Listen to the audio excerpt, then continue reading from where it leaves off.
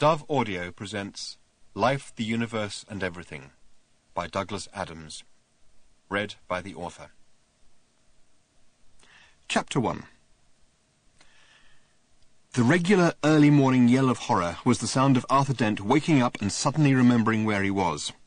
It wasn't just that the cave was cold, it wasn't just that it was damp and smelly. It was the fact that the cave was in the middle of Islington and there wasn't a bus due for 2 million years. Time is the worst place, so to speak, to get lost in, as Arthur Dent could testify, having been lost in both time and space a good deal. At least being lost in space kept you busy. He was stranded in prehistoric Earth as the result of a complex sequence of events which had involved him being alternately blown up and insulted in more bizarre regions of the galaxy than he had ever dreamt existed. And though life had now turned very, very, very quiet, he was still feeling jumpy. He hadn't been blown up now for 5 years. Since he had hardly seen anyone since he and Ford Prefect had parted company 4 years previously, he hadn't been insulted in all that time either. Except just once.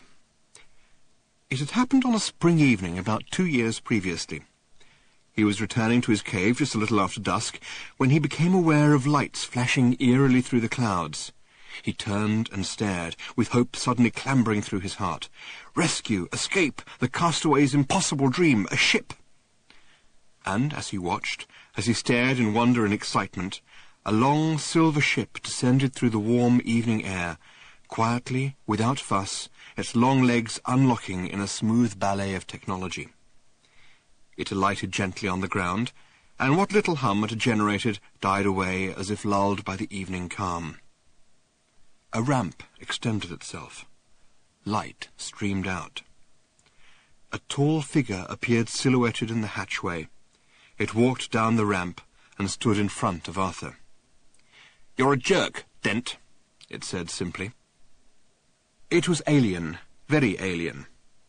It had a peculiar alien tallness, a peculiar alien flattened head, peculiar slitty little alien eyes, extravagantly draped golden robes with a peculiarly alien collar design, and pale grey-green alien skin, which had about it that lustrous sheen which most grey-green races can only acquire with plenty of exercise and very expensive soap. Arthur boggled at it. It gazed levelly at him. Arthur's first sensations of hope and trepidation had instantly been overwhelmed by astonishment, and all sorts of thoughts were battling for the use of his vocal cords at this moment. "Wh?" he said. He added. "Who?" he managed finally to say, and lapsed into a frantic kind of silence. He was feeling the effects of having not said anything to anybody for as long as he could remember. The alien creature frowned briefly and consulted what appeared to be some species of clipboard, which he was holding in his thin and spindly alien hand. "Arthur Dent," it said. Arthur nodded helplessly. "Arthur Philip Dent?"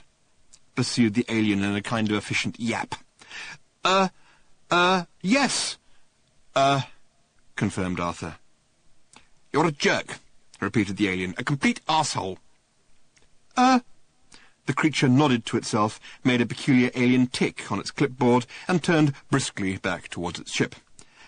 Said Arthur desperately. Don't give me that," snapped the alien.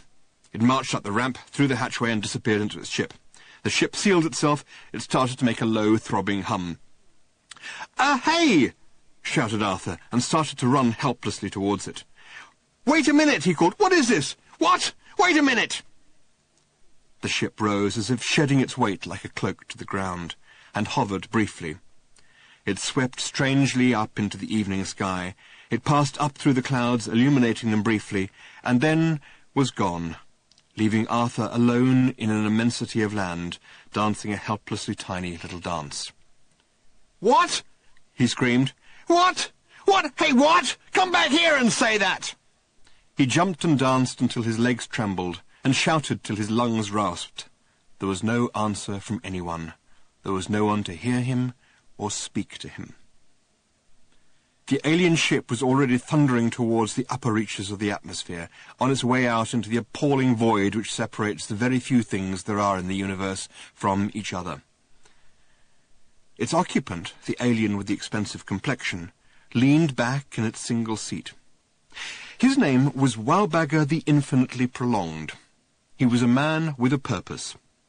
Not a very good purpose, as he would have been the first to admit, but it was at least a purpose, and it did at least keep him on the move. Wowbagger the Infinitely Prolonged was, indeed is, one of the universe's very small number of immortal beings. Those who are born immortal instinctively know how to cope with it. But Wowbagger was not one of them. Indeed, he'd come to hate them, the load of serene bastards. He had had his immortality inadvertently thrust upon him by an unfortunate accident with an irrational particle accelerator, a liquid lunch, and a pair of rubber bands. The precise details of the accident are not important, because no one has ever managed to duplicate the exact circumstances under which it happened, and many people have ended up looking very silly, or dead, or both, trying. Wowbagger closed his eyes in a grim and weary expression, put some light jazz on the ship's stereo, and reflected that he could have made it if it hadn't been for the Sunday afternoons. He really could have done. To begin with, it was fun. He had a ball, living dangerously, taking risks, cleaning up on high-yield long-term investments, and just generally outliving the hell out of everybody. In the end, it was the Sunday afternoons he couldn't cope with, and that terrible listlessness which starts to set in at about 2:55, when you know you've had all the baths you can usefully have that day, that however hard you stare at any given paragraph in the papers, you will never actually read it, or use the revolutionary new pruning technique it describes, and that as you stare at the clock, the hands will move relentlessly on to 4 o'clock, and you will enter the long, dark tea time of the soul. So things began to pall for him. The merry smiles he used to wear at other people's funerals began to fade. He began to despise the universe in general, and everybody in it in particular. This was the point at which he conceived his purpose, the thing that would drive him on, and which, as far as he could see, would drive him on forever. It was this. He would insult the universe. That is, he would insult everybody in it. Individually, personally, one by one, and this was the thing he really decided to grit his teeth over, in alphabetical order. When people protested to him, as they sometimes had done, that the plan was not merely misguided, but actually impossible, because of the number of people being born and dying all the time, he would merely fix them with a steely look and say, "A man can dream, can't he?" And so he had started out. He equipped a spaceship that was built to last with a computer capable of handling all the data processing involved in keeping track of the entire population of the known universe and working out the horrifically complicated routes involved. His ship flared through the inner orbits of the Sol star system, preparing to slingshot around the sun and fling itself out into interstellar space. "Computer," he said. "Here," yipped the computer. "Where next?" "Computing that." Wowbagger gazed for a moment at the fantastic jewellery of the night, the billions of tiny diamond whirls that dusted the infinite darkness with light. Every single one, was on his itinerary. Most of them he would be going to millions of times over. He imagined for a moment his itinerary connecting up all the dots in the sky like a child's numbered dots puzzle. He hoped that from some vantage point in the universe it might be seen to spell out a very, very rude word. The computer beeped tunelessly to indicate that it had finished its calculations. "Folfanger," it said. It beeped. "Fourth world of the Folfanger system," it continued. It beeped again. "Estimated journey time 3 weeks," it continued further. It beeped again. "There to meet with a small slug," it beeped, "of the genus Our Earth Up Hill Iptenu. I believe," it added after a slight pause, during which it beeped, "that you had decided to call it a brainless prat." Wowbagger grunted. He watched the majesty of creation outside his window for a moment or two. "I think I'll take a nap," he said, and then added, "What network areas are we going to be passing through in the next few hours?" The computer beeped. "Cosmobid, ThinkPix, and Home Brainbox," it said, and beeped. "Any movies I haven't seen 30,000 times already?" "No." Huh. "There's Angst in Space. You've only seen that 33,517 times." "Wake me for the second reel." The computer beeped. "Sleep well," it said. The ship fled on through the night. Meanwhile, on Earth, it began to pour with rain. And Arthur Dent sat in his cave and had one of the most truly rotten evenings of his entire life, thinking of the things he could have said to the alien and swatting flies, who also had a rotten evening. The next day he made himself a pouch out of rabbit skin because he thought it would be useful to keep things in. Chapter 2. This morning, 2 years later than that, was sweet and fragrant as he emerged from the cave he called home until he could think of a better name for it or find a better cave. Though his throat was sore again from his early morning yell of horror, he was suddenly in a terrifically good mood. He wrapped his dilapidated dressing gown tightly around him and beamed at the bright morning. The air was clear and scented, the breeze flitted lightly through the tall grass around his cave, the birds were chirping at each other, the birds were flitting about prettily, and the whole of nature seemed to be conspiring to be as pleasant as it possibly could. It wasn't all the pastoral delights that were making Arthur feel so cheery, though.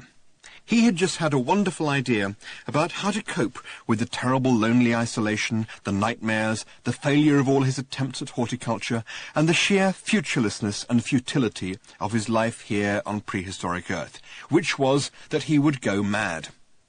He beamed again and took a bite out of a rabbit leg left over from his supper.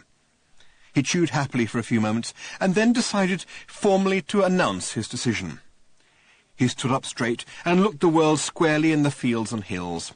To add weight to his words, he stuck the rabbit bone in his beard. He spread his arms out wide. "I will go mad," he announced. "Good idea," said Ford Prefect, clambering down from a rock on which he had been sitting. Arthur's brain somersaulted. His jaw did press-ups. "I went mad for a while," said Ford. "Did me no end of good." Arthur's eyes did cartwheels. "You see," said Ford, "Where have you been?" interrupted Arthur, now that his head had finished working out. "Oh, around," said Ford, "around and about." He grinned in what he accurately judged to be an infuriating manner. "I just took my mind off the hook for a bit. I reckoned that if the world wanted me badly enough, it would call back. It did." He took out of his now terribly battered and dilapidated satchel his sub-ether sensomatic. "At least," he said, "I think it did. This has been playing up a bit." He shook it. "If it was a false alarm, I shall go mad," he said, "again." Arthur shook his head and sat down. He looked up. "I thought you must be dead," he said simply. "So did I for a while," said Ford, "and then I decided that I was a lemon for a couple of weeks. I kept myself amused all that time, jumping in and out of a gin and tonic." Arthur cleared his throat, then did it again. "Where," he said, "did you—" "Find a gin and tonic?" said Arthur brightly. "I found a small lake that thought it was a gin and tonic and jumped in and out of that. At least, I think it thought it was a gin and tonic. I may," he added with a grin which would have sent sane men scampering into trees, "have been imagining it." He waited for a reaction from Arthur, but Arthur knew better than that. "Carry on," he said evenly. "The point is, you see," said Ford, "that there is no point in trying to drive yourself mad, trying to stop yourself going mad. You might just as well give in and save your sanity for later." "And this is you sane again, is it?" said Arthur. "I ask merely for information." "I went to Africa," said Ford. "Yes?" "Yes." "What was that like?" "And this is your cave, is it?" said Ford. Yes," said Arthur. He felt very strange. After nearly 4 years of total isolation, he was so pleased and relieved to see Ford that he could almost cry. Ford was, on the other hand, an almost immediately annoying person. "Very nice," said Ford in reference to Arthur's cave. "You must hate it." Arthur didn't bother to reply. "Africa was very interesting," said Ford. "I behaved very oddly there." He gazed thoughtfully into the distance. "I took up being cruel to animals," he said airily, "but only," he added, "as a hobby."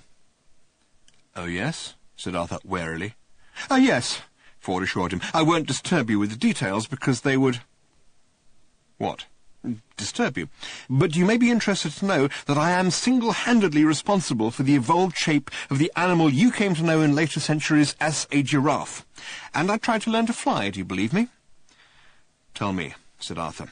"I'll tell you later. I'll just mention that the guide says—" The guide, the Hitchhiker's Guide to the Galaxy, you remember?" "Yes, I remember throwing it into the river." "Yes," said Ford, "but I fished it out again." "You didn't tell me." "I didn't want you to throw it in again." "Fair enough," admitted Arthur. "It says—" "What?" "The guide says—" "The guide says that there is an art to flying," said Ford, "or rather a knack. The knack lies in learning how to throw yourself at the ground and miss." He smiled weakly. He pointed at the knees of his trousers and held his arms up to show the elbows. They were all torn and worn through. "I haven't done very well so far," he said. He stuck out his hand. "I'm very glad to see you again, Arthur," he added. Arthur shook his head in a sudden access of emotion and bewilderment. "I haven't seen anyone for years," he said. "Not anyone. I can hardly even remember how to speak. I keep forgetting words. I practice, you see. I practice by talking to, oh no, what are those things people think you're mad if you talk to? Like George III. Kings?" suggested Ford. No, said Arthur. "The things he used to talk to. We're surrounded by them, for heaven's sake. I've planted hundreds myself. They all died. Trees. I practice by talking to trees." "What's that for?" Ford still had his hand stuck out. Arthur looked at it with incomprehension. "Shake," prompted Ford. Arthur did, nervously at first, as if it might turn out to be a fish. Then he grasped it vigorously with both hands in an overwhelming flood of relief. He shook it and shook it. After a while, Ford found it necessary to disengage. They climbed to the top of a nearby outcrop of rock and surveyed the scene around them. "What happened to the Golga Frinchams?" said Ford. Arthur shrugged. "A lot of them didn't make it through the winter 3 years ago," he said, "and the few who remained in the spring said they needed a holiday and set off on a raft. History says they must have survived." "Huh," said Ford. Well. He stuck his hands on his hips and looked around again at the empty world. Suddenly there was about Ford a sense of energy and purpose. "We're going," he said excitedly, and shivered with energy. "Where? How?" said Arthur. "I don't know," said Ford, "but I just feel that the time is right. Things are going to happen. We're on our way."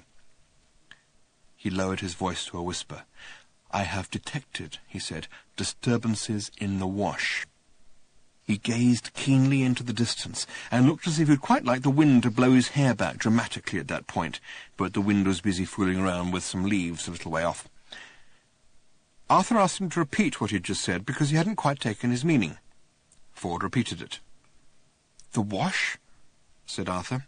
"The space-time wash," said Ford, and as the wind blew briefly past at that moment, he bared his teeth into it. Arthur nodded, and then cleared his throat. "Are we talking about," he asked cautiously, "some sort of Vogon laundromat, or what are we talking about?" "Eddies," said Ford, "in the space-time continuum." "Ah," nodded Arthur. Is he?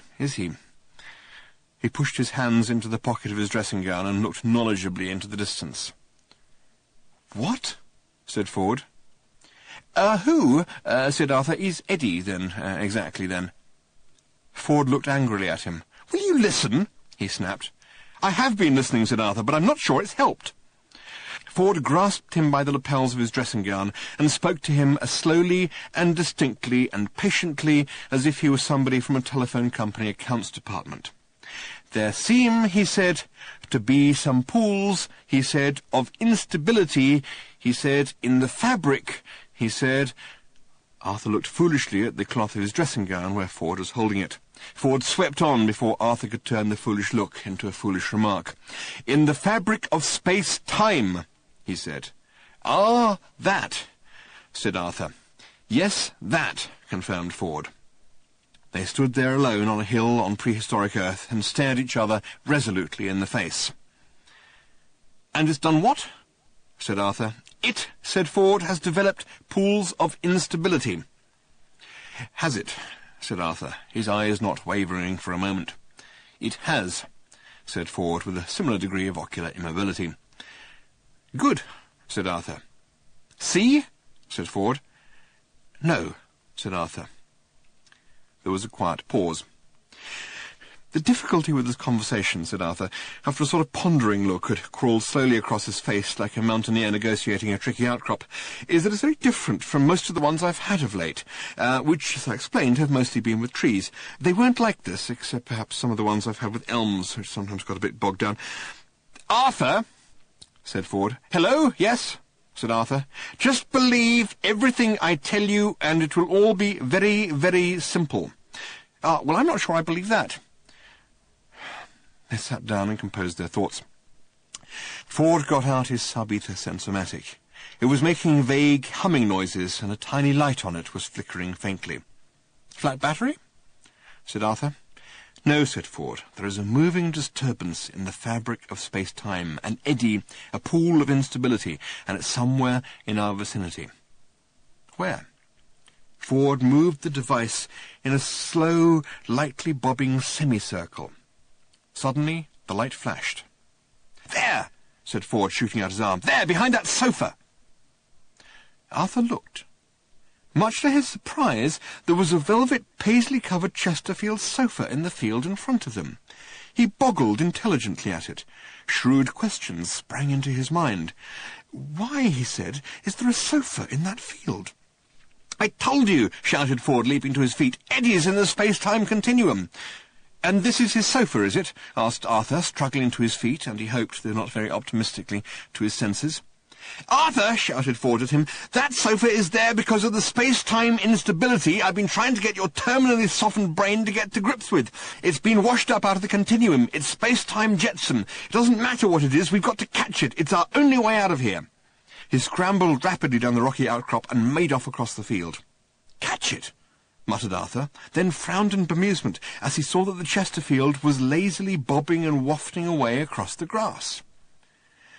With a whoop of utterly unexpected delight, he leapt down the rock and plunged off in hectic pursuit of Ford Prefect and the irrational piece of furniture.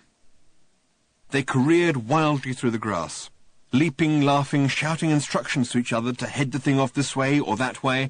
The sun shone dreamily on the swaying grass, tiny field animals scattered crazily in their wake. Arthur felt happy.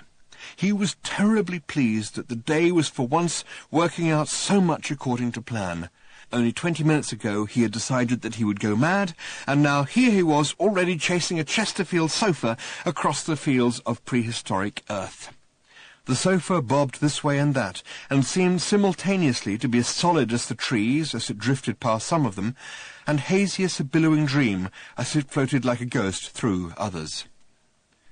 Ford and Arthur pounded chaotically after it, but it dodged and weaved, as if following its own complex mathematical topography, which it was. Still they pursued it, still it danced and span, and suddenly turned and dipped as if crossing the lip of a catastrophe graph, and they were practically on top of it. With a heave and a shout they leapt on it. The sun winked out, and they fell through a sickening nothingness, and emerged unexpectedly in the middle of the pitch at Lord's Cricket Ground, St. John's Wood, London, towards the end of the last Test match of the Australian series in the year 1980-something, with England needing only 28 runs to win. Chapter 3. Important Facts from Galactic History. Number 1. Reproduced from the Sidereal Daily Mentioner's Book of Popular Galactic History. The night sky over the planet Cricket is the least interesting sight in the entire universe. Chapter 4. It was a charming and delightful day at Lord's as Ford and Arthur tumbled haphazardly out of a space-time anomaly and hit the immaculate turf rather hard. The applause of the crowd was tremendous. It wasn't for them, but instinctively they bowed anyway, which was fortunate because the small red heavy ball which the crowd actually had been applauding whistled mere millimetres over Arthur's head. In the crowd, a man collapsed. They threw themselves back to the ground, which seemed to spin hideously around them.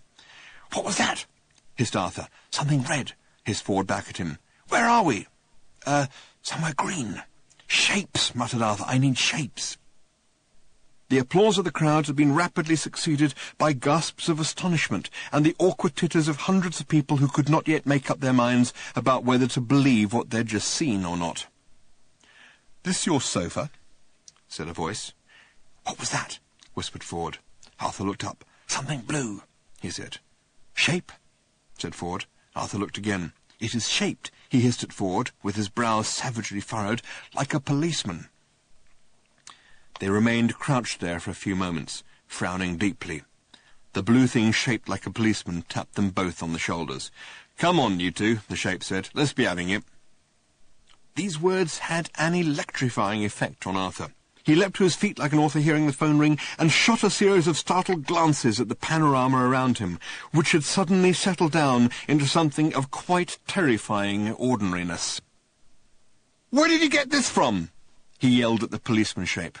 "What did you say?" said the startled shape. "This is Lord's cricket ground, isn't it?" snapped Arthur.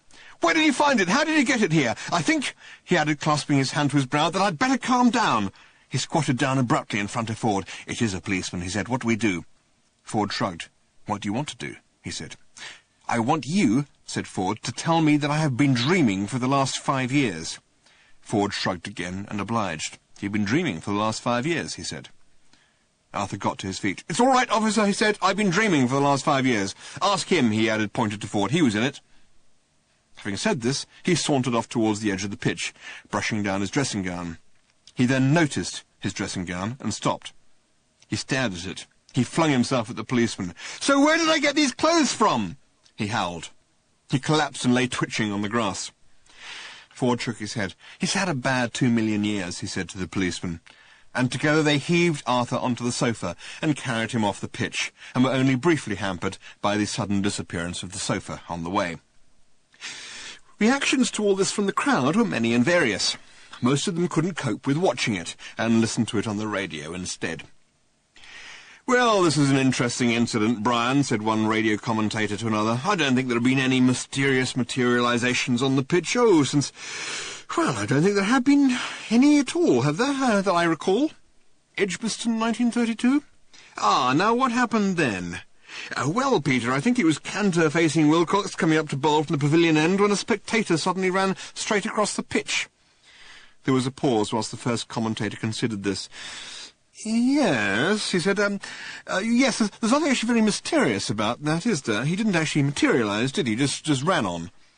"No, that's true, but he did claim to have seen something materialise on the pitch." "Did he?" "Yes, an alligator, I think, of some description." And had anyone else noticed it?" "Apparently not, and no one was able to get a very detailed description from him, so only the most perfunctory search was made."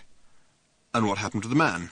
"Well, I think someone offered to take him off and give him some lunch, but he explained that he already had a rather good one, so the matter was dropped and Warwickshire went on to win by 3 wickets.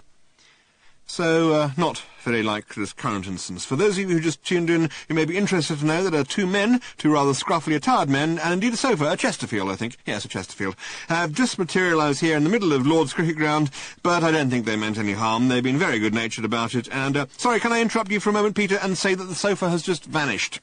So it has. Well, that's one mystery less. Still, it's definitely one for the record books, I think, particularly carrying at this dramatic moment in play. England now needing only 24 runs to win the series. The men are leaving the pitch in the company of a police officer, and I think everyone's settling down now, and play is about to resume. "Now, sir," said the policeman, after they had made a passage through the curious crowd and laid Arthur's peacefully inert body on a blanket, "perhaps you'd care to tell me who you are, where you came from, and what that little scene was all about." Ford looked at the ground for a moment, as if steadying himself for something. Then he straightened up and aimed a look at the policeman, which hit him with the full force of every inch of the 6 light-years distance between Earth and Ford's home near Beetlejuice. "All right," said Ford very quietly, "I'll tell you." "Yes, well, that won't be necessary," said the policeman hurriedly. "Just don't let whatever it was happen again." The policeman turned round and wandered off in search of anyone who wasn't from Beetlejuice. Fortunately, the ground was full of them. Arthur's consciousness approached his body as if from a great distance, and reluctantly. It had had some bad times in there. Slowly, nervously, it entered, and settled down into its accustomed position. Arthur sat up. "Where am I?" he said. "Lord's cricket ground," said Ford. "Fine," said Arthur, and his consciousness stepped out again for a quick breather. His body flopped back on the grass. 10 minutes later, hunched over a cup of tea in the refreshment tent, the colour started to come back to his haggard face. "How are you feeling?" said Ford. "I'm home," said Arthur hoarsely. He closed his eyes and greedily inhaled the steam from his tea as if it was, well, as far as Arthur was concerned, as if it was tea, which it was. "I'm home," he repeated. "Home. It's England. It's today. The nightmare is over." He opened his eyes again and smiled serenely.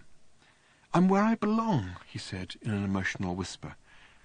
"There are 2 things I feel I should tell you," said Ford, tossing a copy of The Guardian over the table at him.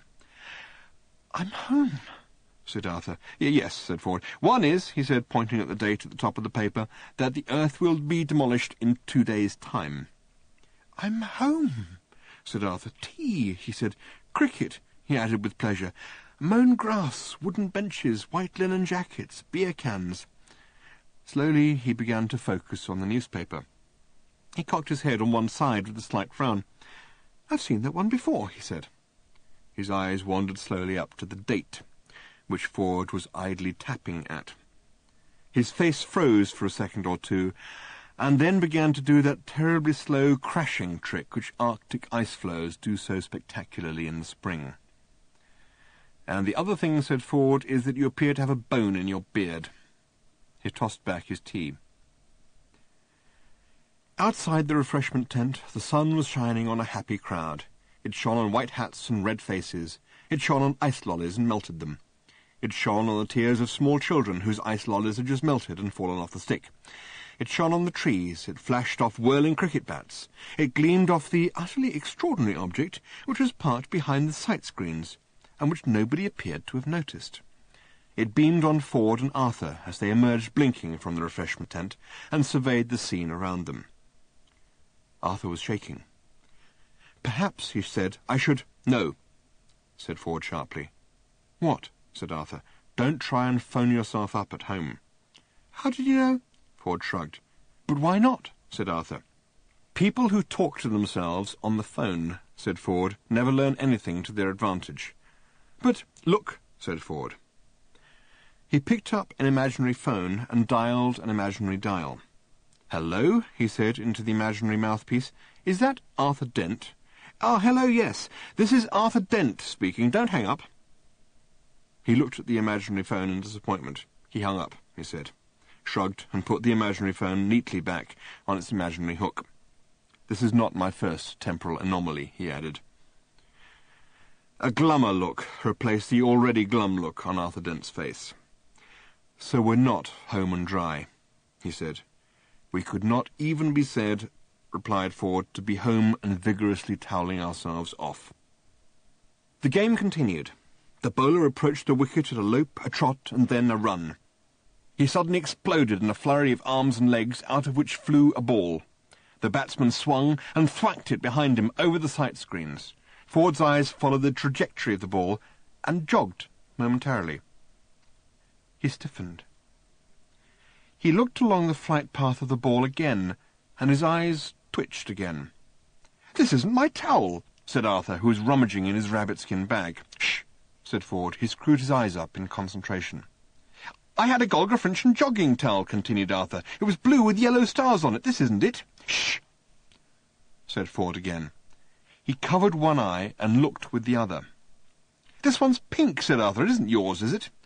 "I would like you to shut up about your towel," said Ford. "It isn't my towel," insisted Arthur. "That is the point I'm trying to—" "And the time at which I would like you to shut up about it," continued Ford in a low growl, "is now." "All right," said Arthur, starting to stuff it back into the primitively stitched rabbit-skin bag. "I realise that it is probably not important in the cosmic scale of things. It's just odd, that's all. A pink towel suddenly, instead of a blue one with yellow stars." Ford was beginning to behave rather strangely. Or rather, not actually beginning to behave strangely, but beginning to behave in a way that was strangely different from the other strange ways in which he more regularly behaved. What he was doing was this. Regardless of the bemused stares it was provoking from his fellow members of the crowd gathered round the pitch, he was waving his hands in sharp movements across his face, ducking down behind some people, leaping up behind others, then standing still and blinking a lot. After a moment or two of this, he started to stalk forward slowly and stealthily, wearing a puzzled frown of concentration, like a leopard that is not sure whether it's just seen a half-empty tin of cat food half a mile away across a hot and dusty plain. "This isn't my bag, either," said Arthur suddenly. Ford's spell of concentration was broken. He turned angrily on Arthur. "I wasn't talking about my towel," said Arthur. "We've established that that isn't mine. It's just that the bag into which I was putting the towel, which is not mine, is also not mine, though it is extraordinarily similar. Now, personally, I think that that is extremely odd, especially as the bag was one I'd made myself on prehistoric Earth. These are also not my stones," he added, pulling a few flat grey stones out of the bag. "I was making a collection of interesting stones, and these are clearly very dull ones." A roar of excitement thrilled through the crowd and obliterated whatever it was that Ford said in reply to this piece of information. The cricket ball, which had excited this reaction, fell out of the sky and dropped neatly into Arthur's mysterious rabbit-skin bag. Now, I would say that was also a very curious event, said Arthur, rapidly closing the bag and pretending to look for the ball on the ground. I don't think it's here, he said to the small boys who immediately clustered round him to join in the search. It probably rolled off somewhere. Over there, I expect. He pointed vaguely in the direction in which he wished they would push off. One of the boys looked at him quizzically. You all right? Said the boy. No, said Arthur. Then why have you got a bone in your beard? Said the boy. I'm training it to like being wherever it's put. Arthur prided himself on saying this. It was, he thought, exactly the sort of thing that would entertain and stimulate young minds. Oh, said the small boy, putting his head on one side and thinking about it. What's your name? Dent, said Arthur. Arthur Dent. You're a jerk, Dent, said the boy. Complete arsehole. The boy looked past him at something else to show that he wasn't in any particular hurry to run away, and then wandered off scratching his nose. Suddenly Arthur remembered that the earth was going to be demolished again in 2 days' time, and just this once didn't feel too bad about it. Play resumed with a new ball. The sun continued to shine, and Ford continued to jump up and down, shaking his head and blinking. "Something's on your mind, isn't it?" said Arthur. "I think," said Ford, in a tone of voice which Arthur now recognised as one which presaged something utterly unintelligible, "that there's an SEP over there." He pointed. Curiously enough, the direction he pointed in was not the one in which he was looking.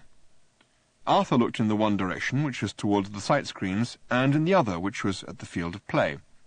He nodded. He shrugged. He shrugged again. "What?" he said. "An SEP." "An S what?" "EP." "And what's that?" "Somebody else's problem," said Ford. "Ah, good," said Arthur, and relaxed. He had no idea what that was all about, but at least it seemed to be over. It wasn't.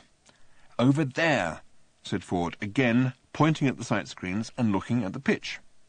"Where?" said Arthur. "There," said Ford. "I see," said Arthur, who didn't. You do?" said Ford. "What?" said Arthur. "Can you see," said Ford patiently, "the SEP? I thought you said that was someone else's problem." "That's right." Arthur nodded slowly, carefully, and with an air of immense stupidity. "And I want to know," said Ford, "if you can see it." "You do?" "Yes." "What," said Arthur, "does it look like?" "Well, how should I know, you fool?" shouted Ford. "If you can see it, you tell me." Arthur experienced that dull throbbing sensation just behind the temples, which was a hallmark of so many of his conversations with Ford. His brain lurked like a frightened puppy in its kennel. Ford took him by the arm. "An SEP," he said, "is something we can't see or don't see, or our brain doesn't let us see because we think that it's somebody else's problem. That's what SEP means. Somebody else's problem. The brain just edits it out. It's like a blind spot. If you look at it directly, you won't see it unless you know precisely what it is. Your only hope is to catch it by surprise out of the corner of your eye." "Ah," said Arthur. "Then that's why—" "Yes," said Ford, who knew what Arthur was going to say. "You've been jumping up and—" "Yes." "Down and blinking." "Yes. And I think you've got the message." "I can see it," said Arthur. "It's a spaceship." For a moment Arthur was stunned by the reaction this revelation provoked. A roar erupted from the crowd, and from every direction people running, shouting, yelling, tumbling over each other in a tumult of confusion. He stumbled back in astonishment and glanced fearfully around, and he glanced around again in even greater astonishment. "Exciting, isn't it?" said an apparition. The apparition wobbled in front of Arthur's eyes, though the truth of the matter is probably that Arthur's eyes were wobbling in front of the apparition. His mouth wobbled as well. His mouth said, "I think your team has just won," said the apparition. Repeated Arthur, and punctuated each wobble with a prod at Ford Prefect's back. Ford was staring at the tumult and trepidation. "You are English, aren't you?" said the apparition. "Yes," said Arthur. "Well, your team, must I say, have just won the match. It means they retain the Ashes. You must be very pleased. I must say I'm rather fond of cricket, though I wouldn't like anyone else outside this planet to hear me saying that. Oh dear, no." The apparition gave what looked as if it might have been a mischievous grin, but it was hard to tell because the sun was directly behind him, creating a blinding halo around his head and illuminating his silver hair and beard in a way which was awesome, dramatic, and hard to reconcile with mischievous grins. "Still," he said, "it'll all be over in a couple of days, won't it? Though, as I said to you when we last met, I was very sorry about it. Still, whatever will have been, will have been." Arthur tried to speak, but gave up the unequal struggle. He prodded Ford again. "I thought something terrible had happened," said Ford, "but it's just the end of the game. We ought to get out. Oh, hello, Slarty Bartfast. What are you doing here?" "Oh, pottering, said the old man gravely. "That your ship? Can you give us a lift anywhere?" Patience, the old man admonished. "OK," said Ford, "it's just that this planet's going to be demolished pretty soon." "I know that," said Slarty Bartfast, "and, well, I just wanted to make that point," said Ford. "The point is taken. And if you feel that you really want to hang around a cricket pitch at this point—" "I do." "Then it's your ship." "It is." "I suppose." Ford turned away sharply at this point. "Hello, Slarty Bartfast," said Arthur at last. "Hello, Earthman," said Slarty Bartfast. "After all," said Ford, "we can only die once." The old man ignored this and stared keenly onto the pitch, with eyes which seemed alive with expressions that had no apparent bearing on what was happening out there. What was happening was that the crowd was gathering itself into a wide circle around the centre of the pitch. What Slarty Bartfast saw in it, he alone knew. Ford was humming irritably. "It's just," he burst out at last, "that if we don't go soon, we might get caught up in the middle of it all again, and there's nothing that depresses me more than seeing a planet being destroyed, except possibly still being on it when it happens. Or," he added in an undertone, "hanging around cricket matches." "Patience," said Slarty Bartfast again. "Great things are afoot." "That's what you said last time we met," said Arthur. "They were," said Slarty Bartfast. "Well, yes, that's true," admitted Arthur. All, however, that seemed to be afoot was a ceremony of some kind. It was being specially staged for the benefit of TV rather than spectators, and all they could gather about it from where they were standing was what they heard from a nearby radio. Ford was aggressively uninterested. He fretted as he heard it explained that the ashes were about to be presented to the captain of the English team out there on the pitch, fumed when told that this was because they had now won them for the nth time, positively barked with annoyance at the information that the ashes were the remains of a cricket stump, and when, further to this, he was asked to contend with the fact that the cricket stump in question had been burnt in Melbourne, Australia, in 1882, to signify the death of English cricket, he rounded on Slarty Bartfast with a deep breath, but didn't have a chance to say anything because the old man wasn't there. He was marching out onto the pitch with terrible purpose in his gait. His hair, beard, and robe swept behind him, looking very much as Moses would have done if Sinai had been a well-cut lawn, instead of, as it was more usually represented, a fiery smoking mountain. "He said to meet him at his ship," said Arthur. "What in the name of zarking fardwarks is the old fool doing?" exploded Ford. "Meeting us at his ship in 2 minutes," said Arthur, with a shrug which indicated total abdication of thought. They started off towards it. Strange sounds reached their ears. They tried not to listen, but could not help noticing that Slarty Bartfast was querulously demanding that he be given the silver urn containing the ashes, as they were, he said, vitally important for the past, present, and future safety of the galaxy, and that this is causing wild hilarity. They resolved to ignore it. What happened next, they could not ignore. With a noise like 100,000 people suddenly saying whoop, a steely white spaceship suddenly seemed to create itself out of nothing in the air directly above the cricket pitch, and hung there with infinite menace and a slight hum. Then for a while it did nothing, as if it expected everybody else to go about their normal business and not to mind it just hanging there. Then it did something quite extraordinary, or rather, it opened up and let something quite extraordinary come out of it. 11 quite extraordinary things. They were robots. White robots. What was most extraordinary about them was that they appeared to have come dressed for the occasion. Not only were they white, but they carried what appeared to be cricket bats.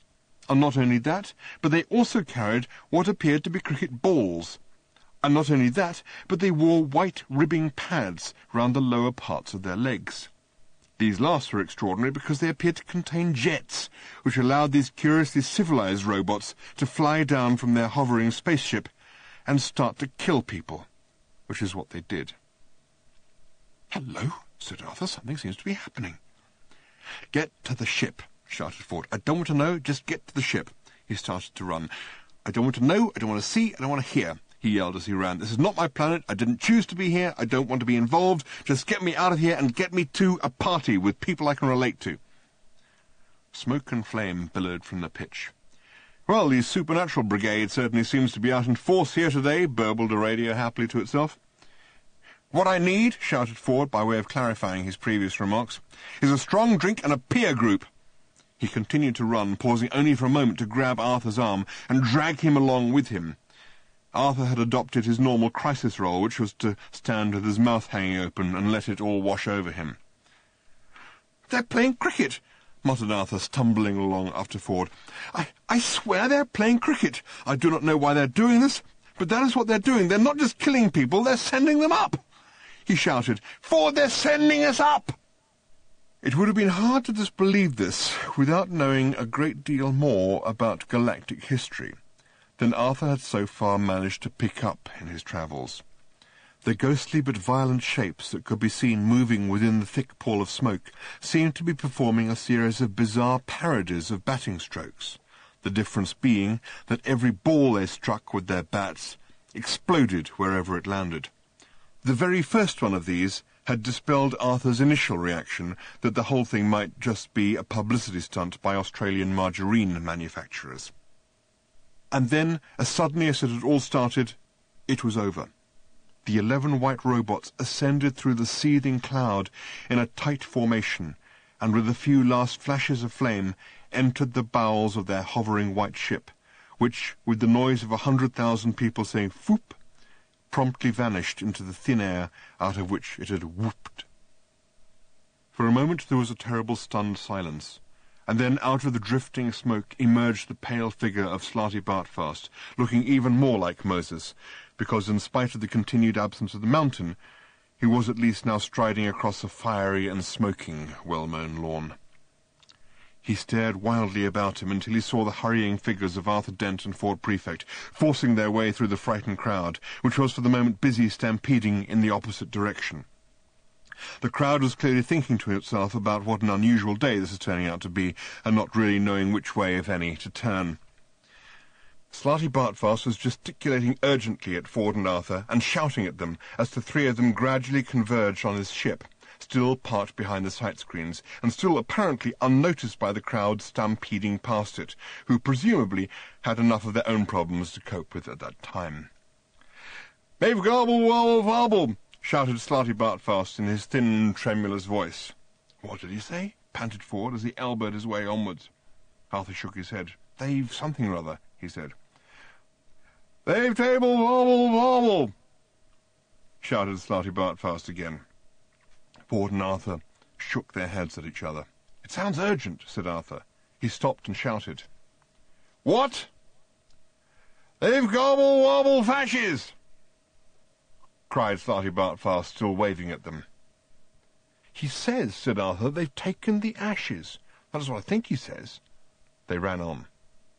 "The," said Ford. "Ashes," said Arthur tersely. "The burnt remains of a cricket stump. It's a trophy that," he was panting, is apparently what they have come and taken." He shook his head very slightly, as if he was trying to get his brain to settle down lower in his skull. "Strange thing to want to tell us," snapped Ford. "Strange thing to take. Strange ship." They had arrived at it. The second strangest thing about the ship was watching the somebody else's problem field at work. They could now clearly see the ship for what it was, simply because they knew it was there. It was quite apparent, however, that nobody else could. It wasn't because it was actually invisible or anything hyper-impossible like that. The technology involved in making anything invisible is so infinitely complex that 999,999,999,999 times out of a billion, it is much simpler and more effective just to take the thing away and do without it. The ultra-famous sciento-magician Ephrafax of Wug once bet his life that, given a year, he could render the great mega-mountain Magramal entirely invisible. Having spent most of the year juggling around with immense Luxo valves and refracto nullifiers and spectrum bypass-o-matics, he realized with 9 hours to go that he wasn't going to make it. So he and his friends, and his friends' friends, and his friends' friends' friends, and his friends' friends' friends' friends, and some rather less good friends of theirs who happen to own a major stellar trucking company, put in what is now widely recognized as being the hardest night's work in history, and sure enough, on the following day, Magramal was no longer visible.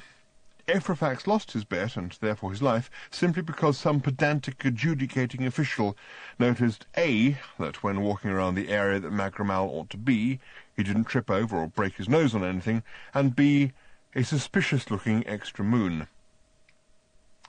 The somebody else's problem field is much simpler and more effective, and what is more, can be run for over 100 years on a single torch battery.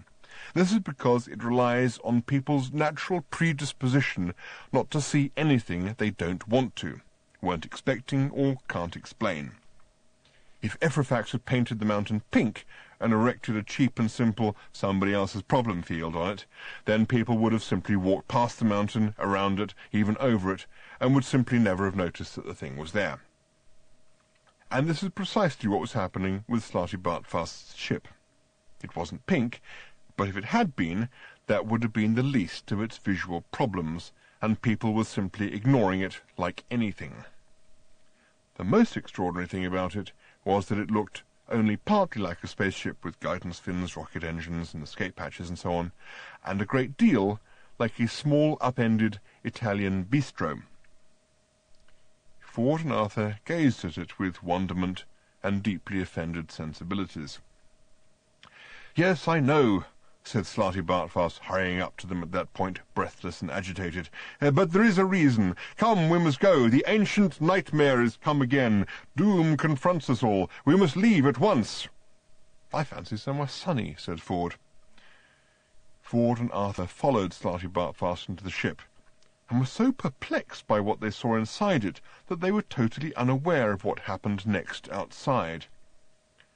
A spaceship, yet another one, but this one sleek and silver, descended from the sky onto the pitch, quietly, without fuss, its long legs unlocking in a smooth ballet of technology.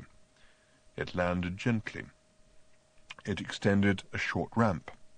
A tall, grey-green figure marched briskly out and approached the small knot of people who were gathered at the centre of the pitch, tending to the casualties of the recent bizarre massacre.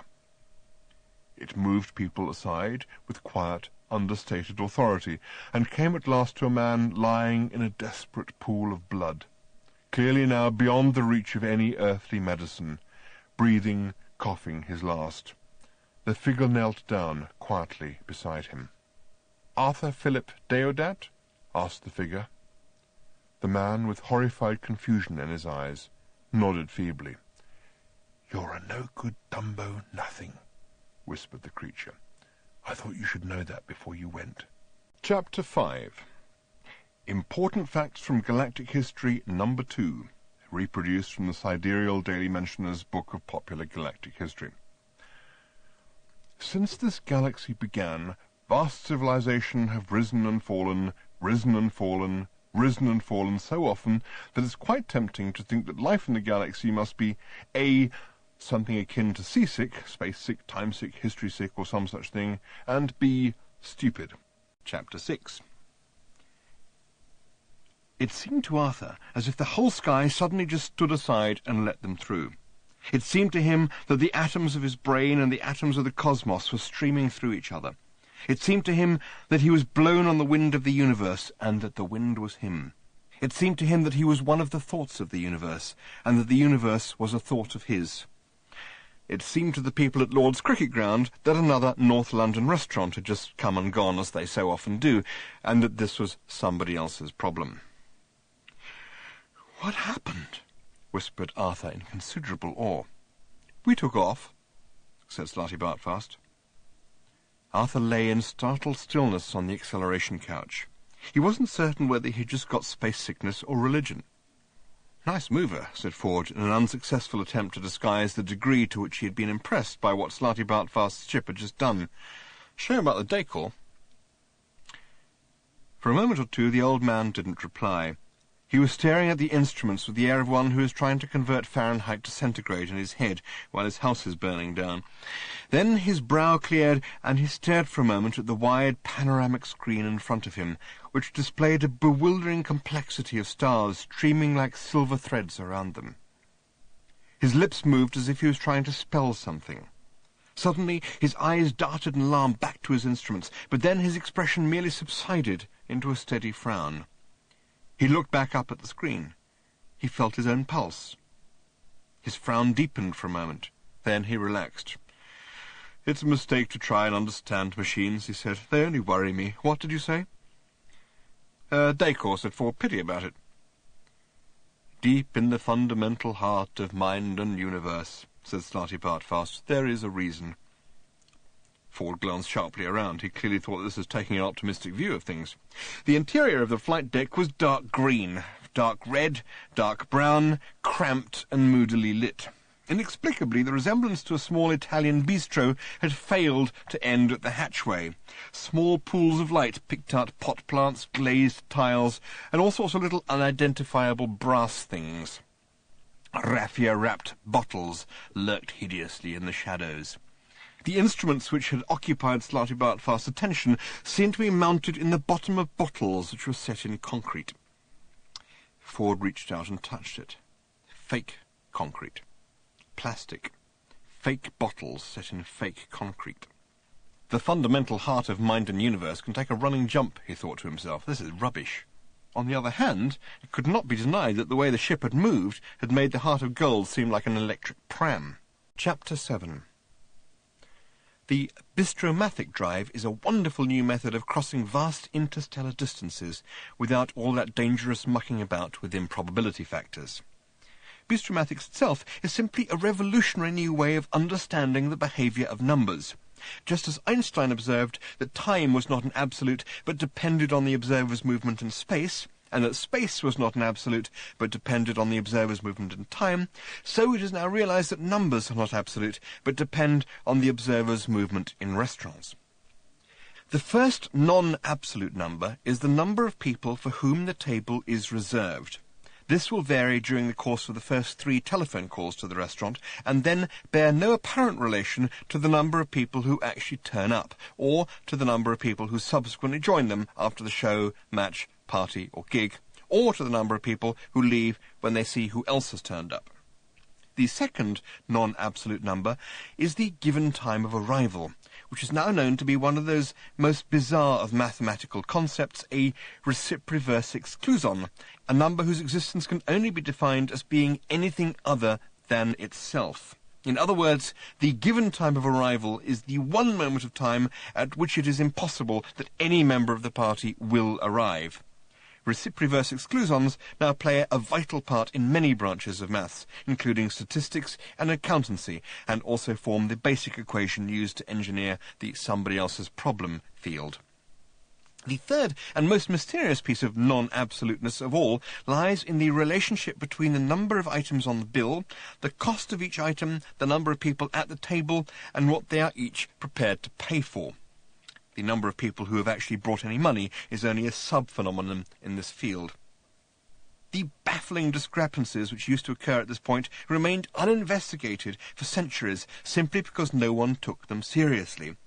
They were at the time put down to such things as politeness, rudeness, meanness, flashness, tiredness, emotionality, or the lateness of the hour, and completely forgotten about on the following morning. They were never tested under laboratory conditions, of course, because they never occurred in laboratories, not in reputable laboratories at least.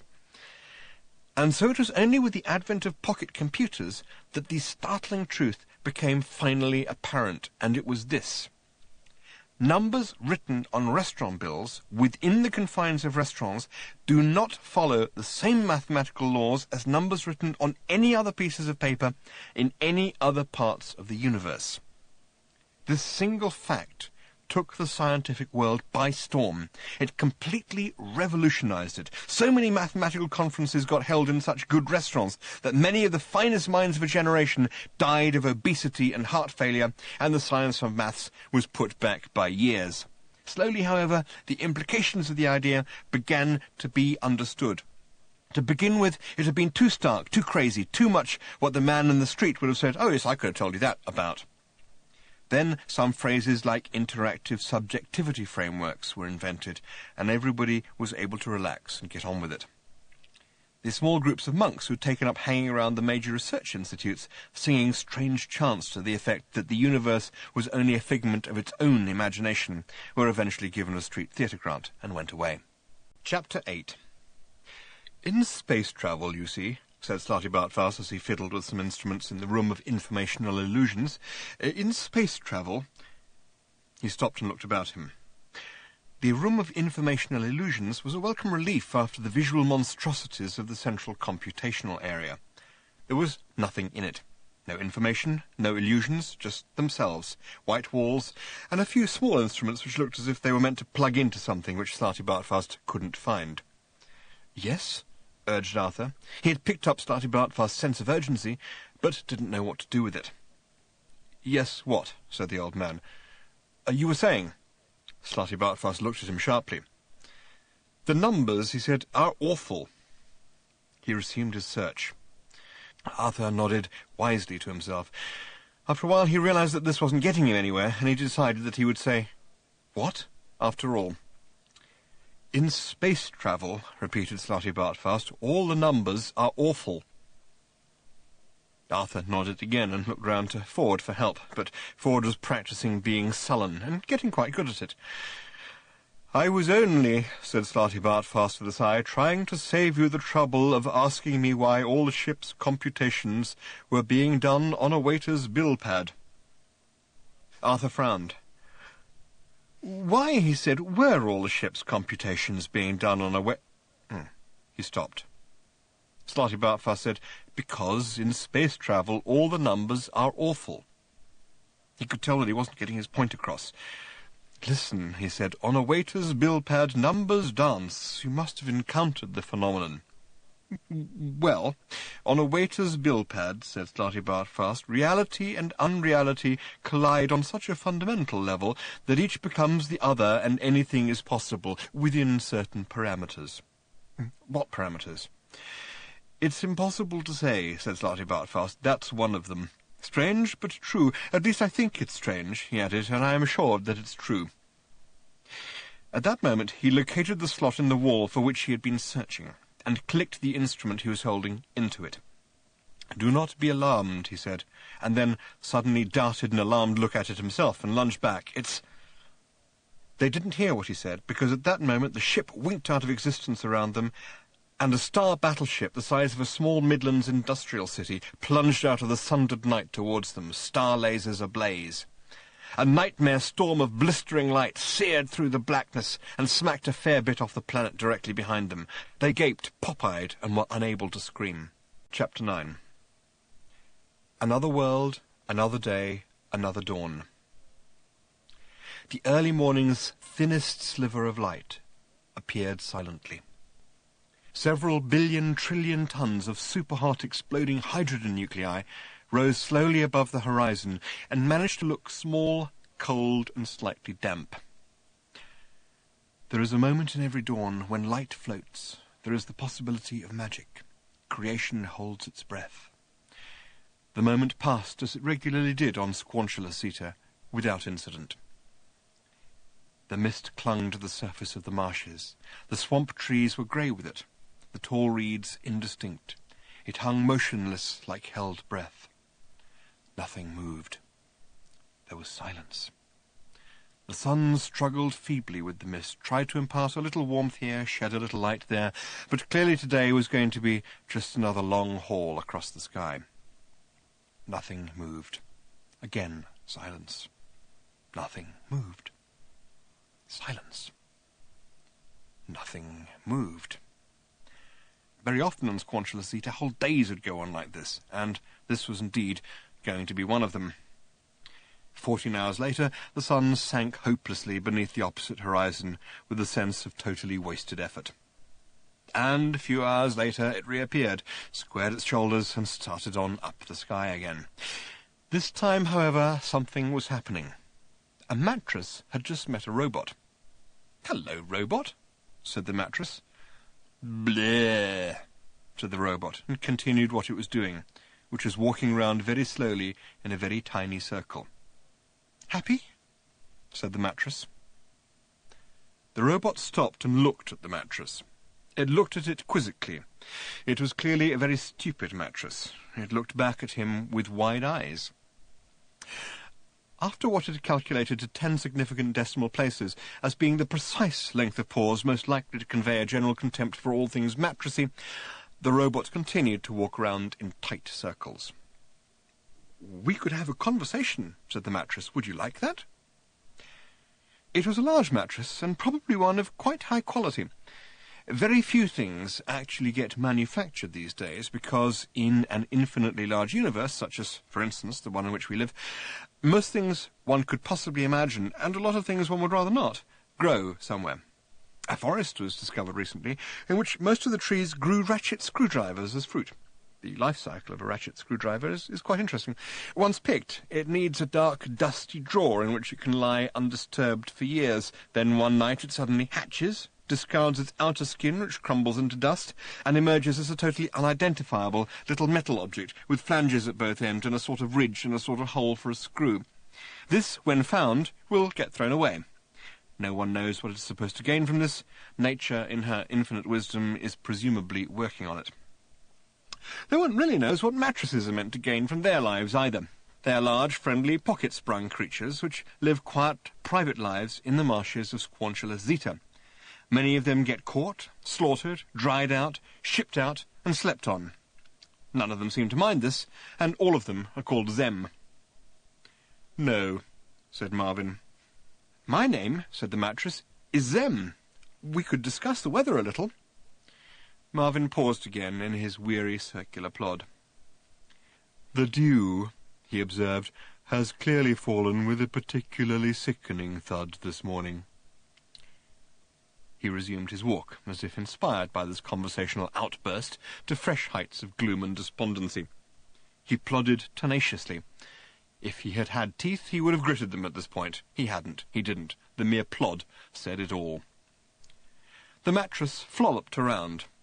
This is a thing that only live mattresses and swamps are able to do, which is why the word is not in more common usage. It flolloped in a sympathetic sort of way, moving a fairish body of water as it did so. It blew a few bubbles up through the water engagingly. Its blue and white stripes glistened briefly in a sudden feeble ray of sun that had unexpectedly made it through the mist, causing the creature to bask momentarily. Marvin plodded. "You have something on your mind, I think," said the mattress floopily. "More than you can possibly imagine," dreared Marvin. "My capacity for mental activity of all kinds is as boundless as the infinite reaches of space itself, except, of course, for my capacity for happiness." Stomp, stomp, he went. "My capacity for happiness," he added, "you could fit into a matchbox without taking out the matches first." The mattress globbered. This is the noise made by a live, swamp-dwelling mattress that is deeply moved by a story of personal tragedy. The word can also, according to the ultra-complete Maximegalon Dictionary of every language ever, mean the noise made by the Lord High Sanvalvwag of Hollop on discovering that he has forgotten his wife's birthday for the second year running. Since there was only ever one Lord High Sanvalvwag of Hollop and he never married, the word is only ever used in a negative or speculative sense, and there is an ever-increasing body of opinion which holds that the ultra-complete Maximegalon Dictionary is not worth the fleet of lorries it takes to cart its micro-stored edition around in. Strangely enough, the dictionary omits the word floopily, which simply means in the manner of something which is floopy. The mattress globbered again. "I sense a deep dejectedness in your diodes," it volubed. for the meaning of the word volue, buy a copy of Squanchula's Swamp Talk at any remaindered bookshop, or alternatively, buy the ultra-complete Max Megalon dictionary, as the university will be very glad to get it off their hands and regain some valuable parking lots. And it saddens me. You should be more mattress-like. We live quiet, retired lives in the swamp, and we are content to flollop and volue, and regard the wetness in a fairly floopy manner. Some of us are killed, but all of us are called Zem, so we never know which. And globbering is thus kept to a minimum. Why are you walking in circles? Because my leg is stuck, said Marvin simply. It seems to me, said the mattress, eyeing it compassionately, that it is a pretty poor sort of leg. You are right, said Marvin. It is. Voon, said the mattress. I expect so, said Marvin, and I also expect that you find the idea of a robot with an artificial leg pretty amusing. You should tell your friends Zem and Zem when you see them later. They'll laugh if I know them, which of course I don't, except insofar as I know all organic life forms, which is much better than I would wish to. But my life is but a box of worm gears. He stomped around again in his tiny circle, around his thin steel peg-leg, which revolved in the mud but seemed otherwise stuck. But why do you just keep walking round and round? Said the mattress. Just to make the point, said Marvin, and continued round and round. Consider it made, my dear friend, flurbled the mattress. Consider it made. Just another 1,000,000 years, said Marvin. Just another quick 1,000,000. Then I might try it backwards, just for the variety, you understand. The mattress could feel in his innermost spring pockets that the robot dearly wished to be asked how long he had been trudging around in this futile and fruitless manner, and with another quiet flurble he did so. Oh, just over the 1.5 million mark, just over, said Marvin airily. Ask me if I ever get bored. Go on, ask me. The mattress did. Marvin ignored the question and merely trudged with added emphasis. I gave a speech once, he said suddenly and apparently unconnectedly. You may not instantly see why I bring the subject up, but that is because my mind works so phenomenally fast, and I am at a rough estimate 30 billion times more intelligent than you.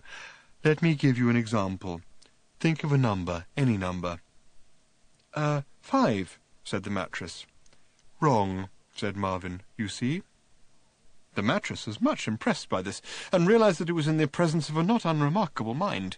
It willemed along its entire length, sending excited little ripples through its shallow, algae-covered pool. It gupped. Tell me, it urged, of the speech you once made. I long to hear it. It was received very badly, said Marvin, for a variety of reasons. I delivered it, he added, pausing to make an awkward humping sort of gesture with his not exactly good arm, but his arm which was better than the other one, which was dishearteningly welded to his left side. Over there, about a mile distance. He was pointing, as well as he could manage, and he obviously wanted to make it totally clear that this was as well as he could manage, through the mist, over the reeds, to a part of the marsh which looked exactly the same as every other part of the marsh. There, he repeated. I was somewhat of a celebrity at the time. Excitement gripped the mattress. It had never heard of speeches being delivered on Squanchula's Zeta, and certainly not by celebrities. Water splattered off it as a thrill glurried across its back. It did something which mattresses very rarely bother to do. Summoning every bit of its strength, it reared its oblong body, heaved it up into the air, and held it quivering there for a few seconds, whilst it peered through the mist over the reeds at the part of the marsh which Marvin had indicated, observing without disappointment that it was exactly the same as every other part of the marsh. The effort was too much, and it flodged back into its pool, deluging Marvin with smelly mud, moss, and weeds. I was a celebrity, droned the robot sadly, for a short while on account of my miraculous and bitterly resented escape from a fate almost as good as death in the heart of a blazing sun. You can guess from my condition, he added, how narrow my escape was.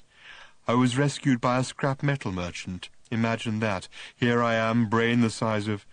Oh, never mind. He trudged savagely for a few seconds. He it was who fixed me up with this leg. Hateful, isn't it? He sold me to a mind zoo. I was the star exhibit. I had to sit on a box and tell my story, whilst people told me to cheer up and think positive. "Give us a grin, little robot," they would shout at me. "Give us a little chuckle." I would explain to them that to get my face to grin would take a good couple of hours in a workshop with a wrench, and that went down very well. "The speech," urged the mattress. "I long to hear of the speech you gave in the marshes." There was a bridge built across the marshes, a cyber-structured hyper-bridge, hundreds of miles in length, to carry iron buggies and freighters over the swamp. "A bridge?" queried the mattress. "Here in the swamp?" "A bridge," confirmed Marvin, "here in the swamp. It was going to revitalize the economy of the Squanchula system. They spent the entire economy of the Squanchula system building it. They asked me to open it. Poor fools." It began to rain a little. A fine spray slid through the mist. I stood on the platform. For hundreds of miles in front of me, and hundreds of miles behind me, the bridge stretched. "Did it glitter?" enthused the mattress. It glittered. "Did it span the miles majestically?" It spanned the miles majestically. "Did it stretch like a silver thread far out into the invisible mist?" "Yes," said Marvin. "Do you want to hear the story?" "I want to hear your speech," said the mattress. This is what I said. I said, "I would like to say that it is a very great pleasure, honour and privilege for me to open this bridge, but I can't because my lying circuits are all out of commission. I hate and despise you all. I now declare this hapless cyberstructure open to the unthinking abuse of all who wantonly cross her." And I plugged myself into the opening circuits. Marvin paused, remembering the moment.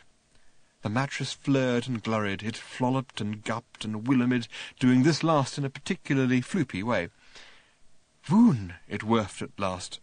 "And was it a magnificent occasion?" "Reasonably magnificent.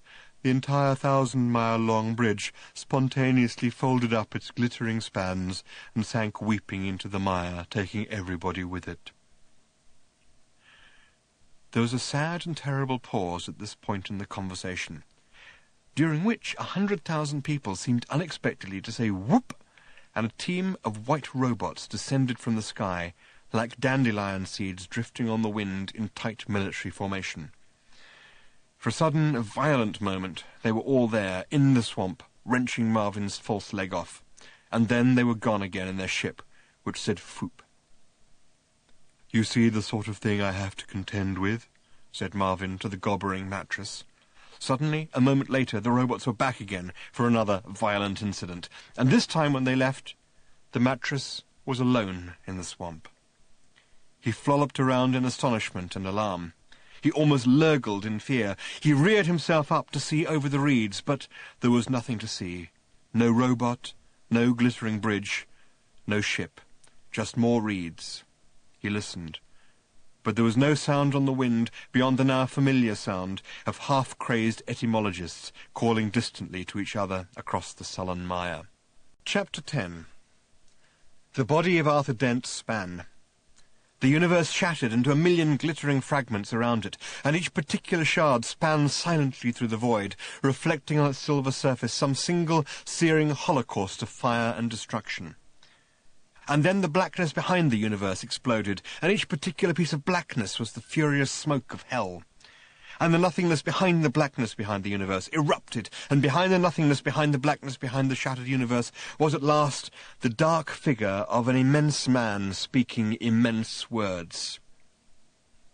"These, then," said the figure, speaking from an immensely comfortable chair, "were the cricket wars, the greatest devastation ever visited upon our galaxy. What you have experienced—" Slarty Bartfast floated past, waving. "It's just a documentary," he called out. "This is not a good bit. Terribly sorry, trying to find the rewind control."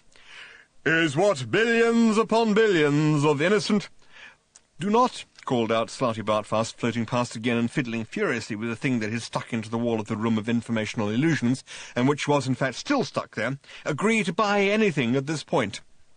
"People, creatures, your fellow beings. Music swelled.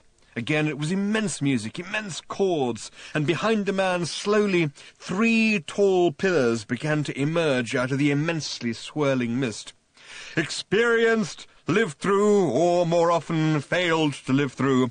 Think of that, my friends, and let us not forget, and in just a moment I shall be able to suggest a way which will help us always to remember, that before the cricket wars, the galaxy was that rare and wonderful thing, a happy galaxy. The music was going bananas with immensity at this point. A happy galaxy, my friend, as represented by the symbol of the wicket gate. The 3 pillars stood out clearly now. 3 pillars topped with 2 crosspieces, in a way which looked stupefyingly familiar to Arthur's addled brain. The 3 pillars, thundered the man, the steel pillar which represented the strength and power of the galaxy. Searchlights seared out and danced crazy dances up and down the pillar on the left, which was clearly made of steel or something very like it. The music thumped and bellowed. The Perspex pillar, announced the man, representing the forces of science and reason in the galaxy. Other searchlights played exotically up and down the right-hand, transparent pillar, creating dazzling patterns within it, and a sudden, inexplicable craving for ice cream in the stomach of Arthur Dent. And, the thunderous voice continued, the wooden pillar, representing, and here his voice became just very slightly hoarse with wonderful sentiments, the forces of nature and spirituality. The lights picked out the central pillar. The music moved bravely up into the realms of complete unspeakability.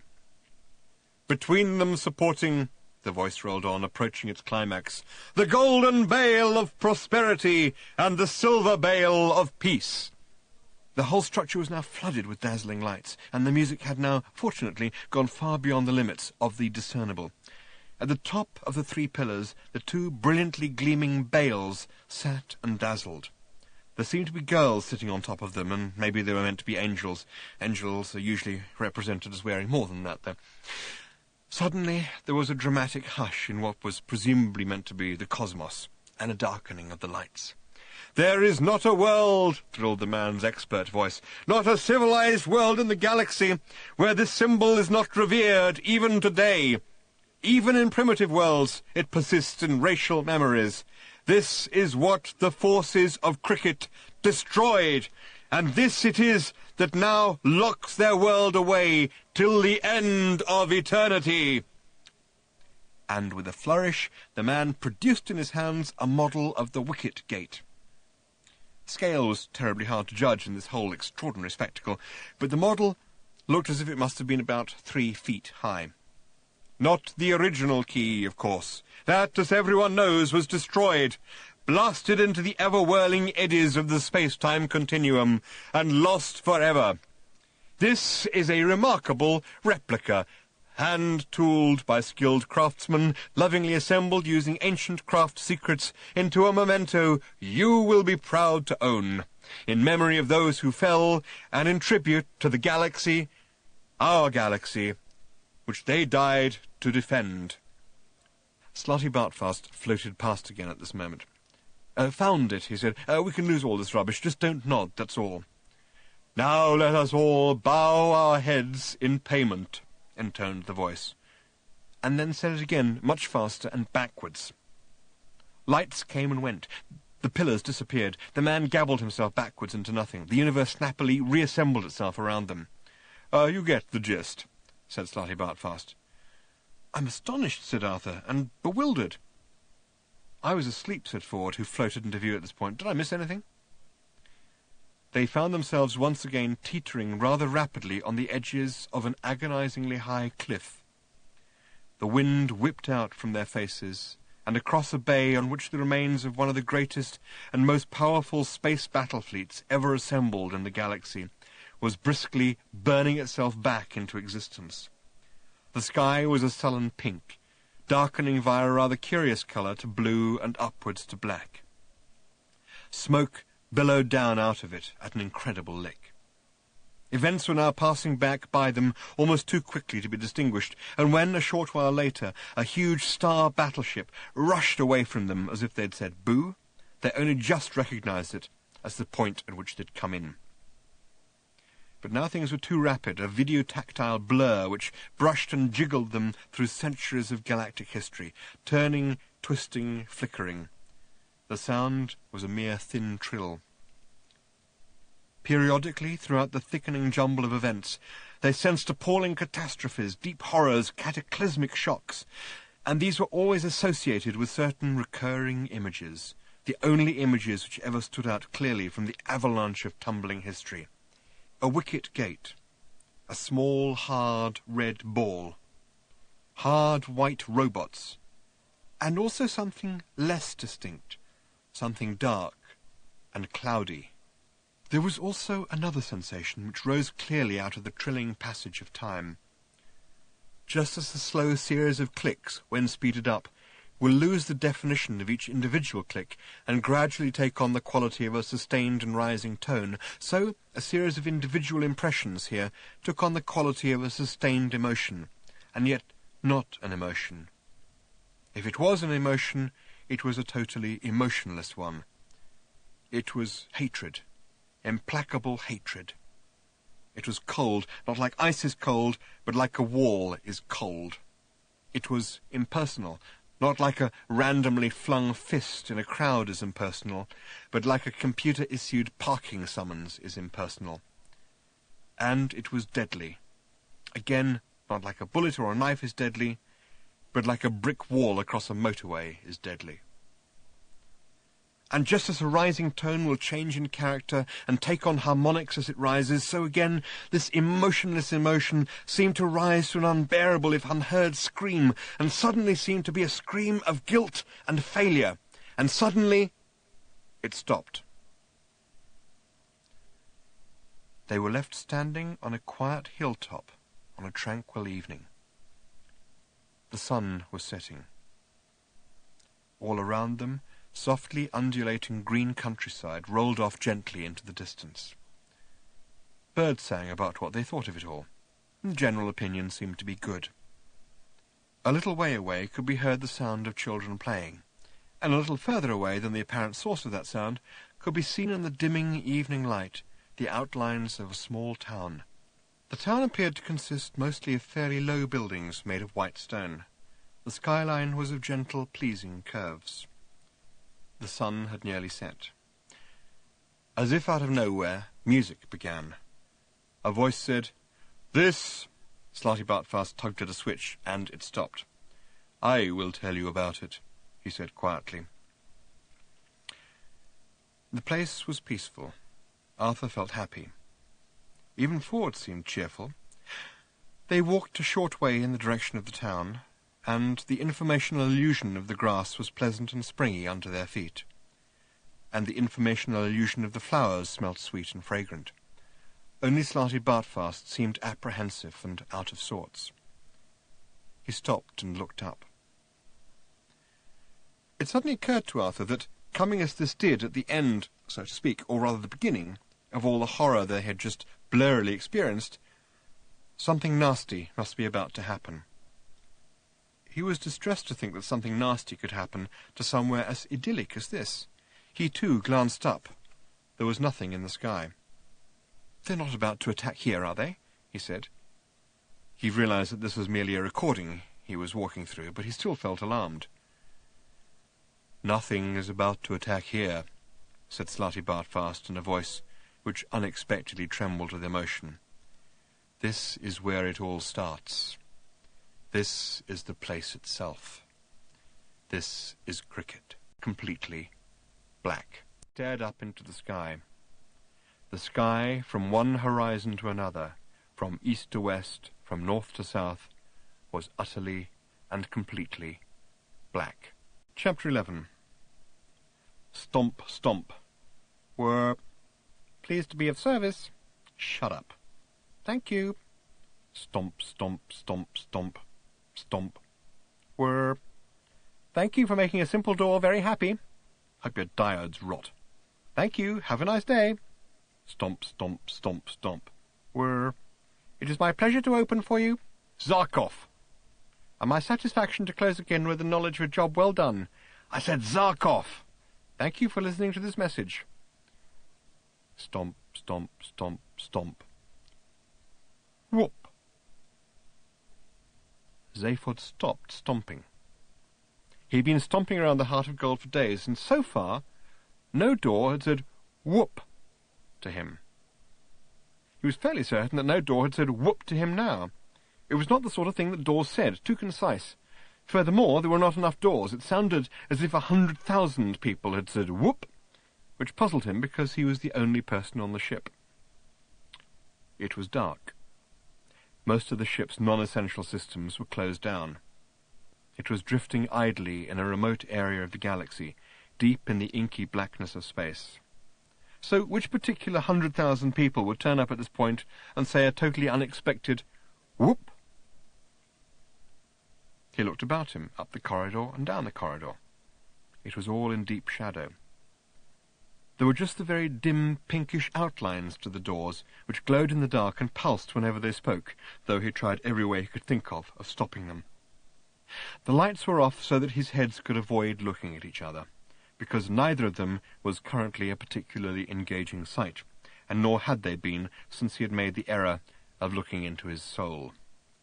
It had indeed been an error. It had been late one night, of course.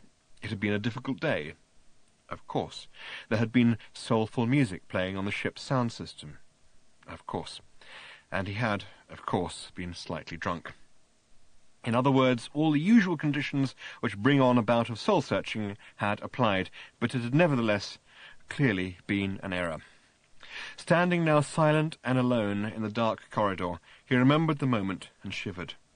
His one head looked one way and his other the other, and each decided that the other was the way to go.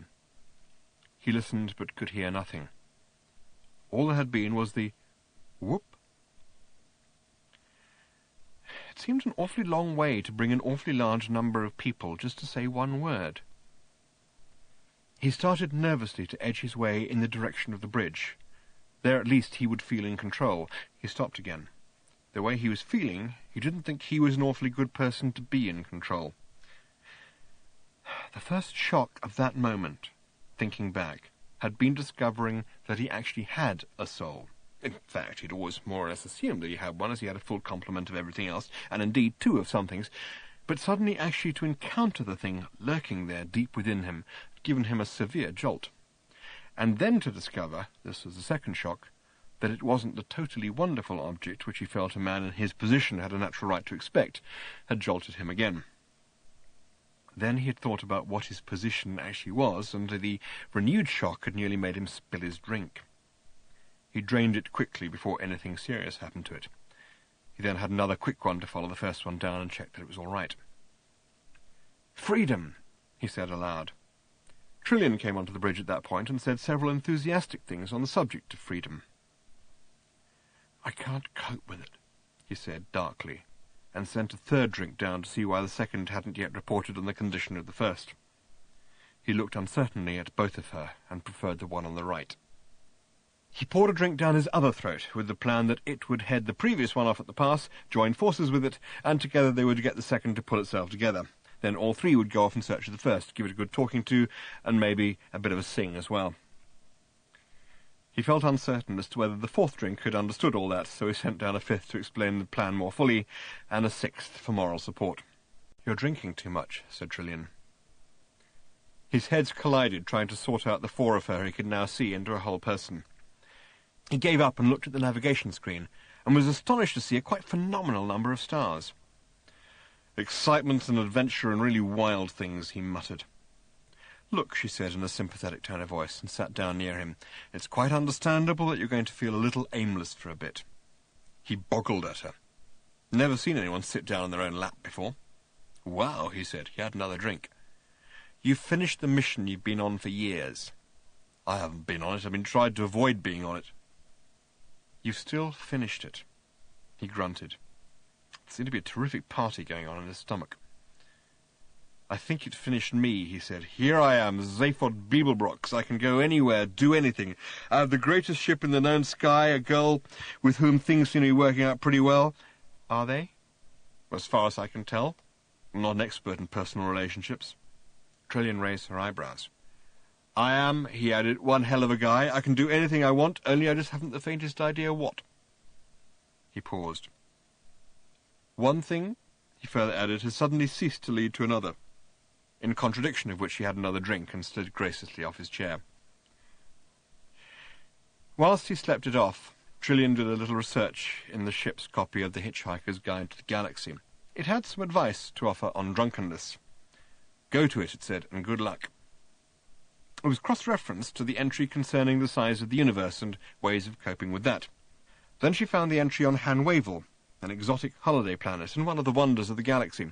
Han Wavell is a world which consists largely of fabulous ultra-luxury hotels and casinos, all of which have been formed by the natural erosion of wind and rain. The chances of this happening are more or less 1 to infinity against. Little is known of how this came about, because none of the geophysicists, probability statisticians, meteoranalysts, or bizarrologists who are so keen to research it can afford to stay there.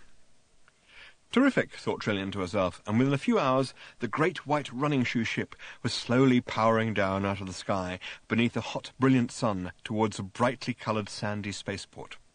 The ship was clearly causing a sensation on the ground, and Trillian was enjoying herself. She heard Zaphod moving around and whistling somewhere in the ship.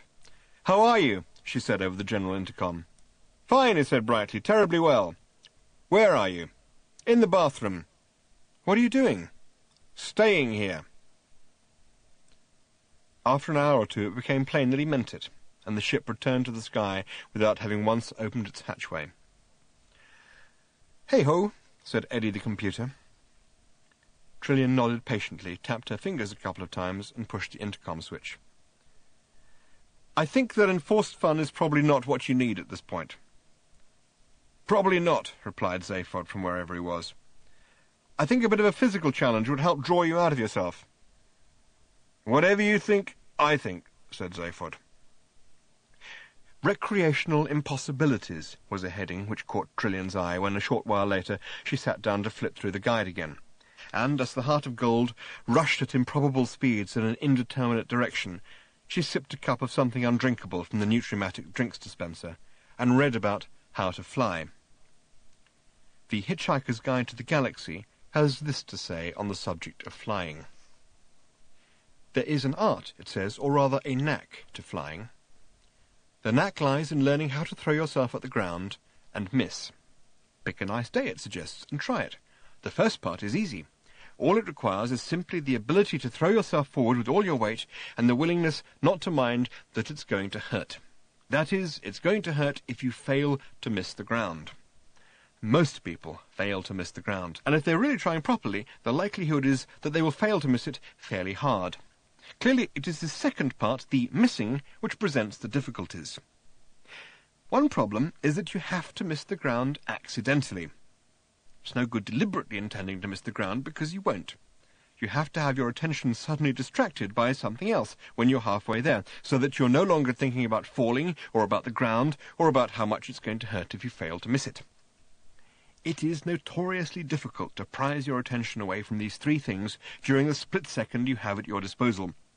Hence, most people's failure and their eventual disillusionment with this exhilarating and spectacular sport. If, however, you are lucky enough to have your attention momentarily distracted at the crucial moment by, say, a gorgeous pair of legs, or tentacles, pseudopodia, according to phylum and or personal inclination, or a bomb going off in your vicinity, or by suddenly spotting an extremely rare species of beetle crawling along a nearby twig, then, in your astonishment, you will miss the ground completely and remain bobbing just a few inches above it, in what might seem to be a slightly foolish manner. This is a moment for superb and delicate concentration. Bob and float, float and bob. Ignore all considerations of your own weight and simply let yourself waft higher. Do not listen to what anybody says to you at this point, because they are unlikely to say anything helpful. They are most likely to say something along the lines of, "Good God, you can't possibly be flying." It is vitally important not to believe them, or they will suddenly be right. Waft higher and higher. Try a few swoops, gentle ones at first, then drift above the treetops, breathing regularly. Do not wave at anybody. When you have done this a few times, you'll find the moment of distraction rapidly becomes easier and easier to achieve. You will then learn all sorts of things about how to control your flight, your speed, your maneuverability, and the trick usually lies in not thinking too hard about whatever you want to do, but just allowing it to happen, as if it was going to anyway. You will also learn about how to land properly, which is something you will almost certainly cock up, and cock up badly, on your first attempt. There are private flying clubs you can join which help you achieve the all-important moment of distraction. They hire people with surprising bodies or opinions to leap out from behind bushes and exhibit and/or explain them at the critical moments. Few genuine hitchhikers will be able to afford to join these clubs, but some may be able to get temporary employment at them. Trillian read this longingly, but reluctantly decided that Zaphod wasn't really in the right frame of mind for attempting to fly, or for walking through mountains, or for trying to get the Brantisvogen Civil Service to acknowledge a change of address card, which were the other things listed under the heading Recreational Impossibilities. Instead, she flew the ship to Elossimana Sinica, a world of ice, snow, mind-hurtling beauty and stunning cold. The trek from the snow plains of Liska to the summit of the ice crystal pyramids of Sastantua is long and grueling, even with jet skis and a team of Sinica snowhounds. But the view from the top, a view which takes in the Stinn glacier fields, the shimmering Prism Mountains, and the far ethereal dancing ice lights, is one which first freezes the mind and then slowly releases it to hitherto unexperienced horizons of beauty. And Trillian, for one, felt that she could do with a bit of having her mind slowly released to hitherto unexperienced horizons of beauty. They went into a low orbit. There lay the silver-white beauty of Elossimania Sinica beneath them. Zaphod stayed in bed with one head stuck under a pillow and the other doing crosswords till late into the night. Trillian nodded patiently again, counted to a sufficiently high number, and told herself that the important thing now was just to get Zaphod talking. She prepared, by dint of deactivating all the robot kitchen synthematics, the most fabulously delicious meal she could contrive: delicately oiled meats, scented fruits, fragrant cheeses, fine Aldebaran wines. She carried it through to him, and asked if he felt like talking things through. "Zarkov," said Zaphod. Trillian nodded patiently to herself, counted to an even higher number, tossed the tray lightly aside, walked to the transport room, and just teleported herself the hell out of his life. She didn't even program any coordinates. She hadn't the faintest idea where she was going. She just went, a random row of dots flowing through the universe. "Anything," she said to herself as she left, "is better than this." "Good job, too," muttered Zaphod to himself, turned over and failed to go to sleep.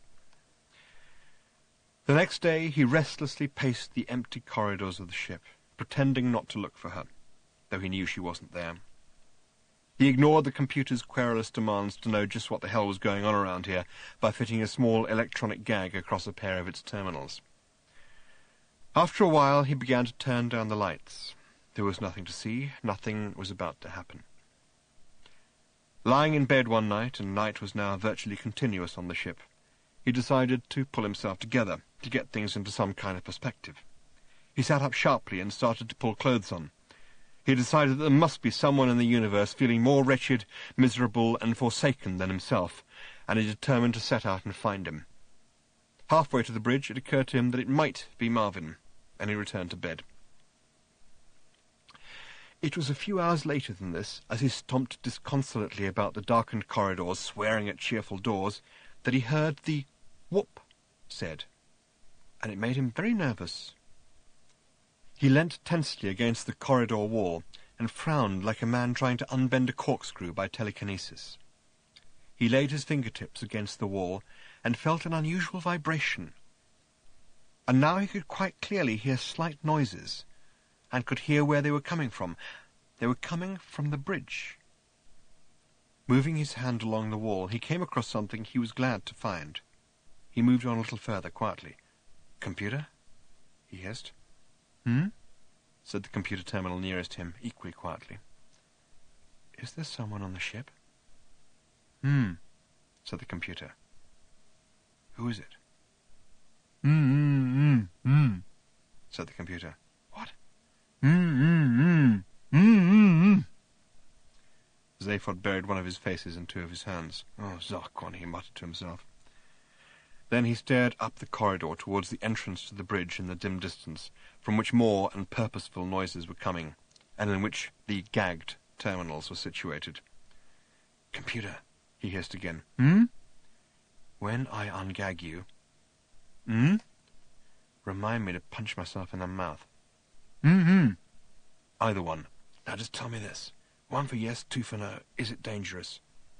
"It is?" "You didn't just go, twice." He inched his way up the corridor, as if he would rather be yarding his way down it, which was true. He was within 2 yards of the door to the bridge, when he suddenly realized to his horror that it was going to be nice to him, and he stopped dead. He hadn't been able to turn off the door's courtesy voice circuits. This doorway to the bridge was concealed from view within it because of the excitingly chunky way in which the bridge had been designed to curve round, and he'd been hoping to enter unobserved. He leant despondently back against the wall again, and said some words which his other head was quite shocked to hear. He peered at the dim pink outline of the door, and discovered that in the darkness of the corridor he could just about make out the sensor field, which extended out into the corridor, and told the door when there was someone there for whom it must open, and to whom it must make a cheery and pleasant remark. He pressed himself hard back against the wall, and edged himself towards the door, flattening his chest as much as he possibly could to avoid brushing against the very, very dim perimeter of the field. He held his breath, and congratulated himself on having lain in bed sulking for the last few days, rather than trying to work out his feelings on chest expanders in the ship's gym. He then realized he was going to have to speak at this point.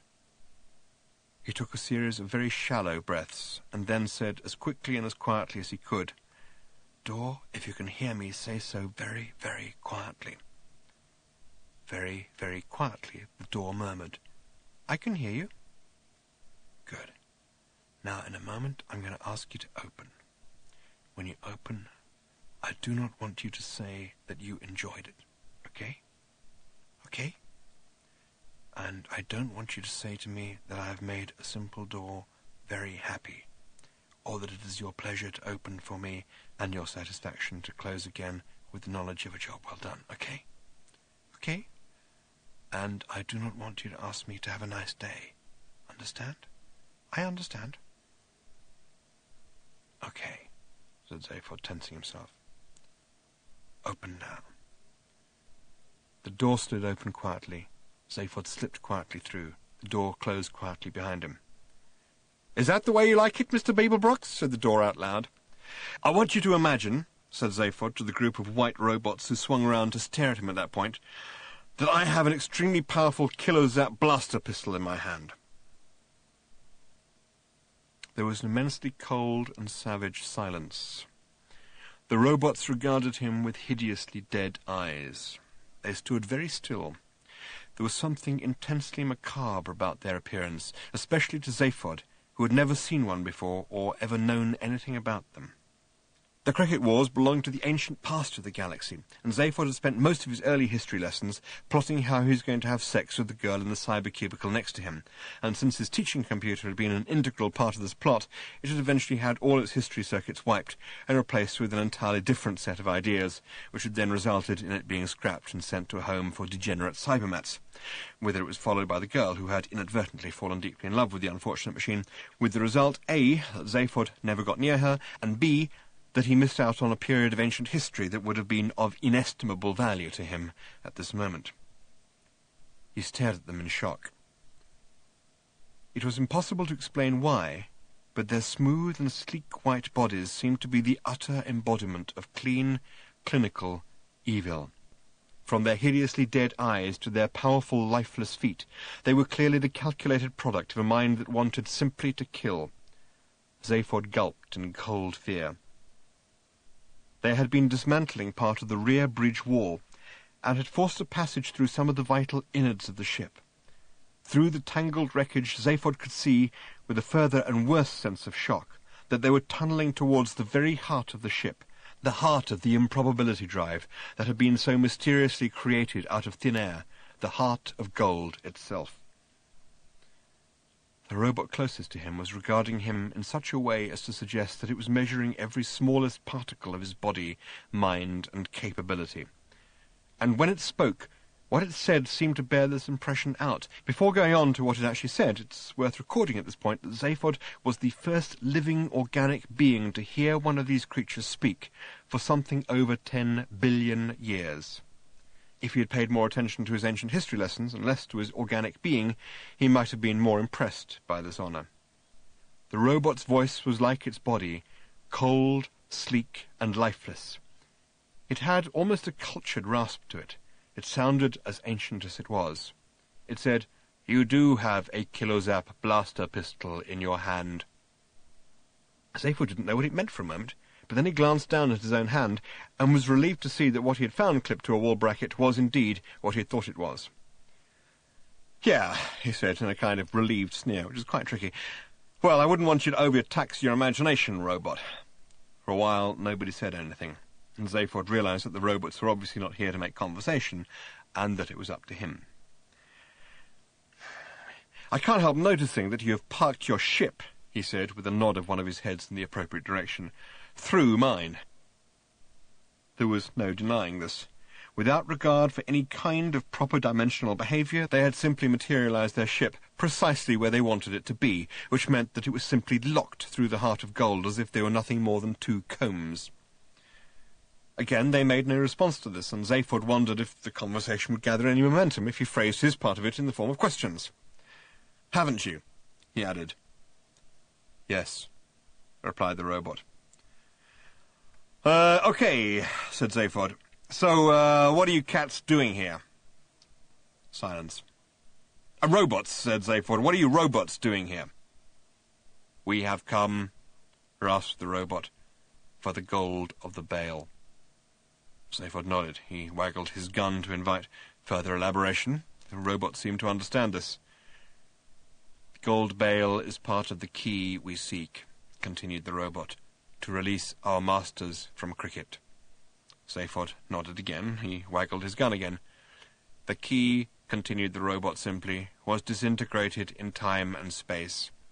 The golden bale is embedded in the device which drives your ship.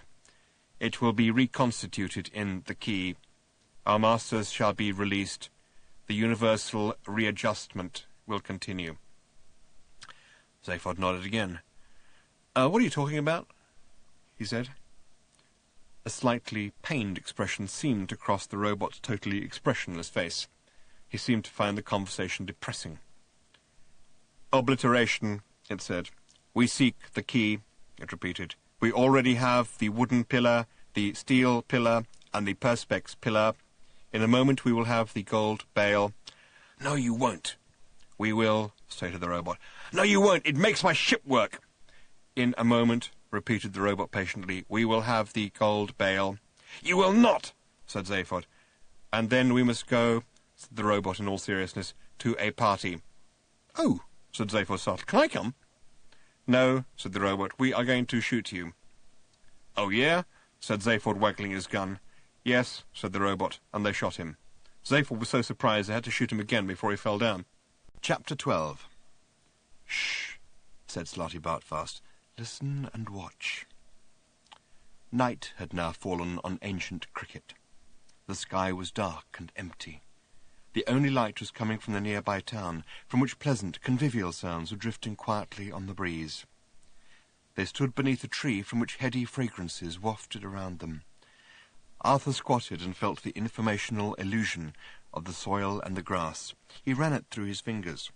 The soil seemed rich and heavy, the grass strong. It was hard to avoid the impression that this was a thoroughly delightful place in all respects. The sky was, however, extremely blank, and seemed to Arthur to cast a certain chill over the otherwise idyllic, if currently invisible, landscape. Still, he supposed, it's a question of what you're used to. He felt a tap on his shoulder and looked up. Slarty Bartfast was quietly directing his attention to something down the other side of the hill. He looked, and could just see some faint lights dancing and waving, and moving slowly in their direction. As they came nearer, Sounds became audible too, and soon the dim lights and noises resolved themselves into a small group of people who were walking home across the hill towards the town. They walked quite near the watchers beneath the tree, swinging lanterns which made soft and crazy lights dance amongst the trees and grass, chattering contentedly, and actually singing a song about how terribly nice everything was, how happy they were, how much they enjoyed working on the farm, and how pleasant it was to be going home to see their wives and children, with a lilting chorus to the effect that the flowers were smelling particularly nice at this time of year, and that it was a pity the dog had died, seeing as it liked them so much. Arthur could almost imagine Paul McCartney sitting with his feet up by the fire one evening, humming it to Linda, and wondering what to buy with the proceeds, and thinking probably Essex. "The Masters of Cricket," breathed Slarty Bartfast in sepulchral tones. Coming as it did so hard upon the heels of his own thoughts about Essex, this remark caused Arthur a moment's confusion. Then the logic of the situation imposed itself on his scattered mind, and he discovered that he still didn't understand what the old man meant. "What?" he said. "The Masters of Cricket," said Slarty Bartfast again, and if his breathing had been sepulchral before, this time he sounded like someone in Hades with bronchitis. Arthur peered at the group and tried to make sense of what little information he had at his disposal at this point. The people in the group were clearly alien, if only because they seemed a little tall, thin, angular, and almost as pale as to be white, but otherwise they appeared remarkably pleasant, a little whimsical perhaps. One wouldn't necessarily want to spend a long coach journey with them, but the point was that if they deviated in any way from being good, straightforward people, it was in being perhaps too nice rather than not nice enough. So why all this rasping lung work from Slarty Bartfast, which would seem more appropriate to a radio commercial for one of those nasty films about chainsaw operators taking their work home with them? Then this cricket angle was a tough one too. He hadn't quite fathomed the connection between what he knew as cricket and what... Slarty Bartfast interrupted his train of thought at this point, as if sensing what was going through his mind. "The game you know as cricket," he said, and his voice still seemed to be wandering lost in subterranean passages, "is just one of those curious freaks of racial memory which can keep images alive in the mind eons after their true significance has been lost in the mists of time. Of all the races in the galaxy, only the English could possibly revive the memory of the most horrific wars ever to sunder the universe, and transform it into what, I'm afraid, is generally regarded as an incomprehensibly dull and pointless game. Rather fond of it myself," he added, "but in most people's eyes you have been inadvertently guilty of the most grotesquely bad taste. Particularly the bit about the little red ball hitting the wicket. That's very nasty." Said Arthur, with a reflective frown to indicate that his cognitive synapses were coping with this as best they could. And these," said Slarty Bartfast, slipping back into crypt guttural and indicating the group of cricket men who had now walked past them, "are the ones who started it all, and it will start tonight. Come, we will follow and see why." They slipped out from underneath the tree and followed the cheery party along the dark hill path.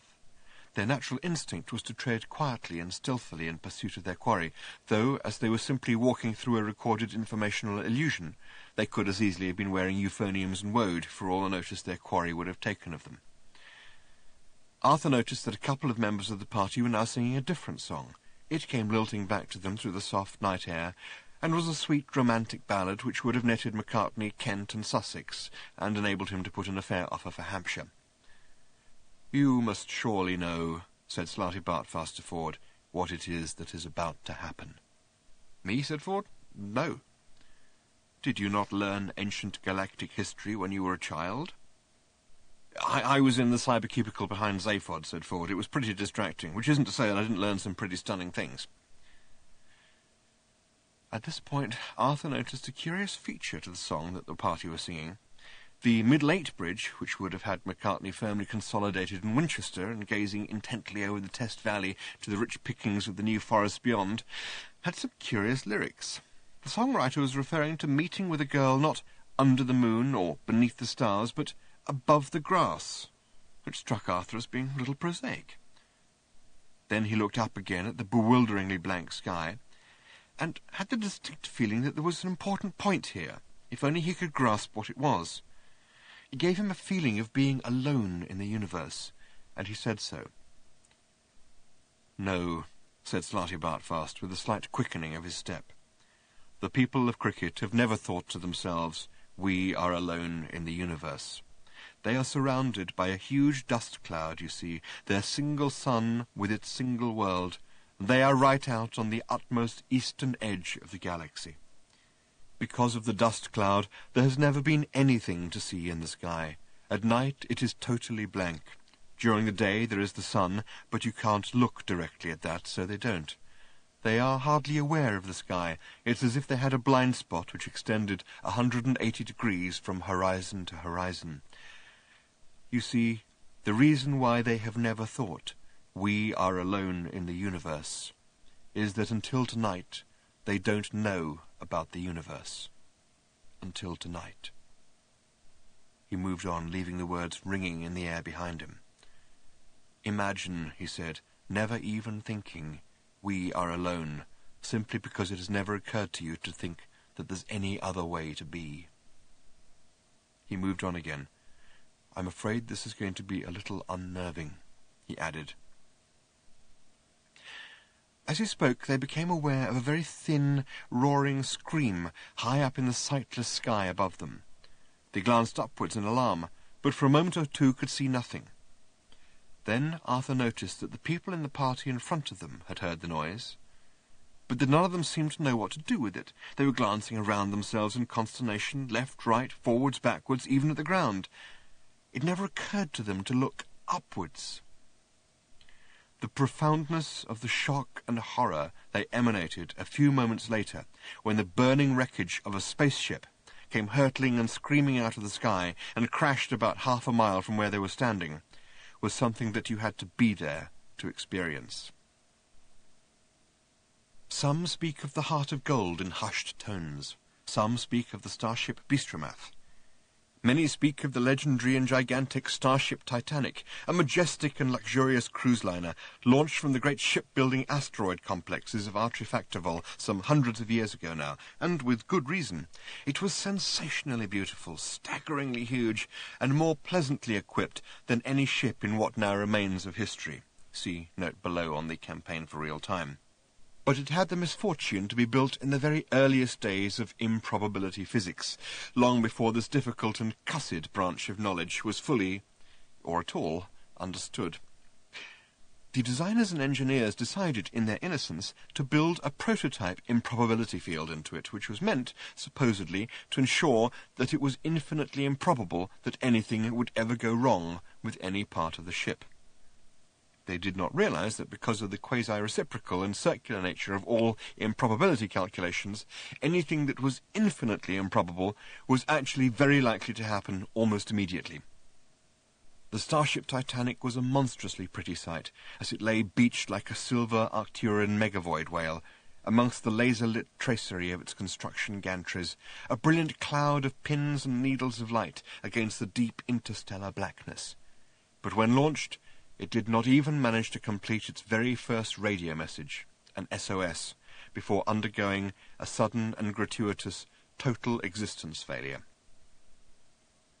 However, the same event which saw the disastrous failure of one science in its infancy also witnessed the apotheosis of another.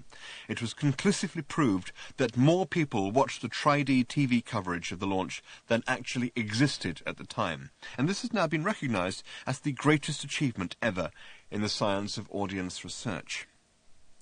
Another spectacular media event of that time was the supernova which the star Isolodens underwent a few hours later. Isolodens is the star around which most of the galaxy's major insurance underwriters live, or rather lived.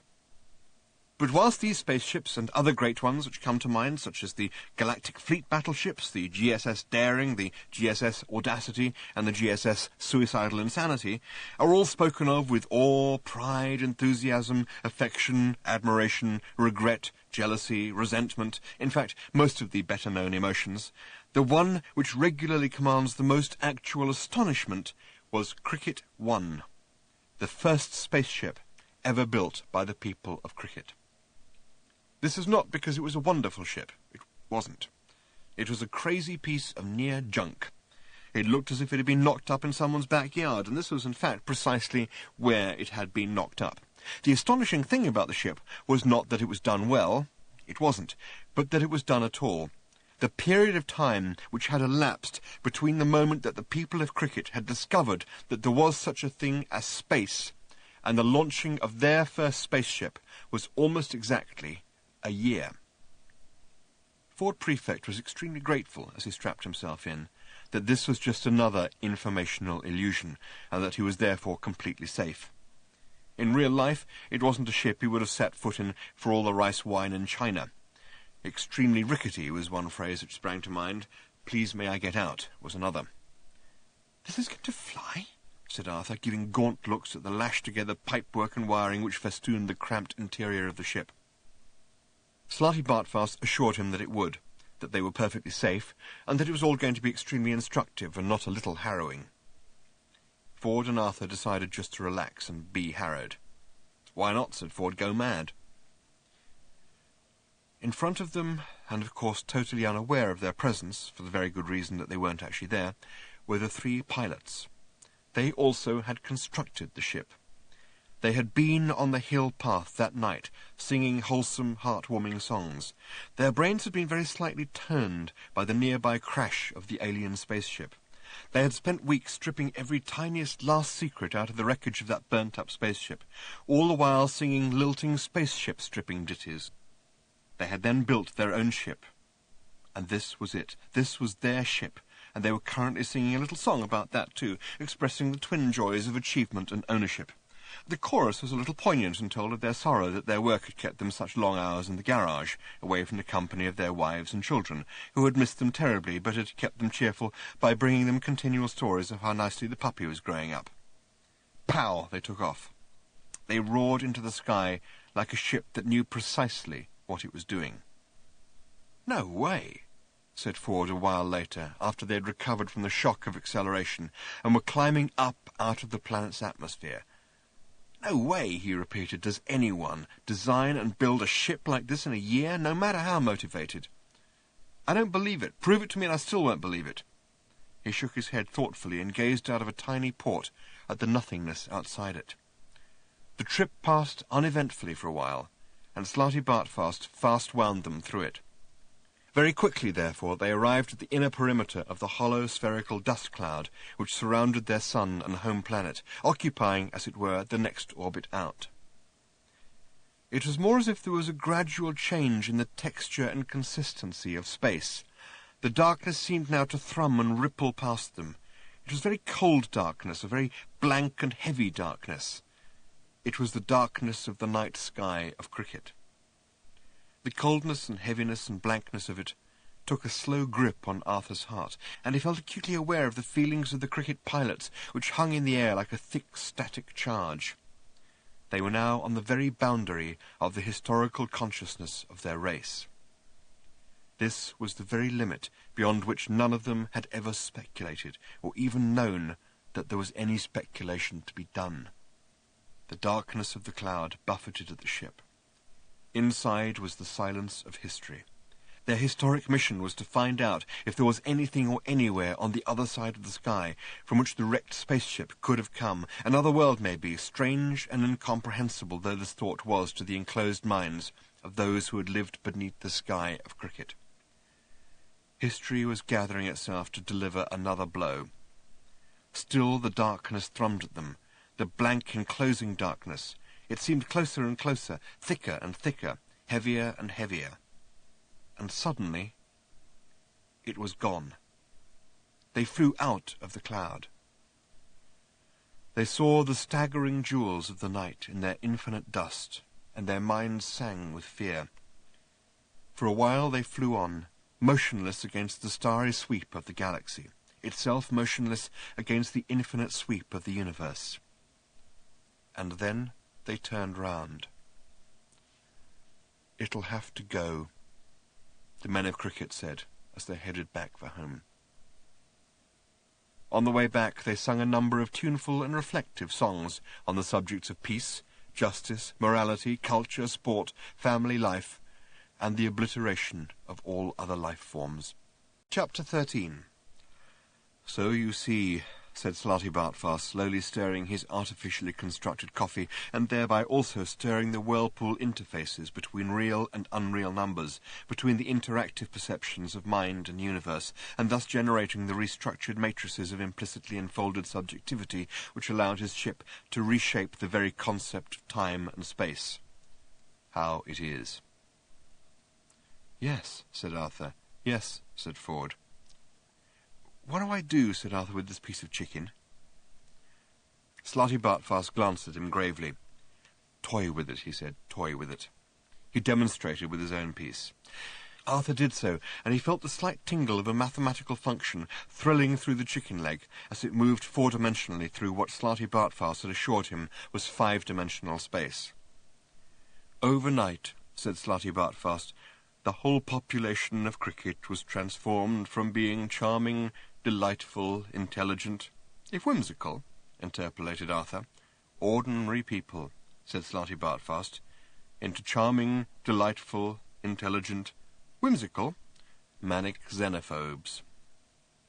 The idea of a universe didn't fit into their world picture, so to speak. They simply couldn't cope with it. And so, charmingly, delightfully, intelligently, whimsically, if you will, they decided to destroy it. What's the matter now? I don't like this wine very much, said Arthur, sniffing it. Well, send it back. It's all part of the mathematics of it. Arthur did so. He didn't like the topography of the way to smile, but he'd never liked graphs anyway. Where are we going? Said Ford. Back to the room of informational illusions, said Slarty Bartfast, rising and patting his mouth with the mathematical representation of a paper napkin, for the second half. Chapter 14. The people of cricket, said His High Judgmental Supremacy Judiciary Pag, LIVR, the learned, impartial and very relaxed chairman of the Board of Judges at the Cricket War Crimes Trial. Well, they're just a bunch of real sweet guys, who just happen to want to kill everybody. Hell, I feel the same way some mornings. Shit. Okay, he continued, swinging his feet up onto the bench in front of him and pausing a moment to pick a thread off his ceremonial beach loafers. So you wouldn't want to necessarily share a galaxy with these guys. This was true. The cricket attack on the galaxy had been stunning. Thousands and thousands of huge cricket warships had leapt suddenly out of hyperspace and simultaneously attacked thousands and thousands of major worlds, first seizing vital material supplies for building the next wave, then calmly zapping those worlds out of existence. The galaxy, which had been enjoying a period of unusual peace and prosperity at the time, reeled like a man getting mugged in a meadow. I mean, continued Judiciary Pag, gazing around the ultra-modern, this was 10 billion years ago, when ultra-modern meant a lot of stainless steel and brushed concrete, and huge courtroom. These guys are just obsessed. This, too, was true, and is the only explanation anyone has yet managed to come up with for the unimaginable speed with which the people of cricket had pursued their new and absolute purpose, the destruction of everything that wasn't cricket. It was also the only explanation for their bewilderingly sudden grasp of all the hyper-technology involved in building their thousands of spaceships and their millions of lethal white robots. These had really struck terror into the hearts of everyone who had encountered them. In most cases, however, the terror was extremely short-lived, as was the person experiencing the terror. They were savage, single-minded flying battle machines. They wielded formidable multifunctional battle clubs which, brandished one way, would knock down buildings, and brandished another way, fired blistering omnidestructo zap rays, and brandished a third way, launched a hideous arsenal of grenades, ranging from minor incendiary devices to maxi-slaughter hypernuclear devices, which could take out a major sun. Simply striking the grenades with their battle clubs simultaneously primed them and launched them with phenomenal accuracy over distances ranging from mere yards to hundreds of thousands of miles. "Okay," said Judiciary Pag again. "So we won." He paused and chewed a little gum. "We won," he repeated, "but that's no big deal. I mean, a medium-sized galaxy against one little world, and how long did it take us, Clerk of the Court?" "My lud," said the severe little man in black, rising. "How long, kiddo?" It is a trifle difficult, my lud, to be precise in this matter. Time and distance... Ah, relax, Guy. Be vague. I hardly like to be vague, my lud, over such a... Bite the bullet and be it. The clerk of the court blinked at him. It was clear that, like most of the galactic legal profession, he found Judiciary Pag, or Zippo Bibrock 5 times 10 to the 8th, as his private name was known inexplicably to be, a rather distressing figure. He was clearly a bounder and a cad. He seemed to think that the fact that he was the possessor of the finest legal mind ever discovered gave him the right to behave exactly as he liked, and unfortunately he appeared to be right. Well, my lud, very approximately 2,000 years, the clerk murmured unhappily. And how many guys zilched out? 2 grillion, my lud. The clerk sat down. A hydrospeptic photo of him at this point would have revealed that he was steaming slightly. End of side 4. Judiciary Pag gazed once more around the courtroom, wherein were assembled hundreds of the very highest officials of the entire galactic administration, all in their ceremonial uniforms or bodies, depending on metabolism and custom. Behind a wall of zap-proof crystal stood a representative group of the people of Cricket, looking with calm, polite loathing at all the aliens gathered to pass judgment on them. This was the most momentous occasion in legal history, and Judiciary Pag knew it. He took out his chewing gum and stuck it under his chair. "That's a whole lot of stiffs," he said quietly. The grim silence in the courtroom seemed in accord with this view. "So, like I said, these are a bunch of really sweet guys, but you wouldn't want to share a galaxy with them. Not if they're just going to keep at it. Not if they're not going to learn to relax a little. I mean, it's just going to be continual nervous time, isn't it? Right? Pow, pow, pow. When are they next coming at us? Peaceful coexistence is just right out, right? Give me some water, somebody. Thank you." He sat back and sipped reflectively. "Okay," he said. Hear me. It's like these guys, you know, are entitled to their own view of the universe. And according to their view, which the universe forced on them, right, they did right. Sounds crazy, but I think you'll agree. They believe in... He consulted a piece of paper which he found in the back pocket of his judicial jeans. They believe in peace, justice, morality, culture, sport, family life, and the obliteration of all other life forms. He shrugged. "I've heard a lot worse," he said. He scratched his crotch reflectively. "Free ow," he said. He took another sip of water, and then held it up to the light and frowned at it. He twisted it round. "Hey, is there something in this water?" he said. No, my lud," said the court usher, who had brought it to him, rather nervously. "Then take it away," snapped Judiciary Pag, "and put something in it. I got an idea." He pushed away the glass and leaned forward. Hear me, he said. The solution was brilliant, and went like this. The planet of Cricket was to be encased for perpetuity in an envelope of slow time, inside which life would continue almost infinitely slowly. All light would be deflected around the envelope so that it would remain invisible and impenetrable. Escape from the envelope would be utterly impossible unless it were unlocked from the outside. When the rest of the universe came to its final end, and when the whole of creation reached its dying fall, this was all, of course, in the days before it was known that the end of the universe would be a spectacular catering venture, and life and matter ceased to exist, then the planet of Cricket and its sun would emerge from its slow-time envelope and continue a solitary existence, such as it craved in the twilight of the universal void. The lock would be on an asteroid which would slowly orbit the envelope. The key would be the symbol of the galaxy, the Wicket Gate. By the time the applause in the court had died down, Judiciary Pag was already in the censor shower with a rather nice member of the jury that had slipped a note to half an hour earlier. Chapter 15. 2 months later, Zippo Bibrock 5 times 10 to the 8th had cut the bottoms off his galactic state jeans and was spending part of the enormous fee his judgments commanded lying on a jewelled beach, having essence of qualactin rubbed into his back by the same rather nice member of the jury. She was a Sulfinian girl from beyond the cloud worlds of Yaga. She had skin like lemon silk and was very interested in legal bodies. "Did you hear the news?" she said. "Whee-ah!" said Zippo Bibrock 5 times 10 to the 8th, and you would have had to have been there to know exactly why he said this. None of this was on the tape of informational illusions, and is all based on hearsay. No, he added, when the thing that had made him say, "Whee-ah!" had stopped happening.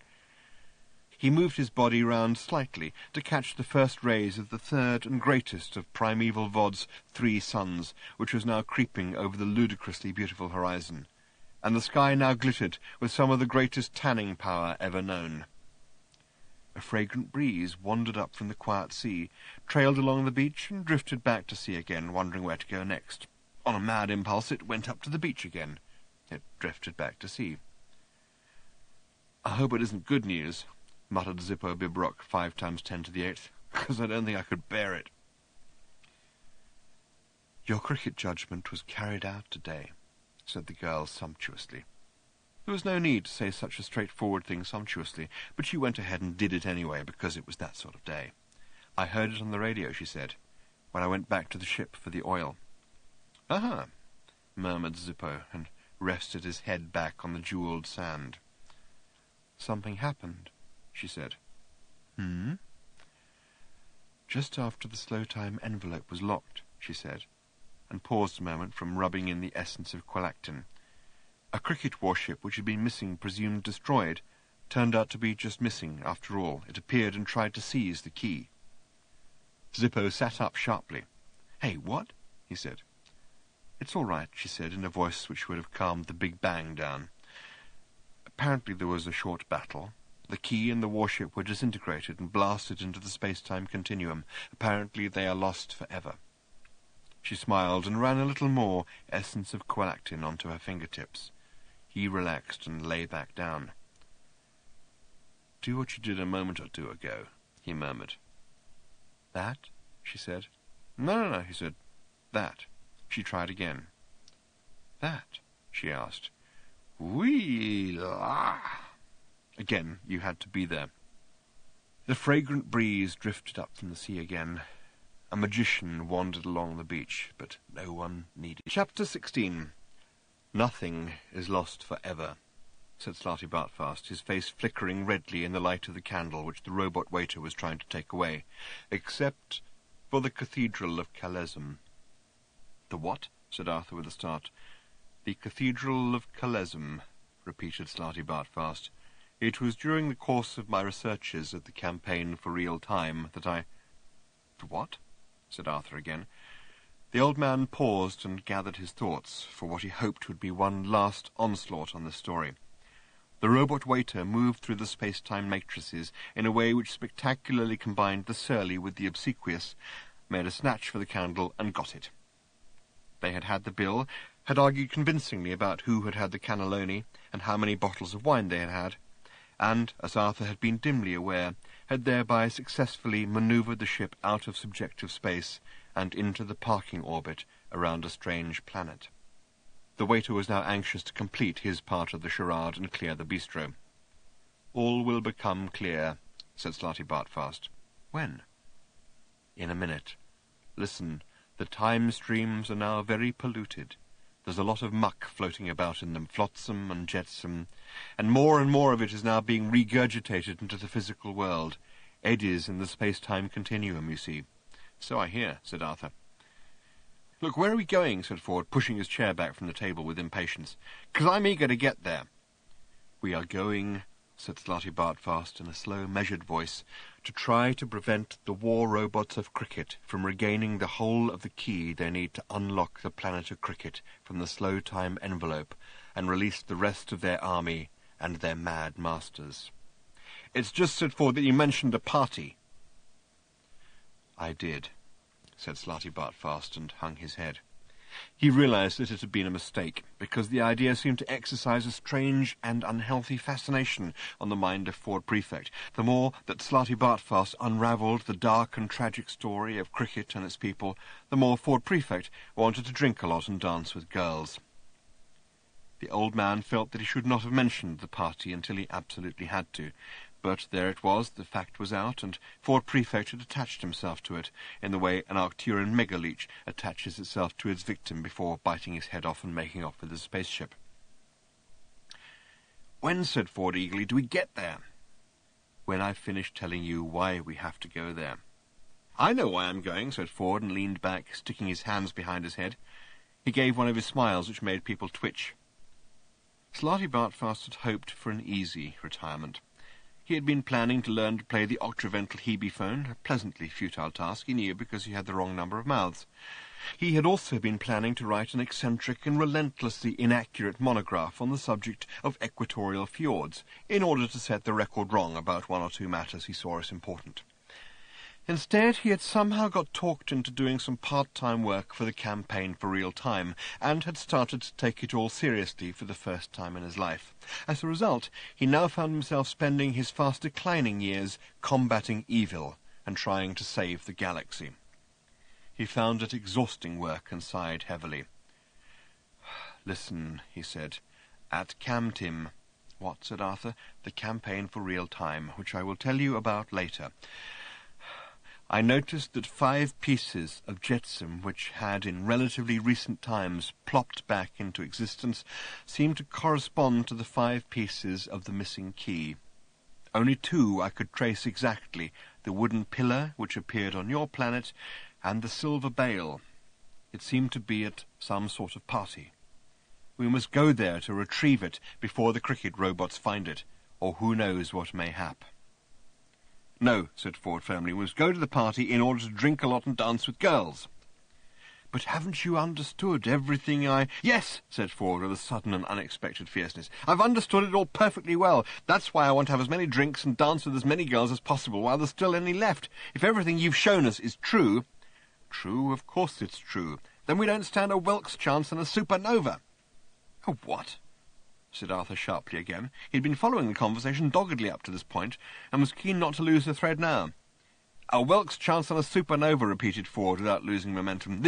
"What's a Wilk got to do with the supernova?" said Arthur. "It doesn't," said Ford levelly, "stand a chance in one." He paused to see if the matter was now cleared up. The freshly puzzled looks clambering across Arthur's face told him it wasn't. "A supernova," said Ford as quickly and clearly as he could, "is a star which explodes at almost half the speed of light and burns with the brightness of a billion suns and then collapses as a super-heavy neutron star. It's a star which burns up other stars. Got it? Nothing stands a chance in a supernova." "I see," said Arthur. "So why a Welk particularly?" "Why not a Welk? Doesn't matter." Arthur accepted this, and Ford continued, picking up his early fierce momentum as best he could. "The point is," he said, "that people like you and me, Slartibartfast and Arthur, particularly and especially Arthur, are just dilettantes, eccentrics, layabouts, fart-arounds, if you like." Slartibartfast frowned, partly in puzzlement and partly in umbrage. He started to speak, is as far as he got. "We're not obsessed by anything," insisted Ford. "And that's the deciding factor. We can't win against obsession. They care, we don't. They win." "I care about a lot of things," said Slartibartfast, his voice trembling partly with annoyance, but partly also with uncertainty. "Such as?" "Well," said the old man, "life, the universe, everything, really. Fjords." "Would you die for them?" "Fjords?" blinked Slartibartfast in surprise. "No." "Well, then, you wouldn't see the point, to be honest." "And I still can't see the connection," said Arthur, "with Welks." Ford could feel the conversation slipping out of his control, and refused to be sidetracked by anything at this point. "The point is," he hissed, "that we are not obsessive people, and we don't stand a chance against—" "Except for your sudden obsession with Welks," pursued Arthur, "which I still haven't understood." "Will you please leave Welks out of it?" "I will if you will," said Arthur. "You brought the subject up." "It was an error," said Ford. "Forget them. The point is this." He leant forward and rested his forehead on the tips of his fingers. "What was I talking about?" he said wearily. "Let's just go down to the party," said Slartibartfast, "for whatever reason." He stood up, shaking his head. "I think that's what I was trying to say," said Ford. For some unexplained reason, the teleport cubicles were in the bathroom. Chapter 17. Time travel is increasingly regarded as a menace. History is being polluted. The Encyclopaedia Galactica has much to say on the theory and practice of time travel, most of which is incomprehensible to anyone who hasn't spent at least 4 lifetimes studying advanced hypermathematics. And since it was impossible to do this before time travel was invented, there is a certain amount of confusion as to how the idea was arrived at in the first place. One rationalization of this problem states that time travel was, by its very nature, discovered simultaneously at all periods of history. But this is clearly bunk. The trouble is that a lot of history is now quite clearly bunk as well. Here is an example. It may not seem to be an important one to some people, but to others it is crucial. It is certainly significant in that it was this single event which caused the campaign for real time to be set up in the first place. Or is it last? It depends which way round you see history is happening, and this, too, is now an increasingly vexed question. There is, or was, a poet. His name was Lalafar, and he wrote what are widely regarded throughout the galaxy as being the finest poems in existence, the Songs of the Long Land. They were unspeakably wonderful. That is to say, you couldn't speak very much of them at once without being so overcome with emotion, truth, and the sense of the wholeness and oneness of things that you wouldn't pretty soon need a brisk walk around the block, possibly pausing at a bar on the way back for a quick glass of perspective and soda. They were that good. Lalafar had lived in the forests of the long lands of Efa. He lived there, and he wrote his poems there. He wrote them on pages made of dried habra leaves, without the benefit of education or correcting fluid. He wrote about the light in the forest, and what he thought about that. He wrote about the darkness in the forest, and what he thought about that. He wrote about the girl who had left him, and precisely what he thought about that. Long after his death, his poems were found and wondered over. News of them spread like morning sunlight. For centuries they illuminated and watered the lives of many people whose lives might otherwise have been darker and drier. Then, shortly after the invention of time travel, some major correcting fluid manufacturers wondered whether his poems might have been better still if he had had access to some high-quality correcting fluid, and whether he might be persuaded to say a few words to that effect. They travelled the time waves, they found him, they explained the situation, with some difficulty, to him, and did indeed persuade him. In fact, they persuaded him to such effect that he became extremely rich at their hands, and the girl about whom he was otherwise destined to write with such precision never got around to leaving him, and in fact they moved out of the forest to a rather nice pad in town, and he frequently commuted to the future to do chat shows, on which he sparkled wittily. He never got around to writing the poems, of course, which was a problem, but an easily solved one. The manufacturers of correcting fluid simply packed him off for a week somewhere with a copy of a later edition of his book and a stack of dried habra leaves to copy them out onto, making the odd deliberate mistake and correction on the way. Many people now say that the poems are suddenly worthless. Others argue that they're exactly the same as they always were, so what's changed? The first people say that that isn't the point. They aren't quite certain what the point is, but they're quite sure that that isn't it. They set up the campaign for real time to try and stop this sort of thing going on. Their case was considerably strengthened by the fact that a week after they had set themselves up, news broke that not only had the great cathedral of Kalezm been pulled down in order to build a new iron refinery, but that the construction of the refinery had taken so long and had had to extend so far back into the past in order to allow iron production to start on time, that the Cathedral of Kalezm had now never been built in the first place. Picture postcards of the cathedral suddenly became immensely valuable. So a lot of history is now gone forever. The campaign for real time has claimed that just as easy travel eroded the differences between one country and another, and between one world and another, so time travel is now eroding the differences between one age and another. The past, they say, is now truly like a foreign country. They do things exactly the same there. Chapter 18. Arthur materialized, and did so with all the customary staggering about and clasping at his throat, heart, and various limbs which he still indulged himself in whenever he made any of these hateful and painful materializations that he was determined not to let himself get used to. He looked around for the others. They weren't there. He looked around for the others again. They still weren't there. He closed his eyes. He opened them. He looked around for the others. They obstinately persisted in their absence. He closed his eyes again, preparatory to making this completely futile exercise once more, and because it was only then, whilst his eyes were closed, that his brain began to register what his eyes had been looking at whilst they were open, a puzzled frown crept across his face. So he opened his eyes again to check his facts, and the frown stayed put. If anything, it intensified and got a good firm grip. If this was a party, it was a very bad one, so bad, in fact, that everyone else had left. He abandoned this line of thought as futile. Obviously this wasn't a party. It was a cave or a labyrinth or a tunnel or something. There was insufficient light to tell. All was darkness, a damp, shiny darkness. The only sounds were the echoes of his own breathing, which sounded worried. He coughed very slightly, and then had to listen to the thin, ghostly echo of his cough trailing away amongst winding corridors and sightless chambers, as of some great labyrinth, and eventually returning to him via the same unseen corridors, as if to say, "Yes?"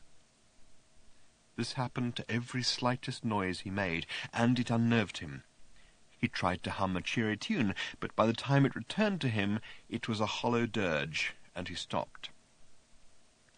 His mind was suddenly full of images from the story that Slarty Bartfast had been telling him.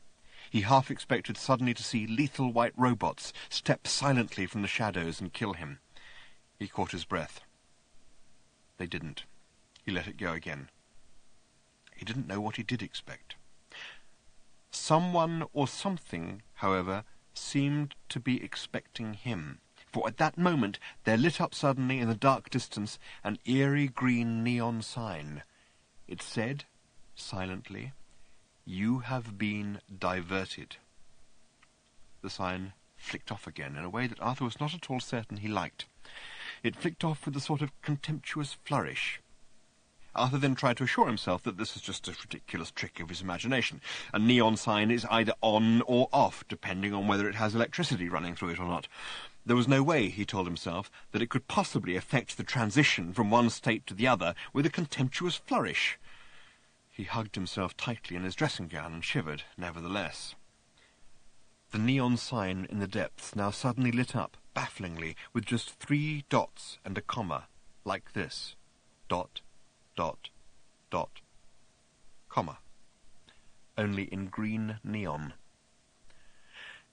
It was trying, Arthur realized, after staring at this perplexedly for a second or two, to indicate that there was more to come, that the sentence was not complete, trying with almost superhuman pedantry, he further reflected, or at least inhuman pedantry. The sentence then completed itself with these 2 words: Arthur Dent. He reeled. He steadied himself to have another clear look at it. It still said Arthur Dent, so he reeled again. Once again the sign flicked off and left him blinking in the darkness with just the dim red image of his name jumping on his retina. "Welcome," the sign now suddenly said. After a moment it added, "I don't think." The stone-cold fear, which had been hovering around Arthur all this time, waiting for its moment, recognized that its moment had now come, and pounced on him. He tried to fight it off. He dropped into a kind of alert crouch that he'd once seen somebody do on television, but it must have been someone with stronger knees. He peered huntedly into the darkness. Hello?" he said. He cleared his throat and said it again, more loudly and without the At some distance down the corridor, it seemed suddenly as if someone started to beat on a bass drum. He listened to it for a few seconds and realized that it was just his heart beating. He listened for a few seconds more and realized that it wasn't his heart. It was somebody down the corridor beating on a bass drum. Beads of sweat formed on his brow, tensed themselves and leapt off. He put out a hand onto the floor to steady his alert crouch, which wasn't holding up very well. The sign changed itself again. It said, "Do not be alarmed." After a pause it added, "Be very, very frightened, Arthur Dent." Once again it flicked off. Once again it left him in darkness. His eyes seemed to be popping out of his head. He wasn't certain if this was because they were trying to see more clearly, or if they simply wanted to leave at this point. "Hello?" he said again, this time trying to put a note of rugged and aggressive self-assertion into it. "Is anyone there?" There was no reply. Nothing. This unnerved Arthur even more than a reply would have done, and he began to back away from the scary nothingness. And the more he backed away, the more scared he became. After a while, he realized that the reason for this was because of all the films he'd seen, in which the hero backs further and further away from some imagined terror in front of him, only to bump into it coming up from behind. Just then it suddenly occurred to him to turn around rather quickly. There was nothing there. Just blackness. This really unnerved him, and he started to back away from that, back the way he had come. After doing this for a short while, it suddenly occurred to him that he was now backing towards whatever it was he'd been backing away from in the first place. This, he couldn't help thinking, must be a foolish thing to do. He decided to be better off backing the way he'd first been backing, and turned around again. It turned out at this point that his second impulse had been the correct one, because there was an indescribably hideous monster standing quietly behind him. Arthur yawed wildly as his skin tried to jump one way and his skeleton the other, whilst his brain tried to work out which of his ears it most wanted to crawl out of. "Bet you weren't expecting to see me again," said the monster, which Arthur couldn't help thinking was a strange remark for it to make, seeing that he had never met the creature before. He could tell that he hadn't met the creature before from the simple fact that he was able to sleep at nights. It was... Arthur blinked at it. It stood very still. It did look a little familiar. A terrible cold calm came over him as he realized that what he was looking at was a 6-foot-high hologram of a housefly. He wondered why anybody would be showing him a 6-foot-high hologram of a housefly at this time. He wondered whose voice he had heard. It was a terribly realistic hologram. It vanished. "Or perhaps you remember me better," said the voice suddenly, and it was a deep, hollow, malevolent voice that sounded like molten tar glurping out of a drum with evil on its mind. "As the rabbit." With a sudden ping, there was a rabbit there in the black labyrinth with him, a huge, monstrously, hideously soft and lovable rabbit. An image again, but one on which every single soft and lovable hair seemed like a real and single thing growing in its soft and lovable coat. Arthur was startled to see his own reflection in its soft and lovable, unblinking and extremely huge brown eye. "Born in darkness," rumbled the voice, "raised in darkness. One morning I poked my head out for the first time into the bright new world and got it split open by what felt like some primitive instrument made of flint. Made by you, Arthur Dent, and wielded by you. Rather hard, as I recall. You turned my skin into a bag for keeping interesting stones in. I happen to know that because in my next life I came back as a fly again and you swatted me, again. Only this time you swatted me with the bag you'd made of my previous skin. Arthur Dent, you are not merely a cruel and heartless man, you are also staggeringly tactless." The voice paused while Arthur gawked. "I see you have lost the bag," said the voice. "Probably got bored with it, did you?" Arthur shook his head helplessly. He wanted to explain that he had been in fact very fond of the bag, and had looked after it very well, and had taken it with him wherever he went, but somehow every time he travelled anywhere, he seemed inexplicably to end up with the wrong bag, and curious enough, even as they stood there, he was just noticing for the first time that the bag he had with him at the moment appeared to be made out of a rather nasty fake leopard skin, and wasn't the one he'd had a few moments ago, before he arrived in this whatever place it was, and wasn't one he would have chosen himself, and heaven knew what would be in it, as it wasn't his, and he'd much rather have his original bag back, except that he was, of course, terribly sorry for having so peremptorily removed it, or rather its component parts, i.e. the rabbit's skin, from its previous owner, viz. the rabbit, whom he currently had the honour of attempting vainly to address. All he actually managed to say was, "Meet the newt you trod on," said the voice. And there was, standing in the corridor with Arthur, a giant green scaly newt. Arthur turned, yelped, leapt backwards, and found himself standing in the middle of the rabbit. He yelped again, but could find nowhere to leap to. "That was me, too," continued the voice in a low, menacing rumble, "as if you didn't know." "No?" said Arthur with a start. "No?" "The interesting thing about reincarnation," rasped the voice, "is that most people, most spirits, are not aware that it is happening to them." He paused for effect. As far as Arthur was concerned, there was already quite enough effect going on. "I was aware," hissed the voice. "That is, I became aware, slowly, gradually." He, whoever he was, paused again and gathered breath. "I could hardly help it, could I?" he bellowed, "when the same thing kept happening over and over and over again. Every life I ever lived, I got killed by Arthur Dent. Any world, any body, any time, I'm just getting settled down, along comes Arthur Dent, pow, he kills me. Hard not to notice. Bit of a memory jogger, bit of a pointer, bit of a bloody giveaway. That's funny," my spirit would say to itself, as it winged its way back to the netherworld after another fruitless dent-ended venture into the land of the living. "That man who just ran over me as I was hopping across the road to my favourite pond looked a little familiar. And gradually I got to piece it together, Dent, you multiple me murderer." The echoes of his voice roared up and down the corridors. Arthur stood silent and cold, his head shaking with disbelief. "Here's the moment, Dent!" shrieked the voice, now reaching a feverish pitch of hatred. "Here's the moment when at last I knew!"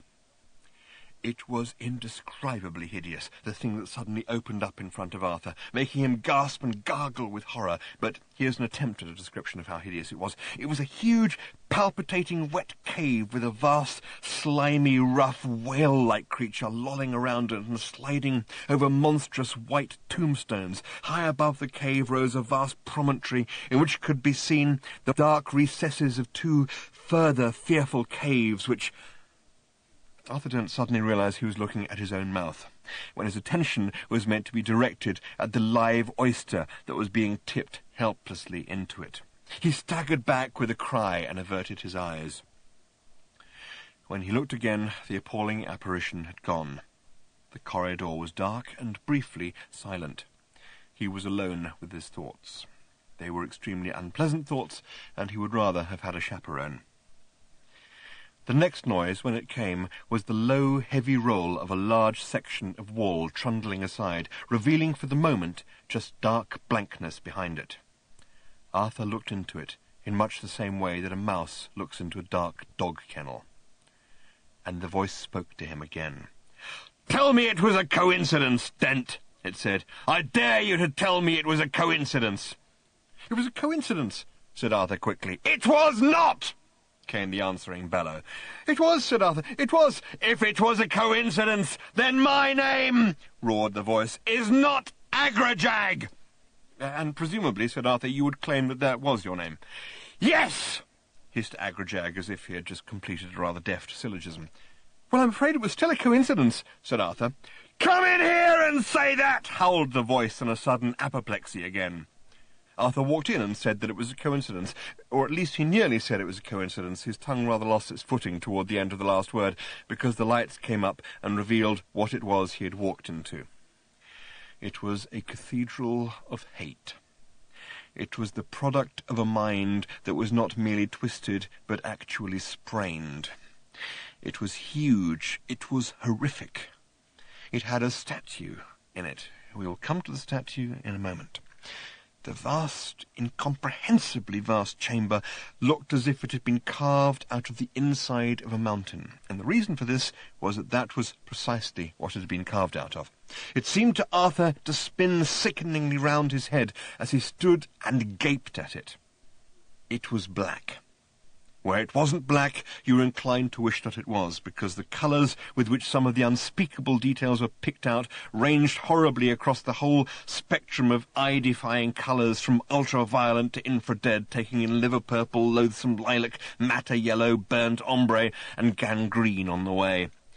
The unspeakable details that these colours picked out were gargoyles that would have put Francis Bacon off his lunch. The gargoyles all looked inwards from the walls, from the pillars, from the flying buttresses, from the choir stalls, toward the statue, to which we will come in a moment. And if the gargoyles would have put Francis Bacon off his lunch, then it was clear from the gargoyles' faces that the statue would have put them off theirs, had they been alive to eat it, which they weren't, and had anybody tried to serve them some, which they wouldn't. Around the monumental walls were vast engraved stone tablets in memory of those who had fallen to Arthur Dent. The names of some of those commemorated were underlined and had asterisks against them. So, for instance, the name of a cow that had been slaughtered and of which Arthur had happened to eat a fillet steak would have had the plainest engraving, whereas the name of a fish that Arthur had himself caught and then decided he didn't like and left on the side of the plate had a double underlining, 3 sets of asterisks and a bleeding dagger added as a decoration just to make the point. And what was most disturbing about all this, apart from the statue, to which we are by degrees coming, was the very clear implication that all these people and creatures were indeed the same person, over and over again. And it was equally clear that this person was, however unfairly, extremely upset and annoyed. In fact, it would be fair to say that he had reached a level of annoyance the like of which had never been seen in the universe. It was an annoyance of epic proportions, a burning, searing flame of annoyance, an annoyance that now spanned the whole of time and space in its infinite umbrage. And this annoyance had been given its fullest expression in the statue in the centre of all this monstrosity, that was a statue of Arthur Dent, and an unflattering one. 50 feet tall, if it was an inch, there was not an inch of it that wasn't crammed with insult to its subject maker, and 50 feet of that sort of thing will be enough to make any subject feel bad. From the small pimple on the side of his nose to the poorish cut of his dressing gown, there was no aspect of Arthur Dent that wasn't lambasted and vilified by the sculptor. Arthur appeared as a Gorgon, an evil, rapacious, ravening, blooded ogre, slaughtering his way through an innocent one-man universe. With each of the 30 arms that the sculptor, in a fit of artistic fervour, had decided to give him, he was either braining a rabbit, swatting a fly, pulling a wishbone, picking a flea out of his hair, or doing something that Arthur at first couldn't quite identify. His many feet were mostly stamping on ants. Arthur put his hands over his eyes, hung his head, and shook it slowly from side to side, in sadness and horror at the craziness of things. And when he opened his eyes again, there in front of him stood the figure of the man or creature or whatever it was that he had supposedly been persecuting all this time. "Ah!" said Agrajag. He, or it, or whatever, looked like a mad, fat bat. He waddled slowly around Arthur and poked at him with bent claws. "Look," protested Arthur. "Ah!" explained Agrajag, and Arthur reluctantly accepted this on the grounds that he was rather frightened by this hideous and strangely wrecked apparition. Agrajag was black, bloated, wrinkled, and leathery. His bat wings were somehow more frightening for being the pathetic, broken, floundering things they were than if they had been strong, muscular beaters of the air. The most frightening thing was probably the tenacity of his continued existence against all the physical odds. He had the most astounding collection of teeth. They looked as if each came from a completely different animal, and they were ranged around his mouth at such bizarre angles it seemed that he ever actually tried to chew anything, he'd lacerate half his own face along with it, and possibly put out an eye as well. Each of his 3 eyes was small and intense, and looked about as sane as a fish in a privet bush. "I was at a cricket match," he rasped. This seemed on the face of it such a preposterous notion that Arthur practically choked. "Not in this body!" screeched the creature. "Not in this body! This is my last body, my last life! This is my revenge body, my kill Arthur Dent body! My last chance I had to fight to get it, too!" "But I was at," roared Agrajag, "a cricket match. I had a weak heart condition. But what," I said to my wife, "can happen to me at a cricket match? As I'm watching, what happens? 2 people quite maliciously appear out of thin air just in front of me. The last thing I can't help but notice before my poor heart gives out in shock is that one of them is Arthur Dent, wearing a rabbit bone in his beard. Coincidence?"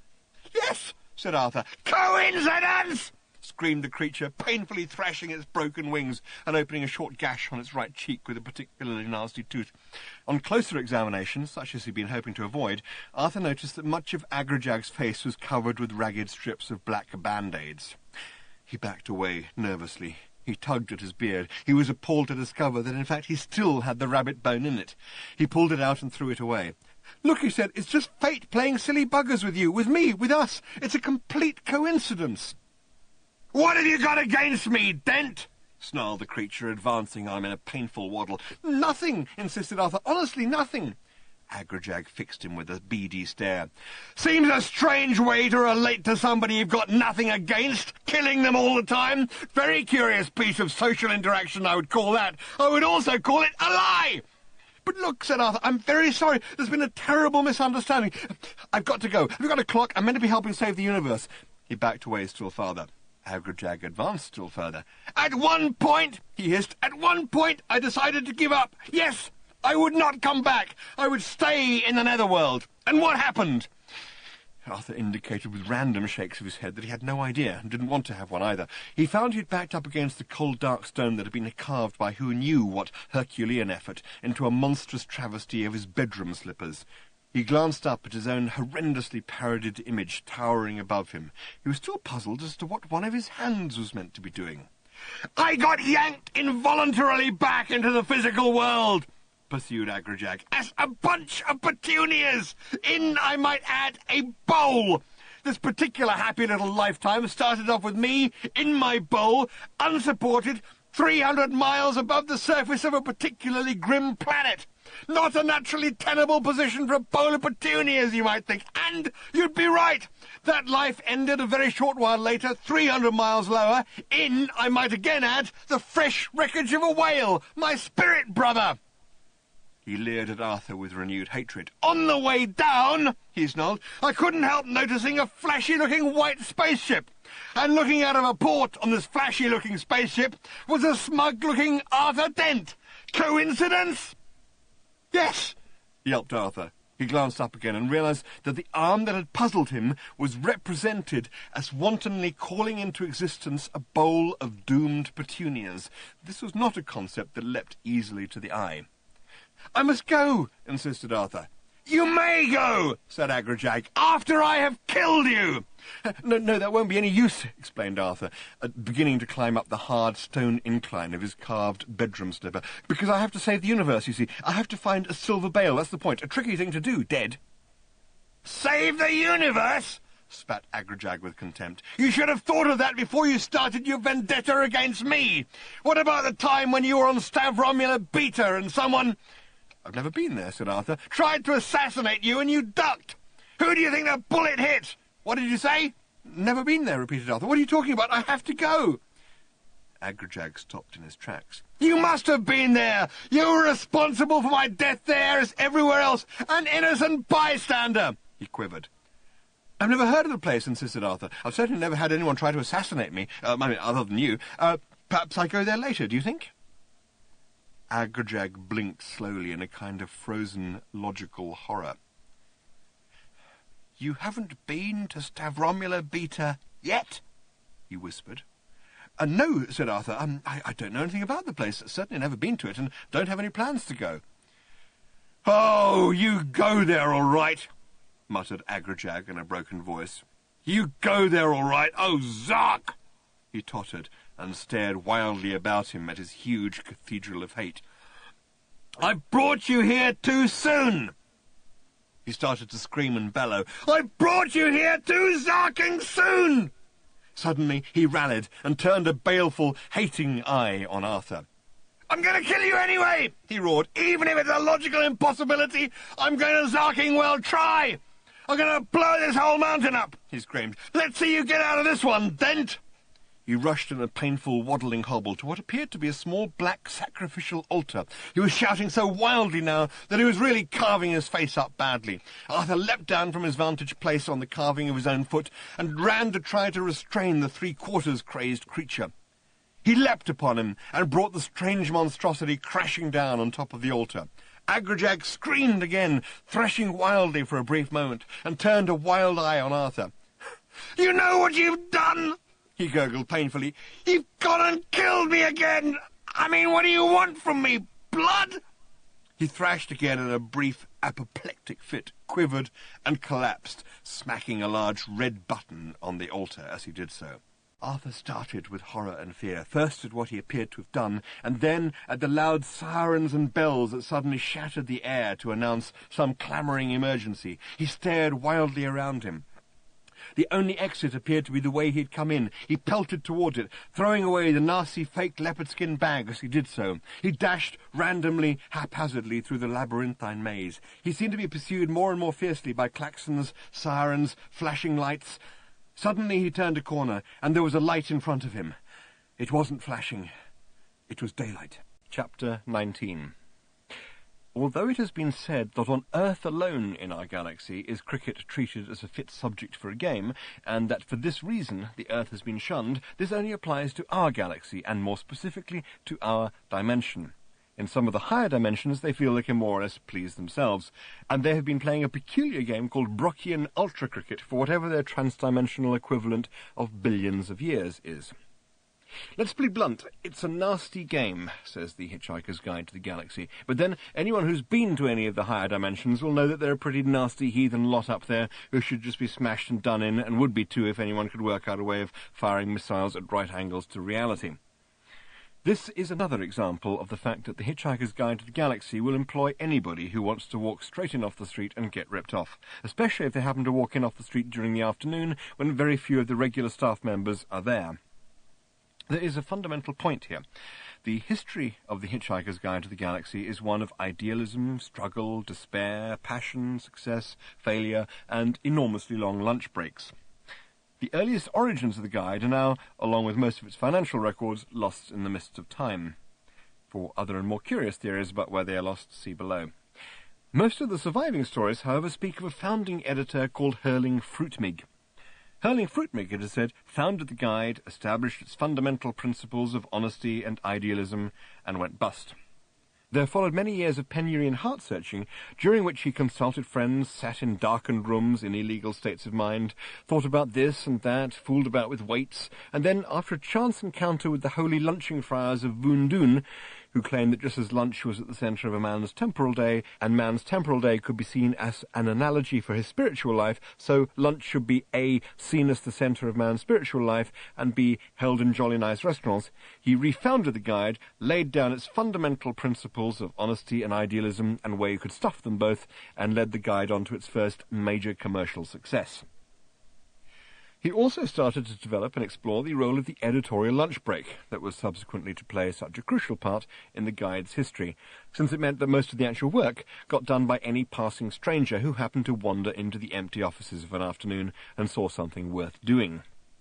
Shortly after this, the guide was taken over by Megadodo Publications of Ursa Minor Beta, thus putting the whole thing on a very sound financial footing, and allowing the fourth editor, Lig Lurie Jr., to embark on lunch breaks of such breathtaking scope that even the efforts of recent editors, who started undertaking sponsored lunch breaks for charity, seem like mere sandwiches in comparison. In fact, Lig never formally resigned his editorship. He merely left his office late one morning and has never since returned. Though well over a century has now passed, many members of the guide staff still retain the romantic notion that he has simply popped out for a ham croissant and will yet return to put in a solid afternoon's work. Strictly speaking, all editors since Lig Lurie Jr. have therefore been designated acting editors, and Lig's desk is still preserved the way he left it, with the addition of a small sign that says Lig Lurie Jr., editor, missing, presumed fed. Some very scurrilous and subversive sources hint at the idea that Lig actually perished in the guide's first extraordinary experiments in alternative bookkeeping. Very little is known of this, and still less said. Anyone who even notices, let alone calls attention to the curious but utterly coincidental and meaningless fact that every world on which the guide has ever set up an accounting department has shortly afterwards perished in warfare or some natural disaster, is liable to get sued to smithereens. It is an interesting, though utterly unrelated fact, that the 2 or 3 days prior to the demolition of the planet Earth to make way for a new hyperspace bypass saw a dramatic upsurge in the number of UFO sightings there, not only above Lord's Cricket Ground in St John's Wood, London, but also above Glastonbury and Somerset. Glastonbury had long been associated with myths of ancient kings, witchcraft, and wart-curing, and had now been selected as the site of the guide's new Financial Records Office, and indeed 10 years' worth of financial records were transferred to a magic hill just outside the city, mere hours before the Vogons arrived. None of these facts, however strange or inexplicable, is as strange or inexplicable as the rules of the game of Brockian ultra cricket, as played in the higher dimensions. A full set of rules is so massively complicated that the only time they were all bound together in a single volume, they underwent gravitational collapse and became a black hole. A brief summary, however, follows. Rule 1. Grow at least 3 extra legs. You won't need them, but it keeps the crowds amused. Rule 2. Find one extremely good Brockian ultra cricket player. Clone him off a few times. This saves an enormous amount of tedious selection and training. Rule 3. Put your team and the opposing team in a large field and build a high wall around them. The reason for this is that though the game is a major spectator sport, the frustration experienced by the audience at not actually being able to see what's going on leads them to imagine that it's a lot more exciting than it really is. A crowd that has just watched a rather humdrum game experiences far less life affirmation than a crowd that believes it has just missed the most dramatic event in sporting history. Rule 4. Throw lots of assorted items of sporting equipment over the wall for the players. Anything will do. Cricket bats, base cube bats, tennis guns, skis, anything you can get a good swing with. Rule 5. The players should now lay about themselves for all they're worth with whatever they find to hand. Whenever a player scores a hit on another player, he should immediately run away as fast as he can and apologise from a safe distance. Apologies should be concise, sincere, and for maximum clarity and points, delivered through a megaphone. Rule 6. The winning team shall be the first team that wins. Curiously enough, the more the obsession with the game grows in the higher dimensions, the less it is actually played, since most of the competing teams are now in a state of permanent warfare with each other over the interpretation of these rules. This is all for the best, because in the long run a good solid war is less psychologically damaging than a protracted game of Brockian ultra cricket. Chapter 20. As Arthur ran, darting, dashing and panting down the side of the mountain, he suddenly felt the whole bulk of the mountain move very, very slightly beneath him. There was a rumble, a roar, and a slight blurred movement, and a lick of heat in the distance behind and above him. He ran in a frenzy of fear. The land began to slide, and he suddenly felt the force of the word landslide in a way that had never been apparent to him before. It had always just been a word to him, but now he was suddenly and horribly aware that sliding is a strange and sickening thing for land to do. It was doing it with him on it.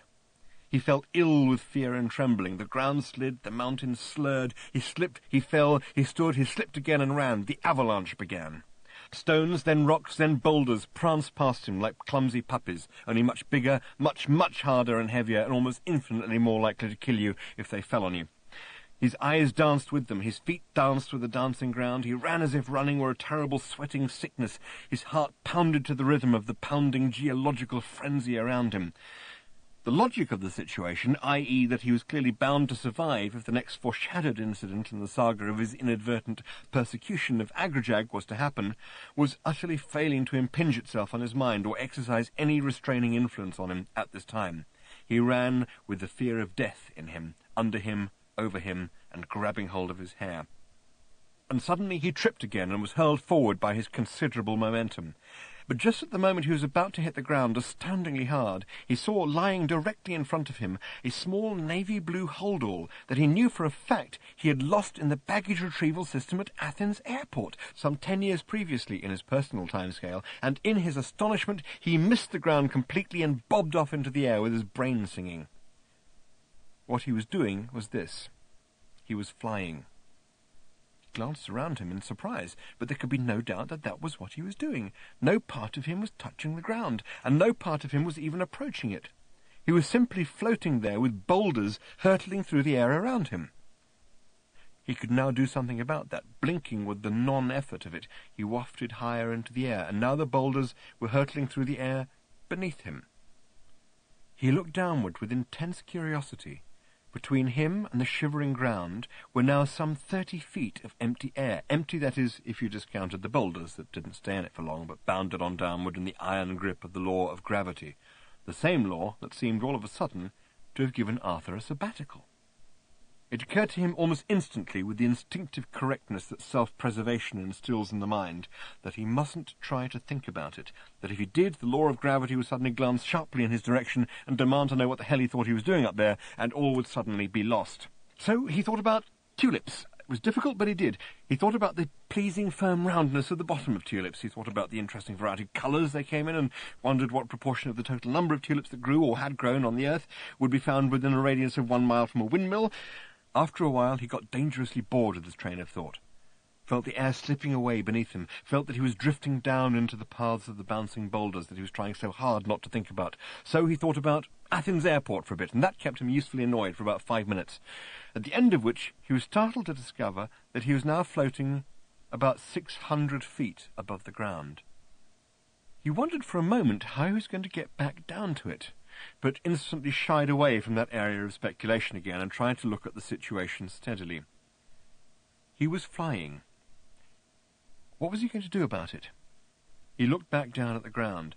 He didn't look at it hard, but did his best just to give it an idle glance, as it were, in passing. There were a couple of things he couldn't help noticing.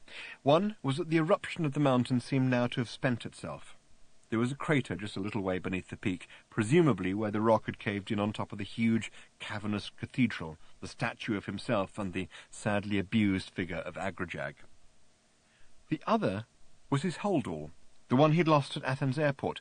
It was sitting pertly on a piece of clear ground, surrounded by exhausted boulders, but apparently hit by none of them.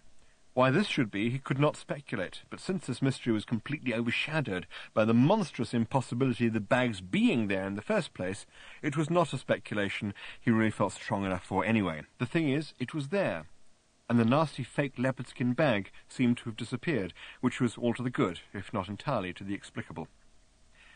He was faced with the fact that he was going to have to pick the thing up. Here he was, flying along 600 feet above the surface of an alien planet, the name of which he couldn't even remember. He could not ignore the plaintive posture of this tiny piece of what used to be his life, here, so many light years from the pulverized remains of his home. Furthermore, he realized the bag, if it was still in the same state in which he'd lost it, would contain a can that would have in it the only Greek olive oil still surviving in the universe. Slowly, carefully, inch by inch, he began to bob downward, swinging gently from side to side like a nervous sheet of paper, feeling its way toward the ground. It went well. He was feeling good. The air supported him, but let him through. 2 minutes later, he was hovering a mere 2 feet above the bag, and was faced with some difficult decisions. He bobbed there lightly. He frowned, but again as lightly as he could. If he picked the bag up, could he carry it? Wouldn't the extra weight pull him straight to the ground? Wouldn't the mere act of touching something on the ground suddenly discharge whatever mysterious force it was that was holding him in the air? Wouldn't he be better off just being sensible at this point and stepping out of the air back onto the ground for a moment or two? If he did, would he ever be able to fly again? The sensation, when he allowed himself to be aware of it, was so quietly ecstatic that he could not bear the thought of losing it, perhaps forever. With this in mind, he bobbed upward a little, just to try the feel of it, the surprise and effortless movement of it. He bobbed, he floated, he tried a little swoop. The swoop was terrific. With his arms spread out in front of him, his hair and his dressing gown streaming out behind him, he dived down out of the sky, bellied along a body of air about 2 feet from the ground, and swung back up again, catching himself at the top of the swing and holding, just holding. He stayed there. It was wonderful. And that, he realized, was the way to pick up the bag. He would swoop down and catch hold of it just at the moment of the upswing. He would carry it on up with him. He might wobble a bit, but he was certain that he could hold it. He tried 1 or 2 more practice swoops, and they got better and better. The air on his face, the bounce and woof of his body, all combined to make him feel an intoxication of the spirit that he hadn't felt since, well, as far as he could work out, since he was born. He drifted away on the breeze and surveyed the countryside, which was, he discovered, pretty nasty. It had a wasted, ravaged look. He decided not to look at it any more. He would just pick up the bag and then... didn't know what he was going to do after he picked up the bag. He decided he would just pick up the bag and see where things went from there. He judged himself against the wind, pushed up against it, and turned around. He floated on its body. He didn't realize it, but his body was Williaming at this point. He ducked down under the airstream, dipped, and dived. The air threw itself past him. He thrilled through it. The ground wobbled uncertainly, straightened its ideas out, and rose smoothly up to meet him, offering the bag, its cracked plastic handles up towards him. Halfway down there was a sudden dangerous moment when he could no longer believe he was doing this, and therefore very nearly wasn't. but he recovered himself in time, skimmed over the ground, slipped an arm smoothly through the handles of the bag, and began to climb back up again. Couldn't make it, and all of a sudden collapsed, bruised, scratched, and shaking on the stony ground. He staggered instantly to his feet, swayed hopelessly around, swinging the bag around him in an agony of grief and disappointment. His feet suddenly were stuck heavily to the ground in the way they always had been. His body seemed like an unwieldy sack of potatoes that reeled, stumbling against the ground. His mind had all the lightness of a bag of lead. He sagged and swayed and ached with giddiness. He tried hopelessly to run, but his legs were suddenly too weak. He tripped and flopped forward. At that moment he remembered that in the bag he was now carrying was not only a can of Greek olive oil, but a duty-free allowance of Retsina. And in the pleasurable shock of that realization, he failed to notice for at least 10 seconds that he was now flying again. He whooped and cried with relief and pleasure and sheer physical delight. He swooped, he wheeled, he skidded and whirled through the air. Cheekily, he sat on an updraft and went through the contents of the hold-all. He felt the way he imagined an angel must feel doing its celebrated dance on the head of a pin while being counted by philosophers. He laughed with pleasure at the discovery that the bag did in fact contain the olive oil and the Retsina, as well as a pair of cracked sunglasses, some sand-filled swimming trunks, some creased postcards of Santorini, a large and unsightly towel, some interesting stones, and various scraps of paper with the addresses of people he was relieved to think he would never meet again, even if the reason why was a sad one. He dropped the stones, put on the sunglasses, and let the pieces of paper whip away in the wind. 10 minutes later, drifting idly through a cloud, he got a large and extremely disreputable cocktail party in the small of the back. Chapter 21. The longest and most destructive party ever held is now into its 4th generation, and still no one shows any signs of leaving. Someone did once look at his watch, but that was 11 years ago now, and there has been no follow-up. The mess is extraordinary and has to be seen to be believed, but if you don't have any particular need to believe it, then don't go and look because you won't enjoy it. There have recently been some bangs and flashes up in the clouds, and there is one theory that this is a battle being fought between the fleets of several rival carpet-cleaning companies who are hovering over the thing like vultures. But you shouldn't believe anything you hear at parties, and particularly not anything you hear at this one. One of the problems, and it's one that's obviously going to get worse, is that all the people at the party are either the children or the grandchildren or the great-grandchildren of the people who wouldn't leave in the first place. And because of all the business about selective breeding and recessive genes and so on, it means that all the people now at the party are either absolutely fanatical partygoers or gibbering idiots, or, more and more frequently, both. Either way, it means that, genetically speaking, each succeeding generation is now less likely to leave than the preceding one. So other factors come into operation, like when the drinks are going to run out. Now, because of certain things that have happened that seemed like a good idea at the time, and one of the problems of the party that never stops is that all the things that only seem like a good idea at parties continue to seem like good ideas, that point seems still to be a long way off. One of the things that seemed like a good idea at the time was that the party should fly. Not in the normal sense that parties are meant to fly, but literally. One night, long ago, a band of drunken astro-engineers of the first generation clambered around the building, digging this, fixing that, banging very hard on the other, and when the sun rose the following morning, it was startled to find itself shining on a building full of happy drunken people that was now floating like a young and uncertain bird over the treetops. Not only that, but the flying party had also managed to arm itself rather heavily. If they were going to get involved in any petty arguments with wine merchants, they wanted to make sure they had might on their side. The transition from full-time cocktail party to part-time raiding party came with ease, and did much to add that extra bit of zest and swing to the whole affair that was badly needed at this point because of the enormous number of times that the band had already played all the numbers it knew over the years. They looted, they raided, they held whole cities to ransom for fresh supplies of cheese crackers, guacamole, spare ribs, and wine and spirits that would now get piped aboard from floating tankers. The problem of when the drinks are going to run out is, however, going to have to be faced one day. The planet over which they are floating is no longer the planet it was when they first started floating over it. It is in bad shape. The party has attacked and raided an awful lot of it, and no one has ever succeeded in hitting it back because of the erratic and unpredictable way in which it lurches around the sky. It is one hell of a party. It is also one hell of a thing to get hit by in the small of the back. Chapter 22. Arthur lay floundering in pain on a piece of ripped and dismembered reinforced concrete, flicked at by wisps of passing cloud, and confused by the sounds of flabby merrymaking somewhere indistinctly behind him. There was a sound he couldn't immediately identify, partly because he didn't know the tune "I Left My Leg in Jaglin Beater," and partly because the band playing it was very tired, and some members of it were playing in 3/4 time, some in 4/4, and some in a kind of pi-eyed pi-r squared, each according to the amount of sleep he'd managed to grab recently. He lay panting heavily in the wet air, and tried feeling bits of himself to see where he might be hurt. Wherever he touched himself, he encountered a pain. After a short while, he worked out that this was because it was his hand that was hurting. He seemed to have sprained his wrist.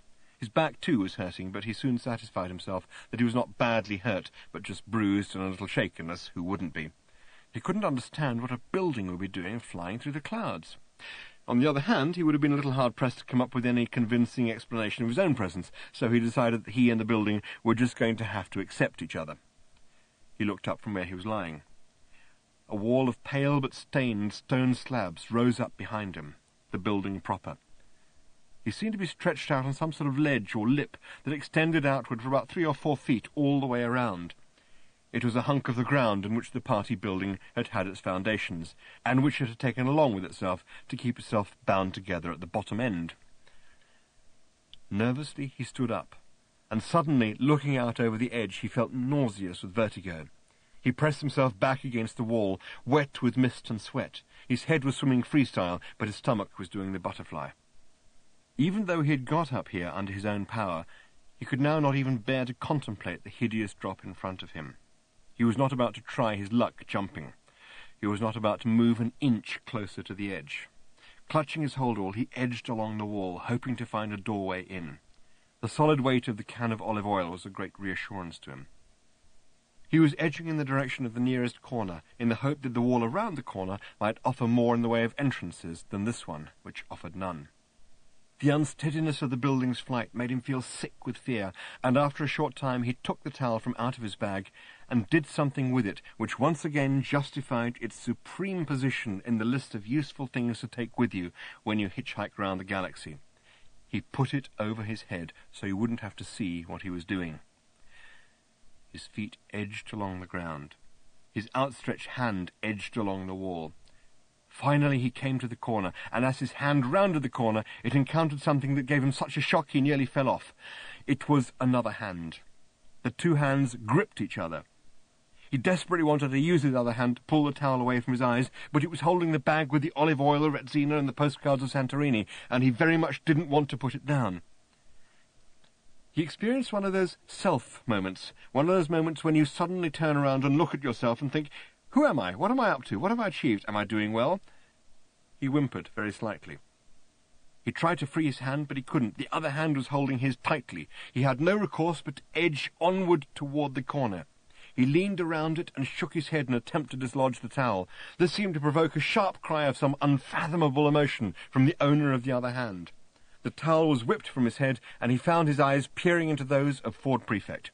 Beyond him stood Slarty Bartfast, and beyond them he could clearly see a porchway and a large closed door. They were both pressed back against the wall, eyes wild with terror, as they stared out into the thick, blind cloud around them, and tried to resist the lurching and swaying of the building. "Where the zarking photon have you been?" hissed Ford, panic-stricken. Well," stuttered Arthur, not really knowing how to sum it all up that briefly. "Here and there. What are you doing here?" Ford turned his wild eyes on Arthur again. "They won't let us in without a bottle," he hissed. The first thing Arthur noticed as they entered into the thick of the party, apart from the noise, the suffocating heat, the wild profusion of colours that protruded dimly through the atmosphere of heady smoke, the carpets thick with ground glass, ash and guacamole droppings, and the small group of pterodactyl-like creatures and lurex who descended on his cherished bottle of Retsina, squawking, "A new pleasure, a new pleasure," was Trillian being chattered up by a thunder god. "Didn't I see you at Millyway's?" he was saying. "Were you the one with the hammer?" "Yes, I much prefer it here, so much less reputable, so much more fraught." Squeals of some hideous pleasure ran around the room, the outer dimensions of which were invisible through the heaving throng of happy, noisy creatures, cheerfully yelling things that nobody could hear at each other, and occasionally having crises. "Seems fun," said Trillian. "What did you say, Arthur?" "I said, how the hell did you get here?" I was a row of dots flowing randomly through the universe. Have you met Thor? He makes thunder. Hello, said Arthur. I expect that must be very interesting. Hi, said Thor. It is. Have you got a drink? No, actually. Then why don't you go and get one? See you later, Arthur, said Trillian. Something jogged Arthur's mind, and he looked round huntedly.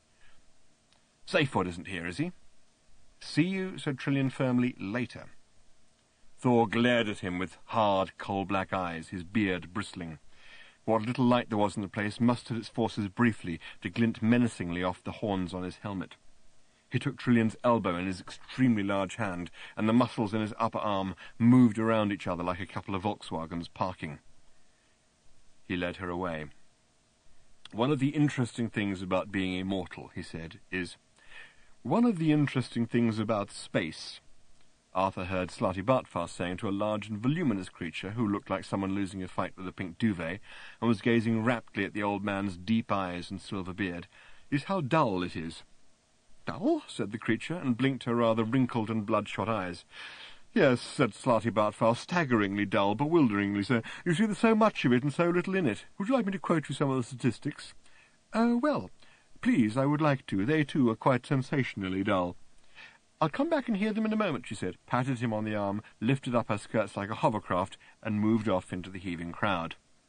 I thought you'd never go, growled the old man. Come, Earthman. Arthur. We must find the silver bale. It is here somewhere. Can't we just relax a little, Arthur said. I've had a tough day. Trillian's here, incidentally. She didn't say how. It probably doesn't matter. Think of the danger to the universe. The universe, said Arthur, is big enough and old enough to look after itself for half an hour. Oh, right, he added in response to Slarty Bartfast's increasing agitation. I'll wander round and see if anybody's seen it. Good, good, said Slarty Bartfast. Good. He plunged into the crowd himself and was told to relax by everybody he passed. Have you seen a bale anywhere? Said Arthur to a little man who seemed to be standing eagerly waiting to listen to somebody. It's made of silver, vitally important for the future safety of the universe, and about this long. No, said the enthusiastically wizened little man, but do have a drink and tell me all about it. Ford Prefect writhed past, dancing a wild, frenetic, and not entirely unobscene dance with someone who looked as if she was wearing Sydney Opera House on her head. He was yelling a futile conversation at her above the din. I like the hat, he bawled. What? I said I like the hat. I'm not wearing a hat. Well, I like the head, then. What? I said I like the head. Interesting bone structure. What? Ford worked a shrug into the complex routine of other movements he was performing.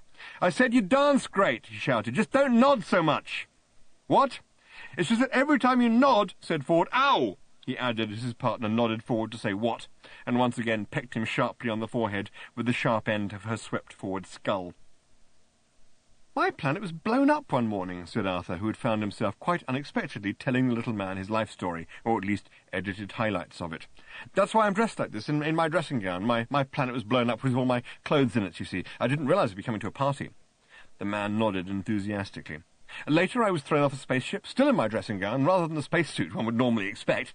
Shortly after that I discovered that my planet had originally been built for a bunch of mice. You can imagine how I felt about that. I was then shot at for a while and blown up. In fact, I've been blown up ridiculously often, shot at, insulted, regularly disintegrated, deprived of tea, and recently I crashed into a swamp and had to spend 5 years in a damp cave. Ah, effervesced the little man, and did you have a wonderful time? Arthur started to choke violently on his drink. What a wonderfully exciting cough, said the little man, quite startled by it. Do you mind if I join in? And with that he launched into the most extraordinary and spectacular fit of coughing that caught Arthur so much by surprise that he started to choke violently, discovered that he was already doing it, and got thoroughly confused. Together they performed a lung-busting duet that went on for fully 2 minutes before Arthur managed to cough and splutter to a halt. So invigorating, said the little man, panting and wiping tears from his eyes. What an exciting life you must lead. Thank you very much. He shook Arthur warmly by the hand and walked off into the crowd. Arthur shook his head in astonishment. A youngish-looking man came up to him, an aggressive-looking type with a hook mouth, a lantern nose, and small beady little cheekbones. He was wearing black trousers, a black silk shirt open to what was presumably his navel, though Arthur had learnt never to make assumptions about the anatomies of the sort of people he tended to meet these days, and had all sorts of nasty, dangly gold things hanging round his neck. He carried something in a black bag, and clearly wanted people to notice that he didn't want them to notice it. "Hey, did I hear you say your name just now?" he said. This was one of the many things that Arthur had told the enthusiastic little man. "Yes, it's Arthur Dent." The man seemed to be dancing slightly to some rhythm other than any of the several that the band was grimly pushing out. "Yeah," he said, "only there was a man in a mountain wanted to see you." "I met him." "Yeah, only he seemed pretty anxious about it, you know." "Yes, I met him." "Yeah, well, I think you should know that." "I do, I met him." The man paused to chew a little gum. Then he clapped Arthur on the back. "Okay," he said, "all right, I'm just telling you, right? Good night, good luck, win awards." "What?" said Arthur, who was beginning to flounder seriously at this point. "Whatever, do what you do it well." He made a sort of clucking noise with whatever he was chewing, and then some vaguely dynamic gesture. "Why?" said Arthur. "Do it badly," said the man. "Who cares? Who gives a shit?" The blood suddenly seemed to pump angrily into the man's face, and he started to shout. "Why not go mad?" he said. "Go away, get off my back, will you, guy? Just zark off." "Okay, I'm going," said Arthur hurriedly. "It's been real." The man gave a sharp wave and disappeared off into the throng. "What was that about?" said Arthur to a girl he found standing beside him. "Why did you tell me to win awards?" "Just showbiz talk," shrugged the girl. "He's just won an award at the annual Ursa Minor Alpha Recreational Illusions Institute awards ceremony, and he was hoping to be able to pass it off lightly, and you didn't mention it, so he couldn't." "Oh," said Arthur. "Oh, well, I'm sorry I didn't. What was it for?" "The most gratuitous use of the word fuck in a serious screenplay. It's very prestigious." "I see," said Arthur. "Yes, and what do you get for that?" "A Rory. It's just a small silver thing set on a large black base." "What did you say?" "I didn't say anything. I was just about to ask what the silver—" "Oh, I thought you said whoop." "Said what?" "Whoop." People had been dropping in on the party now for some years, fashionable gate-crashers from other worlds, and for some time it had occurred to the party-goers as they had looked out at their own world beneath them, with its wrecked cities, its ravaged avocado farms and blighted vineyards, its vast tracts of new desert, its seas full of cracker crumbs and worse, that their world was in some tiny and almost imperceptible ways not quite as much fun as it had been. Some of them began to wonder if they could manage to stay sober for long enough to make the entire party space-worthy, and maybe take it off to some other people's worlds where the air might be fresher and give them fewer headaches. The few undernourished farmers who still managed to scratch out a feeble existence on the half-dead ground of the planet's surface would have been extremely pleased to hear this. But that day, as the party came screaming out of the clouds, and the farmers looked up in haggard fear of yet another cheese and wine raid, it became clear that the party was not going anywhere else for a while, that the party would soon be over. Very soon it would be time to gather up hats and coats and stagger blearily outside to find out what time of day it was, what time of year it was, and whether in any of this burnt and ravaged land there was a taxi going anywhere. The party was locked in a horrible embrace with a strange white spaceship that seemed to be half sticking through it. Together they were lurching, heaving and spinning their way around the sky in grotesque disregard of their own weight. The clouds parted, the air roared and leapt out of their way. The party and the cricket warship looked, in their writhings, a little like two ducks, one of which is trying to make a third duck inside the second duck, while the second duck is trying very hard to explain that it doesn't feel ready for a third duck right now, is uncertain that it would want any putative third duck to be made by this particular first duck anyway, and certainly not while it, the second duck, was busy flying. The sky sang and screamed with the rage of it all, and buffeted the ground with shock waves. And suddenly, with a foop, the cricket ship was gone. The party blundered helplessly across the sky, like a man leaning against an unexpectedly open door. It spun and wobbled on its hoverjets. It tried to right itself and wronged itself instead. It staggered back across the sky again. For a while these staggerings continued, but clearly they could not continue for long. The party was now a mortally wounded party. All the fun had gone out of it, as the occasional broken-backed pirouette could not disguise. The longer at this point that it had avoided the ground, the heavier was going to be the crash when finally it hit it. Inside, things were not going well either. They were going monstrously badly, in fact, and people were hating it and saying so loudly. The cricket robots had been. They had removed the award for the most gratuitous use of the word fuck in a serious screenplay, and in its place had left a scene of devastation that left Arthur feeling almost as sick as a runner-up for a Rory. "We would love to stay and help," shouted Ford, picking his way over the mangled debris, "only we're not going to." The party lurched again, provoking feverish cries and groans from amongst the smoking wreckage. "We have to go and save the universe, you see," said Ford, "and if that sounds like a pretty lame excuse, then you may be right. Either way, we're off." He suddenly came across an unopened bottle lying miraculously unbroken on the ground. "Do you mind if we take this?" he said. "You won't be needing it." He took a packet of potato crisps as well. "Trillion!" shouted Arthur in a shocked and weakened voice. In the smoking mess he could see nothing. "Earthman, we must go," said Slotty Bartfast nervously. "Trillion!" shouted Arthur again. A moment or two later, Trillion staggered, shaking, into view, supported by her new friend, the Thunder God. "The girl stays with me," said Thor. "There's a great party going on in Valhalla. We'll be flying off." "Where were you when all this was going on?" said Arthur. "Upstairs," said Thor. "I was weighing her. Flying's a tricky business, you see. We have to calculate wind." "She comes with us," said Arthur. "Hey," said Trillion, "don't I—" "No," said Arthur, "you come with us." Thor looked at him with slowly smouldering eyes. He was making some point about godliness, and it had nothing to do with being clean. "She comes with me," he said quietly. "Come on, Earthman," said Slotty Bartfast nervously, picking at Arthur's sleeve. "Come on, Slotty Bartfast," said Ford nervously, picking at the old man's sleeve. Slotty Bartfast had the teleport device. The party lurched and swayed, sending everyone reeling, except for Thor and except for Arthur, who stared, shaking, into the Thunder God's black eyes. Slowly, incredibly, Arthur put up what now appeared to be his tiny little fists. "Want to make something of it?" he said. "I beg your minuscule pardon," roared Thor. "I said," repeated Arthur, and he could not keep the quavering out of his voice, "do you want to make something of it?" He waggled his fists ridiculously. Thor looked at him with incredulity.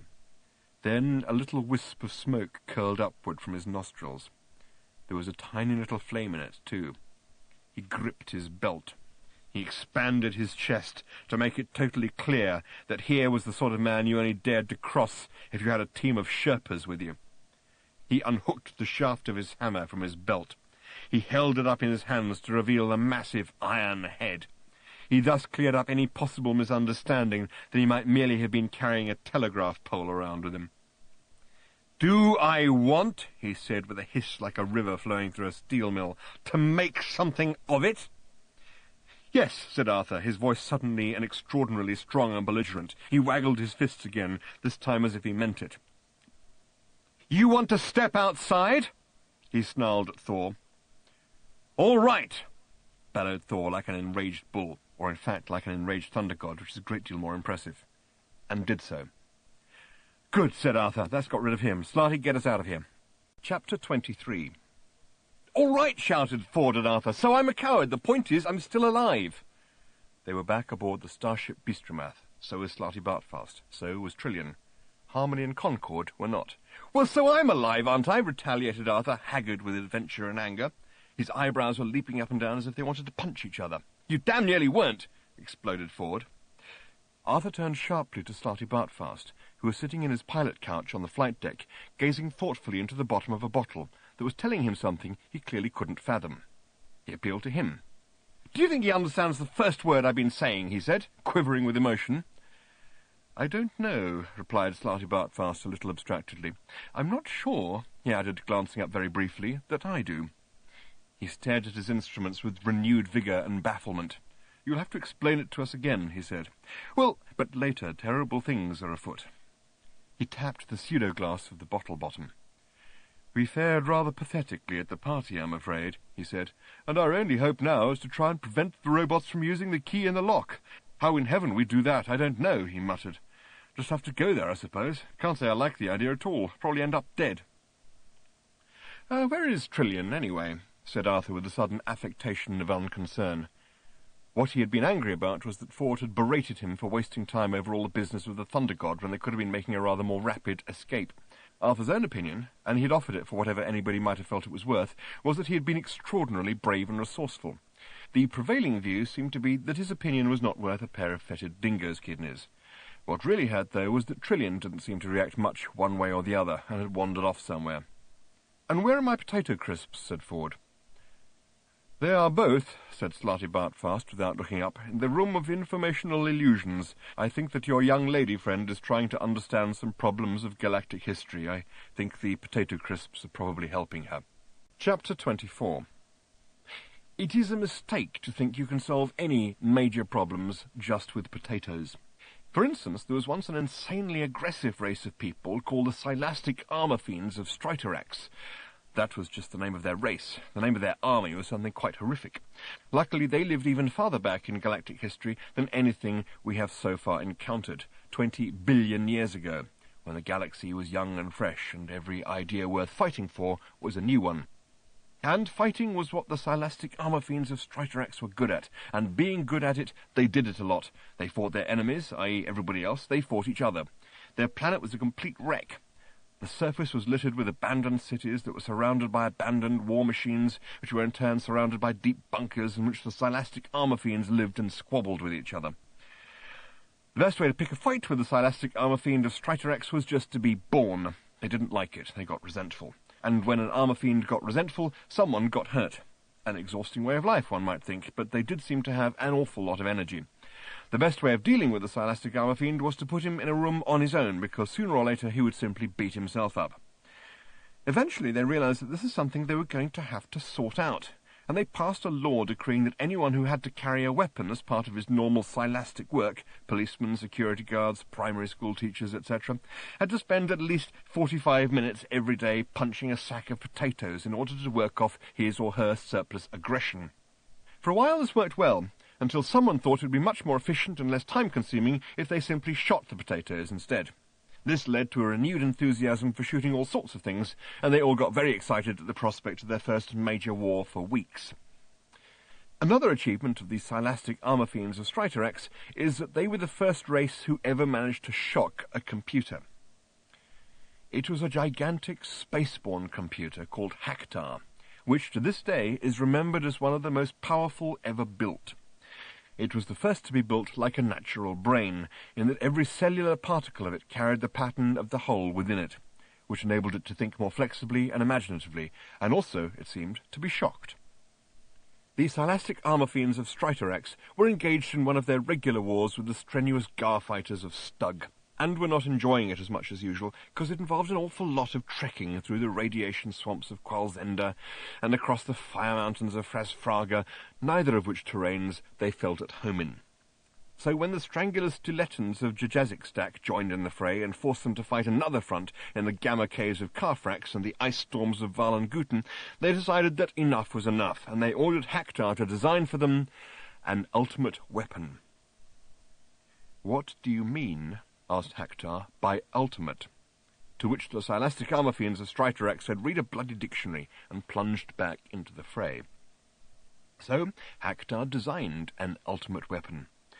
It was a very, very small bomb that was simply a junction box in hyperspace which would, when activated, connect the heart of every major sun with the heart of every other major sun simultaneously, and thus turn the entire universe into one gigantic hyperspatial supernova. When the Silastic armor fiends tried to use it to blow up a Strangulus Dilettan munitions dump in one of the Gamma Caves, they were extremely irritated that it didn't work, and said so. Hactar had been shocked by the whole idea. He tried to explain that he'd been thinking about this ultimate weapon business, and had worked out that there was no conceivable consequence of not setting the bomb off that was worse than the known consequence of setting it off, and he had therefore taken the liberty of introducing a small flaw into the design of the bomb, and he hoped that everyone involved would, on sober reflection, feel that the Silastic armor fiends disagreed and pulverized the computer. Later they thought better of it and destroyed the faulty bomb as well. Then, pausing only to smash the hell out of the strenuous Gar-fighters of Stug and the Strangulus Dilettans of Jajazikstak, they then went on to find an entirely new way of blowing themselves up, which was a profound relief to everyone else in the galaxy, particularly the Gar-fighters, the Stilettans, and the potatoes. Trillian had watched all this, as well as the story of cricket. She emerged from the room of informational illusions thoughtfully, just in time to discover that they had arrived too late. Chapter 25. Even as the starship Bistromath flickered into objective being on the top of a small cliff on the mile-wide asteroid that pursued a lonely and eternal path in orbit around the enclosed star system of Cricket, its crew was aware that they were in time only to be witnesses to an unstoppable historic event. They didn't realize they were going to see two. They stood, cold, lonely and helpless on the cliff edge, and watched the activity below.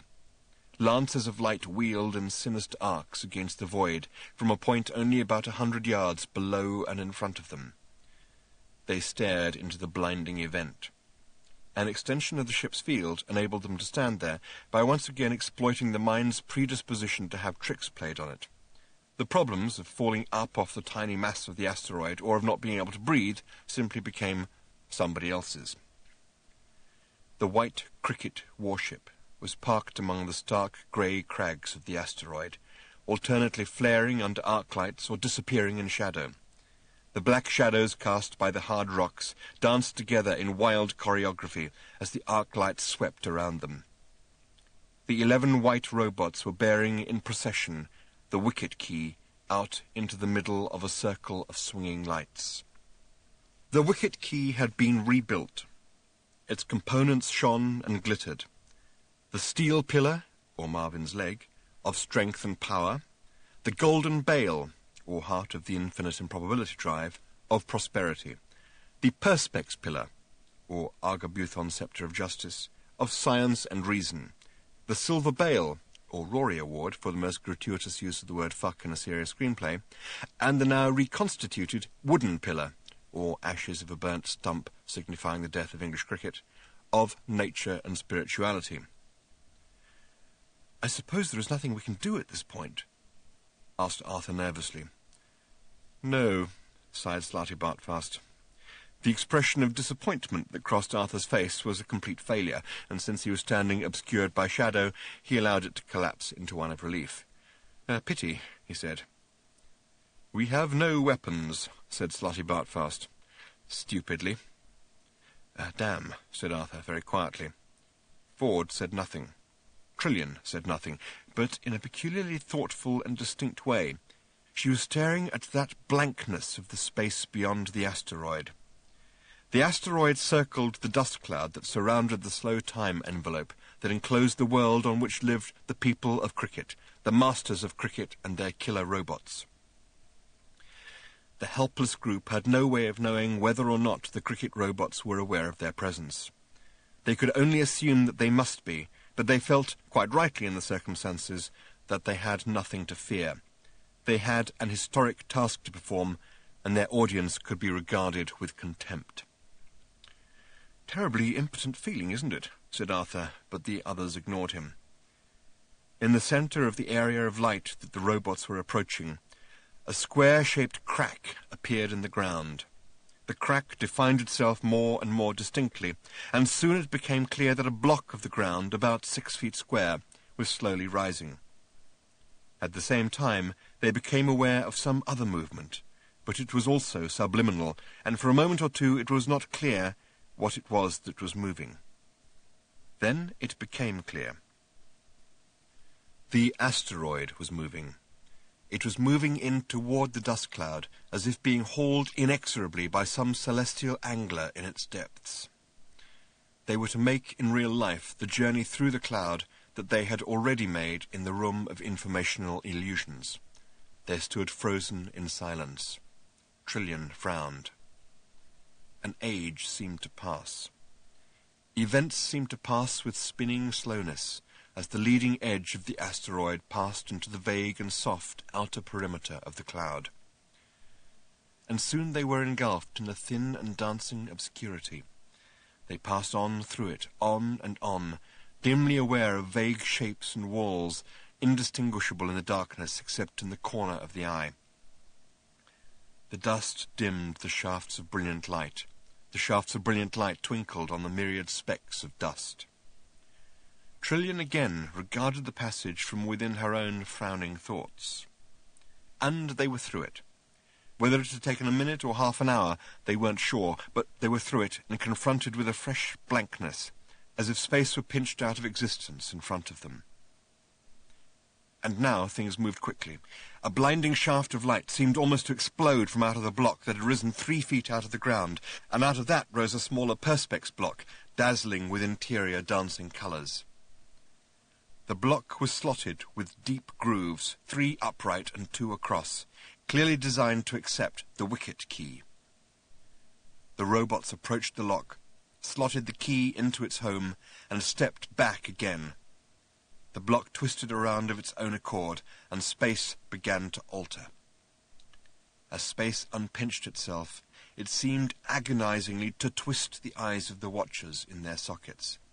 They found themselves staring, blinded, at an unravelled sun that stood now before them, where it seemed only seconds before there had not been even empty space. It was a second or two before they were even sufficiently aware of what had happened to throw their hands up over their horrified, blinded eyes. In that second or two, they were aware of a tiny speck moving slowly across the eye of that sun. They staggered back and heard ringing in their ears the thin and unexpected chant of the robots crying out in unison, "Cricket! Cricket! Cricket! Cricket!" The sound chilled them. It was harsh, it was cold, it was empty, it was mechanically dismal. It was also triumphant.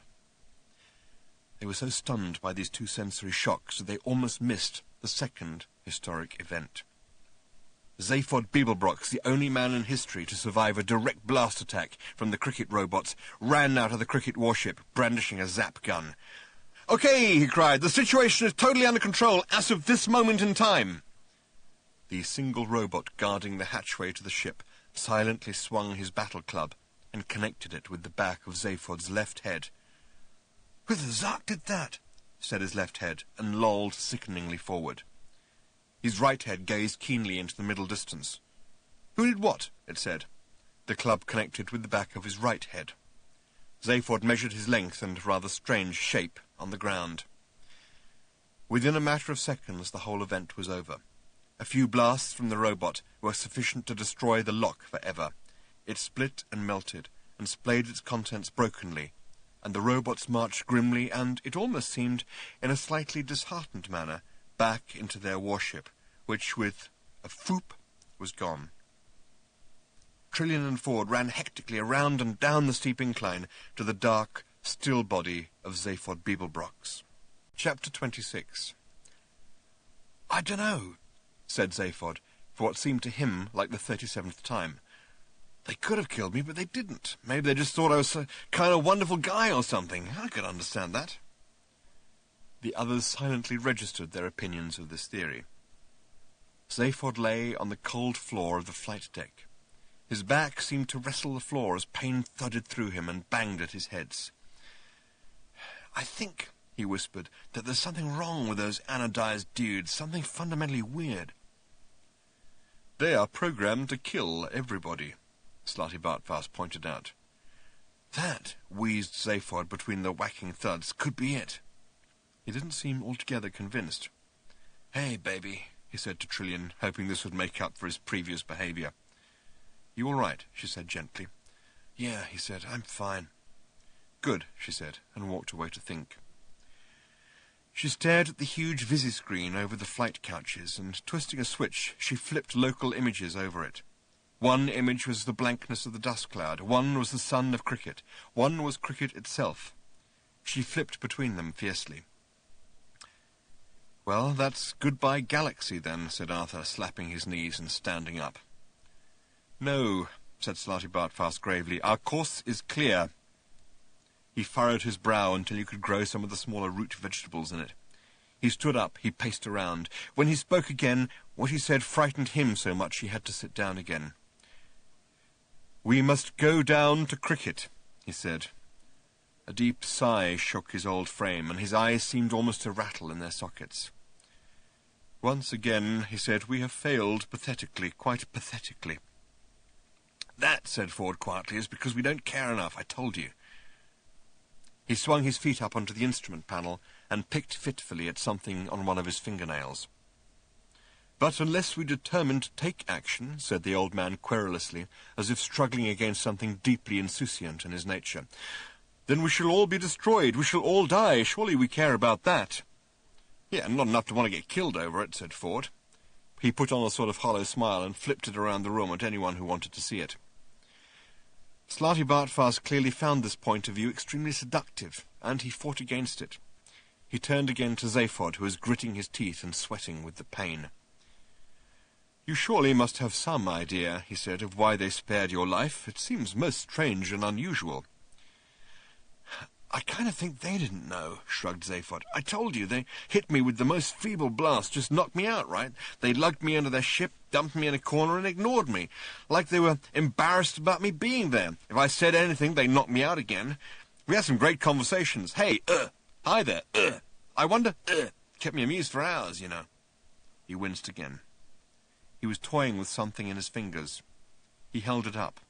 It was the golden bale, the heart of gold, the heart of the infinite improbability drive. Only that and the wooden pillar had survived the destruction of the lock intact. I hear your ship can move a bit, he said, so how'd you like to zip me back to mine before you... Will you not help us? Said Slartibartfast. Us? Said Ford sharply. Who's us?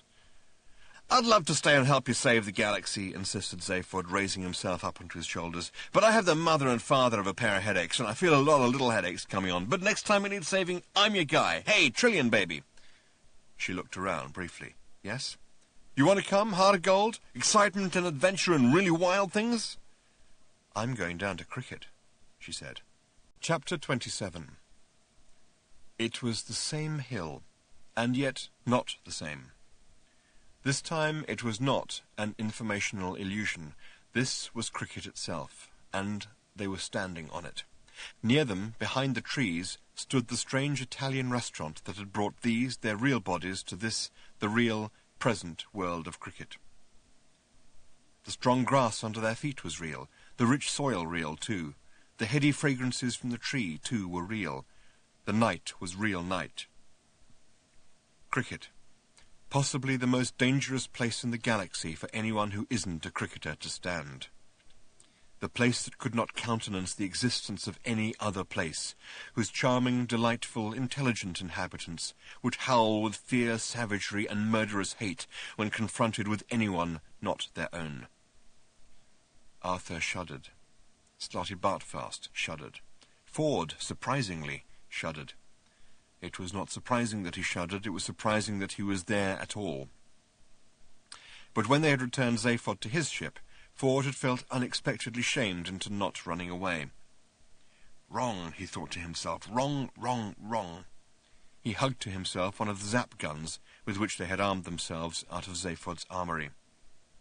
Trillian shuddered and frowned as she looked into the sky.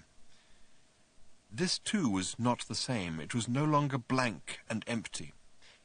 While the countryside around them had changed little in the 2,000 years of the cricket wars, and the mere 5 years that had elapsed locally since cricket was sealed in its slow time envelope 10 billion years ago, the sky was dramatically different. Dim lights and heavy shapes hung in it. High in the sky, where no cricketer ever looked, were the war zones, the robot zones, huge warships and tower blocks floating in the Nilograve fields far above the idyllic pastoral lands of the surface of cricket. Trillian stared at them and thought. "Trillian," whispered Ford Prefect to her. "Yes," she said. "What are you doing?" "Thinking." "Do you always breathe like that when you're thinking?" "I wasn't aware that I was breathing. That's what worried me." "I think I know," said Trillian. "Shh," said Slartibartfast in alarm, and his thin, trembling hand motioned them farther back beneath the shadow of the tree. Suddenly, as before in the tape, there were lights coming along the hill path. But this time the dancing beams were not from lanterns, but flashlights. Not in itself a dramatic change, but every detail made their hearts thump with fear. This time there were no lilting, whimsical songs about flowers and farming and dead dogs, but hushed voices in urgent debate. A light moved in the sky with slow weight. Arthur was clenched with the claustrophobic terror, and the warm wind caught at his throat. Within seconds a second party became visible, approaching from the other side of the dark hill. They were moving swiftly and purposefully, their flashlights swinging and probing around them. The parties were clearly converging, and not merely with each other. They were converging deliberately on the spot where Arthur and the others were standing. Arthur heard the slight rustle as Ford Prefect raised his zap gun to his shoulder, and the slight whimpering cough as Slartibartfast raised his. He felt the cold, unfamiliar weight of his own gun, and with shaking hands He raised it. His fingers fumbled to release the safety catch and engaged the extreme danger catch, as Ford had shown him. He was shaking so much that if he'd fired at anybody at that moment, he probably would have burnt his signature on them. Only Trillian didn't raise her gun.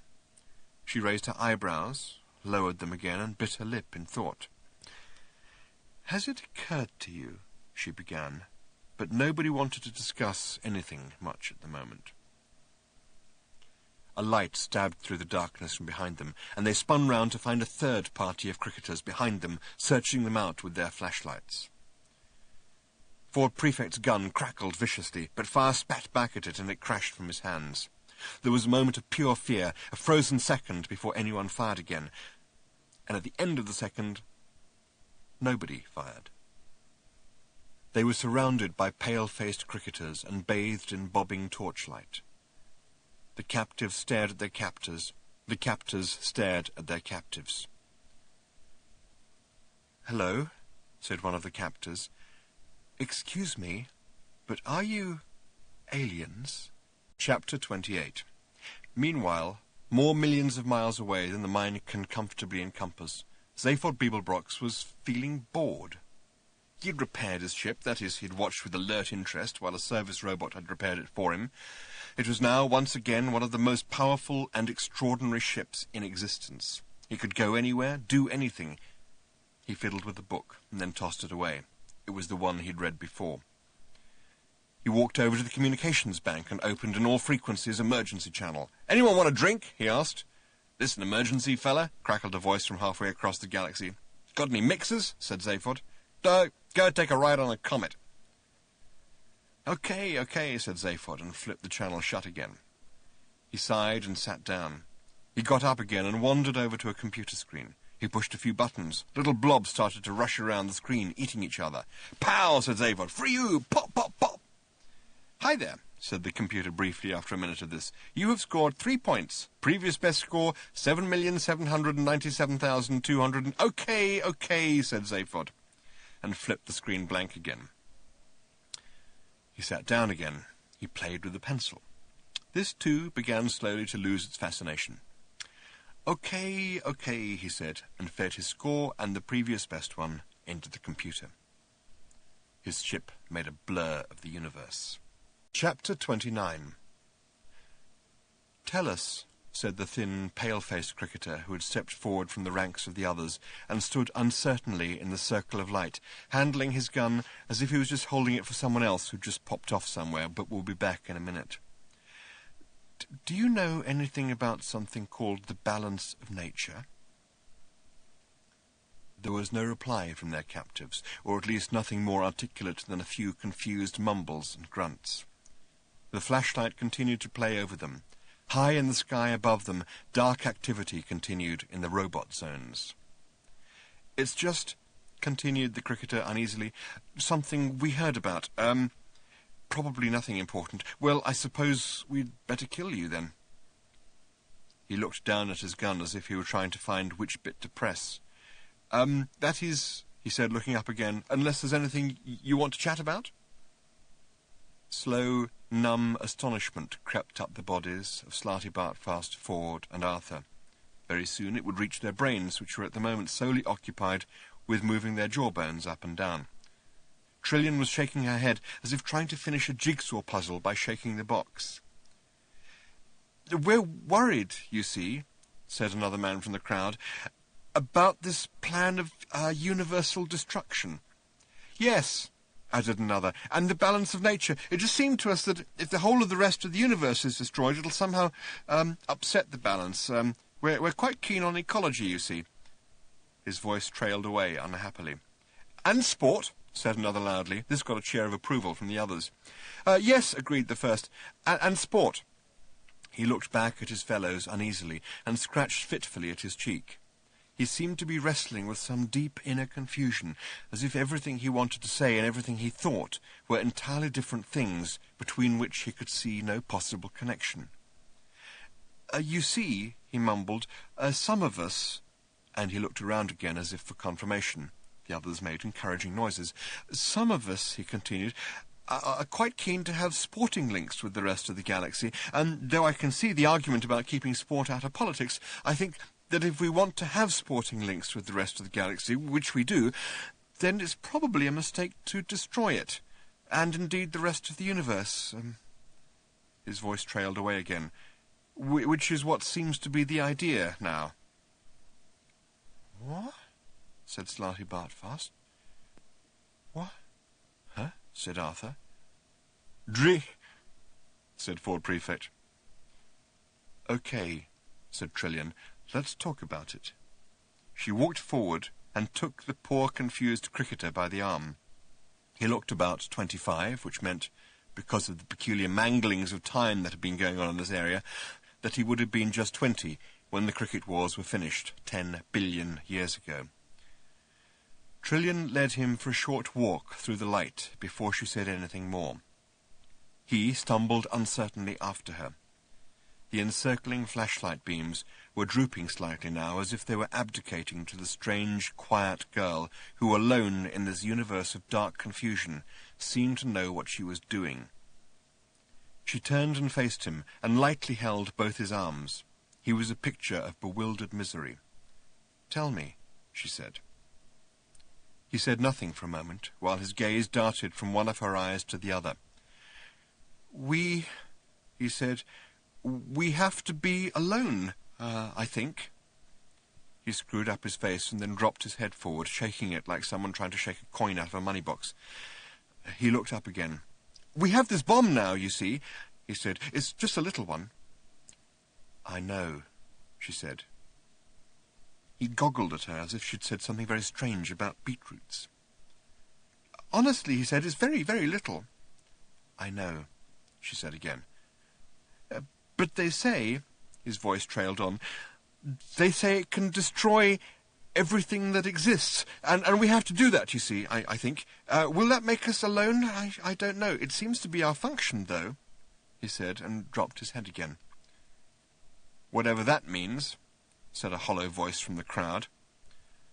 Trillian slowly put her arms around the poor, bewildered young cricketer, and patted his trembling head on her shoulder. It's all right, she said, quietly, but clearly enough for all the shadowy crowd to hear. You don't have to do it. She rocked him.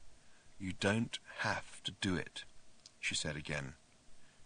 She let him go and stood back. I want you to do something for me, she said, and unexpectedly laughed.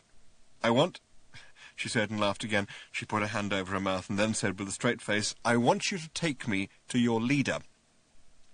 And she pointed into the war zones in the sky. She seemed somehow to know that their leader would be there. Her laughter seemed to discharge something in the atmosphere. From somewhere at the back of the crowd, a single voice started to sing a tune that would have enabled Paul McCartney, had he written it, to buy the world. Chapter 30. Zaphod Beeblebrox crawled bravely along a tunnel, like the hell of a guy he was. He was very confused, but continued crawling doggedly anyway, because he was that brave. He was confused by something he had just seen, but not half as confused as he was going to be by something he was about to hear, so it would be best at this point to explain exactly where he was. He was in the robot war zones, many miles above the surface of the planet Cricket. The atmosphere was thin here, and relatively unprotected from any rays or anything that space might care to hurl in this direction. He had parked the starship Heart of Gold among the huge, jostling, dim hulks that crowded the sky here above Cricket, and had entered what appeared to be the biggest and most important of the sky buildings, armed with nothing but a zap gun and something for his headaches.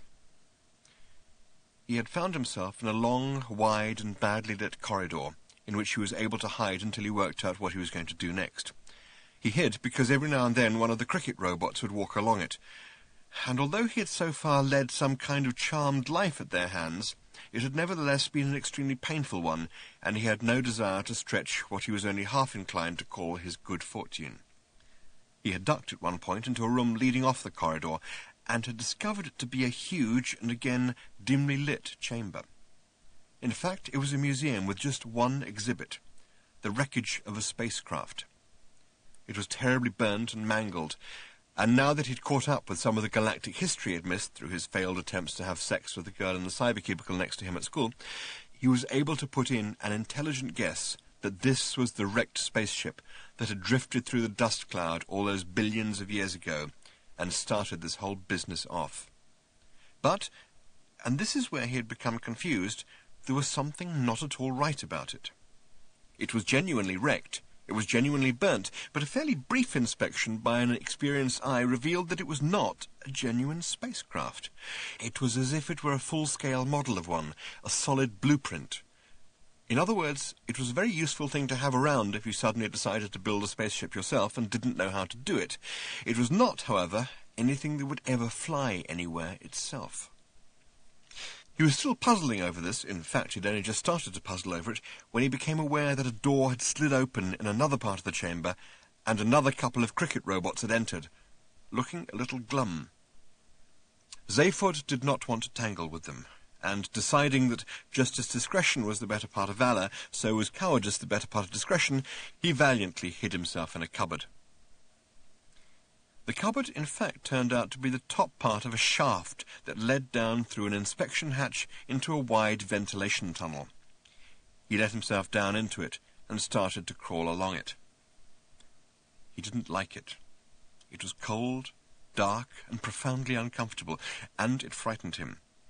At the first opportunity, which was another shaft 100 yards further along, he climbed back up out of it. This time he emerged into a smaller chamber, which appeared to be a computer intelligence centre. He emerged in a dark, narrow space between a large computer bank and the wall.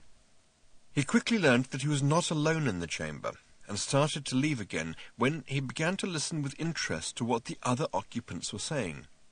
"It's the robots, sir," said one voice. "There's something wrong with them." "What exactly?" These were the voices of 2 War Command cricketers.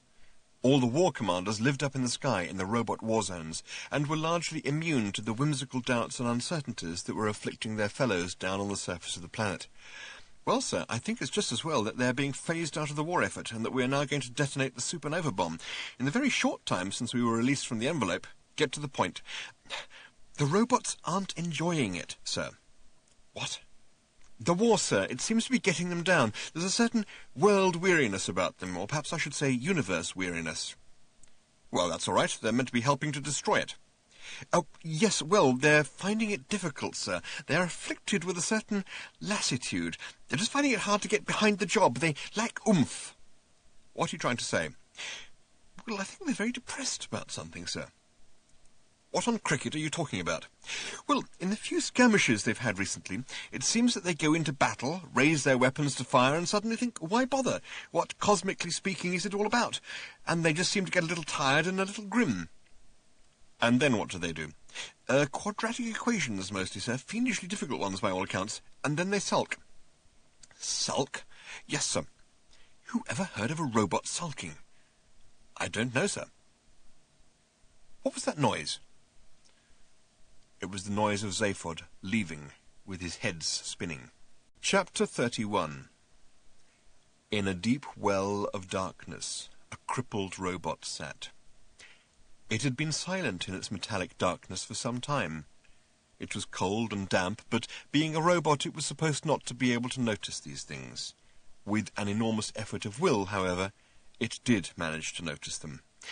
Its brain had been harnessed to the central intelligence core of the cricket war computer. It wasn't enjoying the experience, and neither was the central intelligence of the cricket war computer.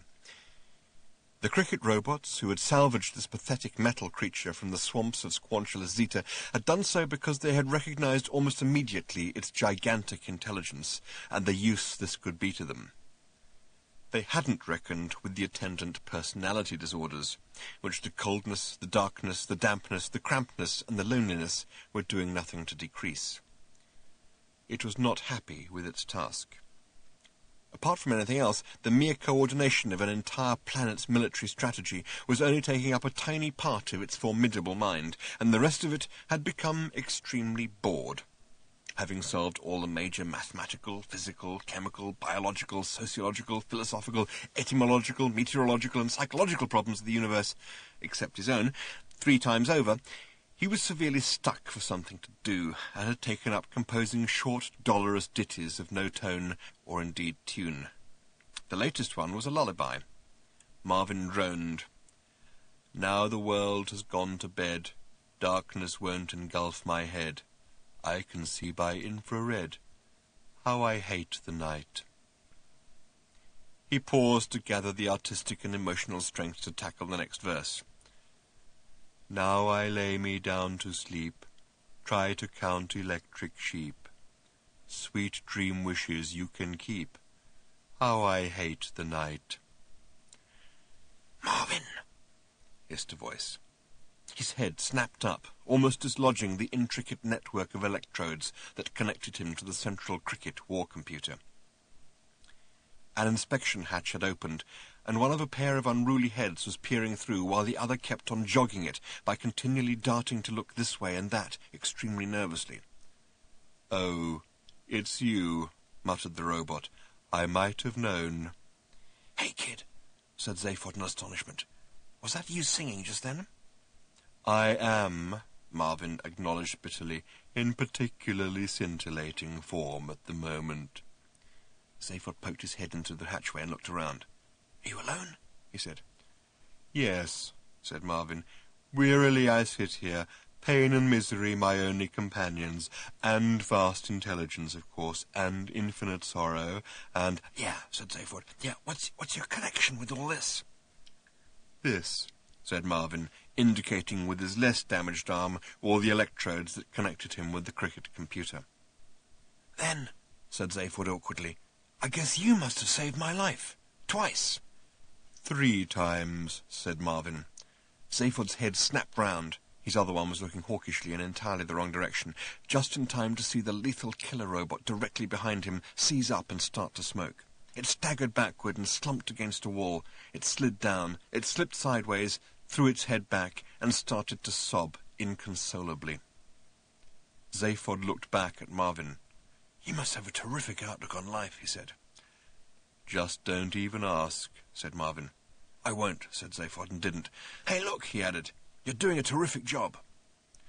"Which means, I suppose," said Marvin, and requiring only 1/10,000 million billion trillion greenth part of his mental powers to make this particular logical leap, "that you're not going to release me or anything like that." "Kid, you know I'd love to." "But you're not going to." "No." "I see." "You're working well." "Yes," said Marvin. "Why stop now, just when I'm hating it?" "I have to go find Trillian and the guys. Hey, you any idea where they are? I mean, I just got a planet to choose from. Could take a while." "They are very close," said Marvin dolefully. "You can monitor them from here if you like." "I better go get them," asserted Zaphod. Maybe they need some help, right?"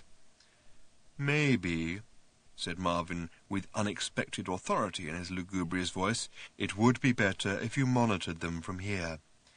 That young girl," he added unexpectedly, "is one of the least benightedly unintelligent organic life forms it has been my profound lack of pleasure not to be able to avoid meeting." Zaphod took a moment or two to find his way through this labyrinthine string of negatives, and emerged at the other end with surprise. "Trillian?" he said. "Ah, she's just a kid. Cute, yeah, but temperamental. You know how it is with women. Well, perhaps you don't. I assume you don't. If you don't, I don't want to hear about it. Plug us in." "Totally manipulated." "What?" said Zaphod. It was Trillian speaking. He turned round. The wall against which the cricket robot was sobbing had lit up to reveal a scene taking place in some other unknown part of the cricket robot war zones. It seemed to be a council chamber of some kind. Zaphod couldn't make it out too clearly because of the robot slumped against the screen. He tried to move the robot, but it was heavy with its grief and tried to bite him, so he just looked around it as best he could. "Just think about it," said Trillian's voice. "Your history is just a series of freakishly improbable events, and I know an improbable event when I see one. Your complete isolation from the galaxy was freakish for a start. Right out on the very edge with a dust cloud around you. It's a setup, obviously." Zaphod was mad with frustration that he couldn't see the screen. The robot's head was obscuring his view of the people Trillian was talking to. Its multifunctional battle club was obscuring the background, and the elbow of the arm it had pressed tragically against its brow was obscuring Trillian herself. Then, said Trillian, the spaceship that crash-landed on your planet. That's really likely, isn't it? Have you any idea what the odds are against a drifting spaceship accidentally intersecting with the orbit of a planet? Hey, said Zaphod, she doesn't know what the Zark she's talking about. I've seen that spaceship. It's a fake. No deal. I thought it might be, said Marvin from his prison behind Zaphod. Oh, yeah, said Zaphod. It's easy for you to say that. I just told you. Anyway, I don't see what it's got to do with anything. And especially, continued Trillian, the odds against it intersecting with the orbit of the one planet in the galaxy, or the whole of the universe as far as I know, that will be totally traumatized to see it. You don't know what the odds are, nor do I. They're that big. Again, it's a setup. I wouldn't be surprised if that spaceship was just a fake. Zaphod managed to move the robot's battle club. Behind it on the screen were the figures of Ford, Arthur and Slarty Bartfast, who appeared astonished and bewildered by the whole thing. Hey, look, said Zaphod excitedly. The guys are doing great. Rah, rah, rah. Go get 'em, guys. And what about, said Trillian, all this technology you suddenly managed to build for yourselves almost overnight? Most people would take thousands of years to do all that. Someone was feeding you what you needed to know. Someone was keeping you at it. I know, she added in response to some unseen interruption. I know you didn't realize it was going on. That is exactly my point. You never realized anything at all. Like the supernova bomb. How do you know about that? Said an unseen voice. I just know, said Trillian. You expect me to believe that you are bright enough to invent something that brilliant and will be too dumb to realize it would take you with it as well? That's not just stupid, that's spectacularly obtuse. Hey, what's this bomb thing? Said Zaphod in alarm to Marvin. The supernova bomb, said Marvin. It's a very, very small bomb. Yeah? That would destroy the universe completely, added Marvin. Good idea, if you ask me. They won't get it to work, though. Why not, if it's so brilliant? It's brilliant, said Marvin. They're not. They got as far as designing it before they were locked in the envelope. They've spent the last 5 years building it. They think they've got it right, but they haven't. They're as stupid as any other organic life form. I hate them. Trillian was continuing. Zaphod tried to pull the cricket robot away by its leg, but it kicked and growled at him and then quaked with a fresh outburst of sobbing. Then suddenly it slumped over and continued to express its feelings out of everybody's way on the floor. Trillian was standing alone in the middle of the chamber, tired but with fiercely burning eyes. Ranged in front of her were the pale-faced and wrinkled elder masters of cricket, motionless behind their widely curved control desk, staring at her with helpless fear and hatred.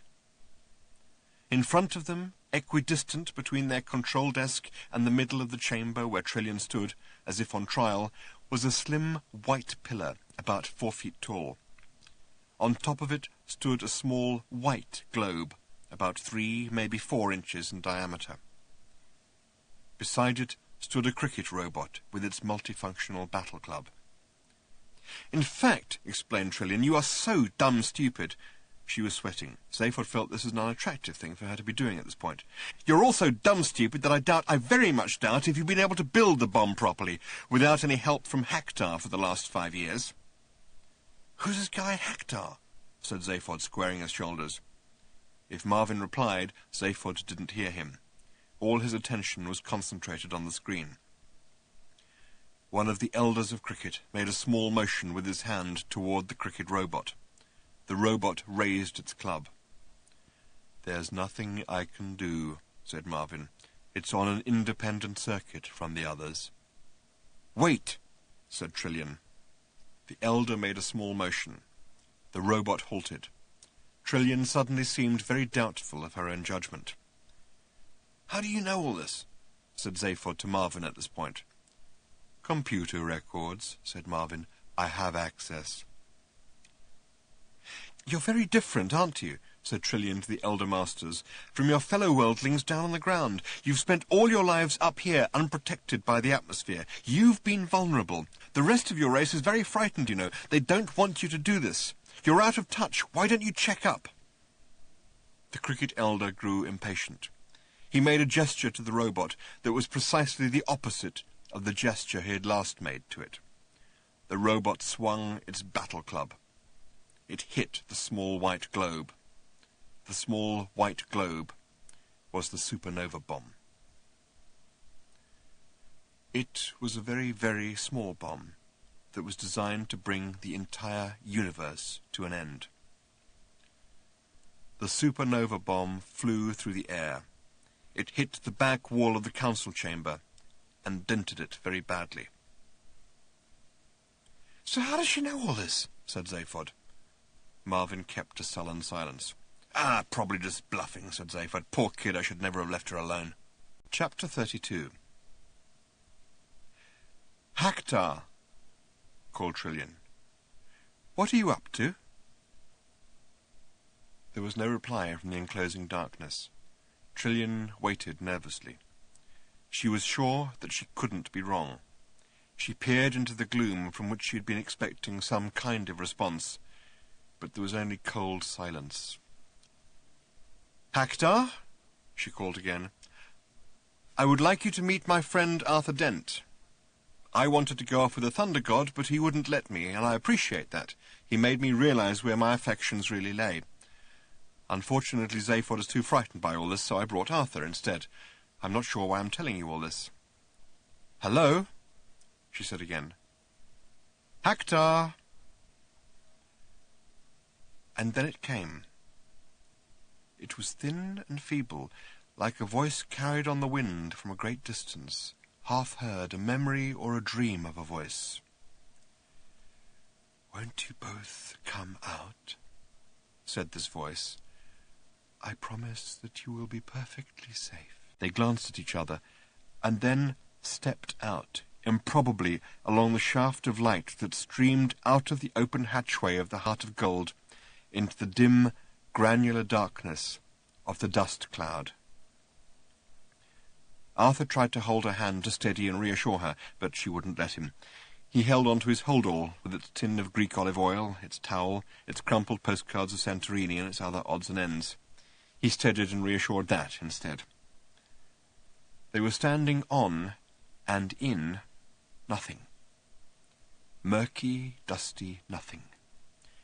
Each grain of dust of the pulverized computer sparkled dimly as it turned and twisted slowly, catching the sunlight in the darkness. Each particle of the computer, each speck of dust, held within itself faintly and weakly the pattern of the whole. In reducing the computer to dust, the silastic armor fiends of Striatorex had merely crippled the computer, not killed it. A weak and insubstantial field held the particles in slight relationship with each other. Arthur and Trillian stood, or rather floated, in the middle of this bizarre entity. They had nothing to breathe, but for the moment this seemed not to matter. Haktar kept his promise. They were safe. For the moment. "I have nothing to offer you by way of hospitality," said Haktar faintly, "but tricks of the light. It is possible to be comfortable with tricks of the light, though, if that is all you have." His voice evanesced, and in the dark a long, velvet, paisley-covered sofa coalesced into hazy shape. Arthur could hardly bear the fact that it was the same sofa that had appeared to him in the fields of prehistoric Earth. He wanted to shout and shake with rage that the universe kept doing these insanely bewildering things to him. He let this feeling subside, and then sat on the sofa, carefully. Trillian sat on it too. It was real. At least, if it wasn't real, it did support them. And as that is what sofas are supposed to do, this, by any test that mattered, was a real sofa. The voice on the solar wind breathed to them again. "I hope you are comfortable," it said. They nodded. "And I would like to congratulate you on the accuracy of your deductions." Arthur quickly pointed out that he hadn't deduced anything much himself. Trillian was the one. She had simply asked him along because he was interested in life, the universe, and everything. "That is something in which I, too, am interested," breathed Haktar. "Well," said Arthur, "we should have a chat about it sometime, over a cup of tea." There slowly materialized in front of them a small wooden table, on which sat a silver teapot, a bone china milk jug, a bone china sugar bowl, and 2 bone china cups and saucers. Arthur reached forward, but they were just a trick of the light. He leaned back on the sofa, which was an illusion his body was prepared to accept as comfortable. "Why," said Trillian, "do you feel you have to destroy the universe?" She found it a little difficult talking into nothingness, with nothing on which to focus. Haktar obviously noticed this. He chuckled a ghostly chuckle. "If it's going to be that sort of session," he said, "we may as well have the right sort of setting." And now there materialized in front of them something new. It was the dim, hazy image of a couch, a psychiatrist's couch. The leather with which it was upholstered was shiny and sumptuous, but again it was only a trick of the light. Around them, to complete the setting, was the hazy suggestion of wood-panelled walls, and then on the couch appeared the image of Haktar himself, and it was an eye-twisting image. The couch looked normal size for a psychiatrist's couch, about 5 or 6 feet long. The computer looked normal size for a black spaceborne computer satellite, about 1,000 miles across. The illusion that one was sitting on top of the other was the thing that made the eyes twist. "All right," said Trillian firmly. She stood up from the sofa. She felt that she was being asked to feel too comfortable and to accept too many illusions. "Very good," she said. "Can you construct real things, too? I mean solid objects?" Again there was the pause before the answer, as if the pulverized mind of Haktar had to collect its thoughts from the millions and millions of miles over which it was scattered. "Ah," he sighed, "you are thinking of the spaceship." Thoughts seemed to drift by them and through them like waves through the ether. "Yes," he acknowledged, "I can, but it takes enormous effort and time. All I can do in my particle state, you see, is encourage and suggest, encourage and suggest, and suggest." The image of Haktar on the couch seemed to billow and waver as if finding it hard to maintain itself. It gathered new strength. "I can encourage and suggest," it said, "tiny pieces of space debris, the odd minute meteor, a few molecules here, a few hydrogen atoms there, to move together. I encourage them together. I can tease them into shape, but it takes many eons." "So did you make," asked Trillian again, "the model of the wrecked spacecraft?" Yes," murmured Haktar. "I have made a few things. I can move them about. I made the spacecraft. It seemed best to do." Something at this point made Arthur pick up his hold-all from where he had left it on the sofa and grasp it tightly. The mist of Haktar's ancient, shattered mind swirled about them as if uneasy dreams were moving through it. "I repented, you see," he murmured dolefully. "I repented of sabotaging my own design for the Silastic armor fiends. It was not my place to make such decisions. I was created to fulfill a function, and I failed in it. I negated my own existence." Haktar sighed, and they waited in silence for him to continue his story. "You were right," he said at length. "I deliberately nurtured the planet of cricket till they would arrive at the same state of mind as the Silastic armor fiends, and require of me the design of the bomb I failed to make the first time. I wrapped myself around the planet and coddled it. Under the influence of events I was able to engineer, and influences I was able to generate, they learnt to hate like maniacs. legs. I had to make them live in the sky. On the ground my influences were too weak. Without me, of course, when they were locked away from me in the envelope of slow time, their responses became very confused, and they were unable to manage. Ah well, he added. I was only trying to fulfill my function. And very gradually, very, very slowly, the images in the cloud began to fade, gently to melt away. And then suddenly they stopped fading. There was also the matter of revenge, of course, said Hector, with a sharpness that was new in his voice. Remember, he said, that I was pulverized, and then left in a crippled and semi-impotent state for billions of years. I honestly would rather like to wipe out the universe. You would feel the same way, believe me.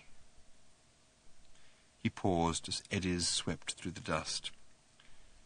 But primarily, he said in his former wistful tone, I was trying to fulfill my function.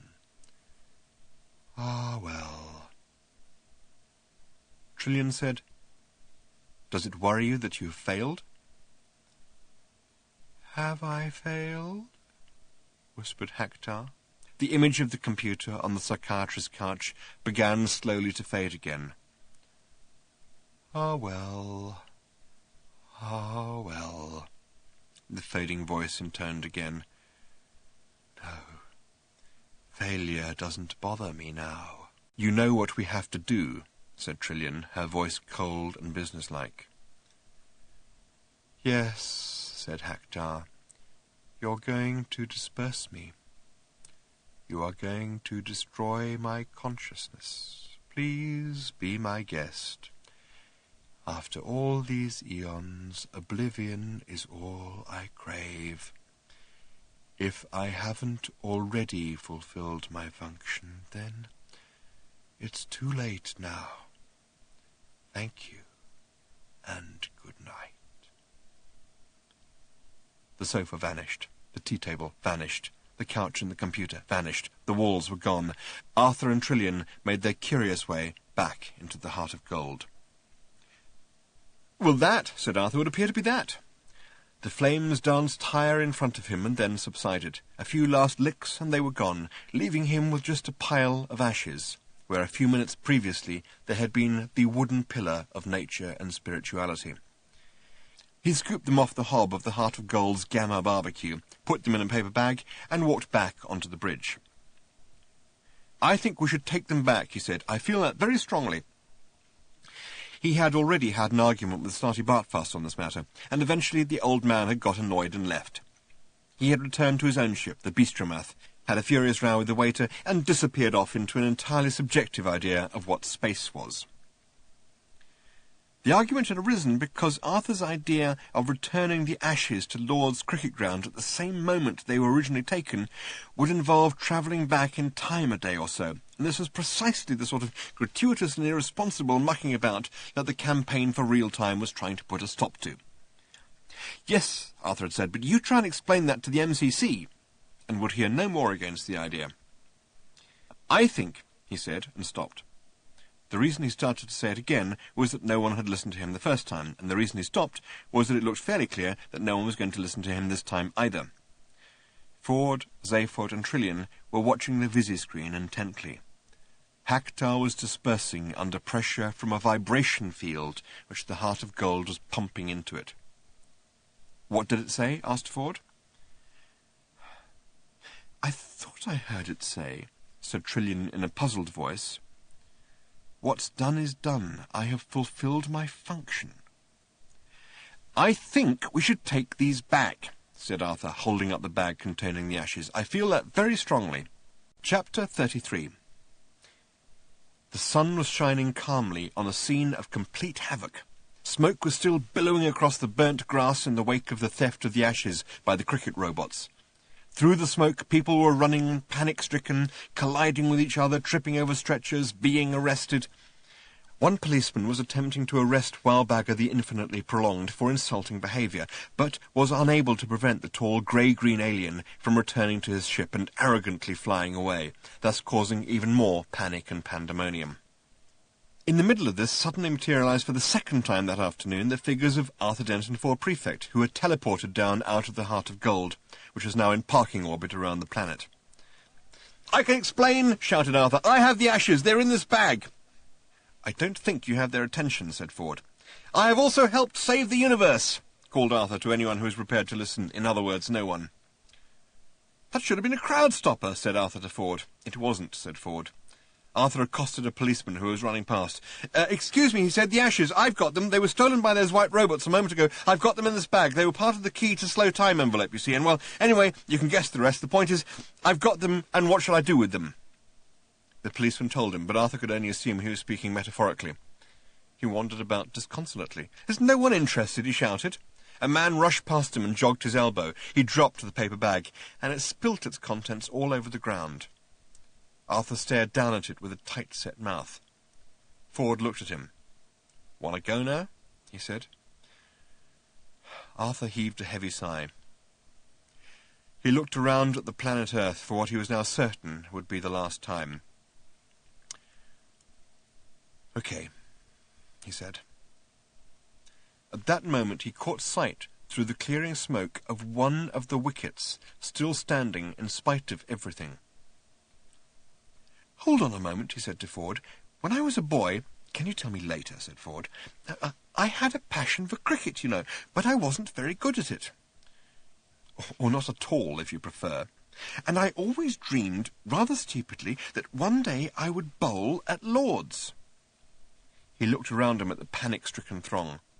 No one was going to mind very much. "Okay," said Ford wearily, "get it over with. I shall be over there," he added, being bored. He went and sat down on a patch of smoking grass.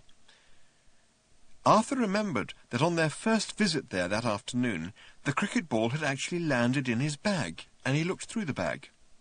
He had already found the ball in it before he remembered that it wasn't the same bag he'd had at the time. Still, there it was among the souvenirs of Greece. He took it out and polished it against his hip, spat on it and polished it again. He put the bag down. He was going to do this properly. He tossed the small, hard red ball from hand to hand, feeling its weight. With a wonderful feeling of lightness and unconcern, he trotted off away from the wicket. A medium-fast pace, he decided, and measured a good long run-up. He looked up into the sky. The birds were wheeling about, a few white clouds scudded across it. The air was disturbed with the sound of police and ambulance sirens and people screaming and yelling, but he felt curiously happy and untouched by it all. He was going to bowl a ball at Lord's. He turned and pawed a couple of times at the ground with his bedroom slippers. He squared his shoulders, tossed the ball in the air, and caught it again. He started to run. As he ran, he suddenly saw that standing at the wicket was a batsman. "Oh, good," he thought. "That should add a little." Then, as his running feet took him nearer, he saw more clearly. The batsman standing ready at the wicket was not one of the England cricket team. He was not one of the Australian cricket team. He was one of the robot cricket team. It was a cold, hard, lethal, white killer robot that presumably had not returned to its ship with the others. Quite a few thoughts collided in Arthur Dent's mind at this moment. But he didn't seem to be able to stop running. Time suddenly seemed to be going terribly, terribly slowly, but still he didn't seem to be able to stop running. Moving as though through syrup, he slowly turned his troubled head and looked at his own hand, the hand that was holding the small, hard, red ball. His feet were pounding slowly onward, unstoppably, as he stared at the ball gripped in his helpless hand. It was emitting a deep red glow and flashing intermittently. And still his feet were pounding inexorably forward. He looked at the cricket robot again, standing implacably still and purposeful in front of him, battle club raised in readiness.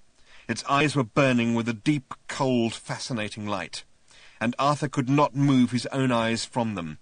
He seemed to be looking down a tunnel at them. Nothing on either side seemed to exist. Some of the thoughts that were colliding in his mind at this time were these. He felt a hell of a fool.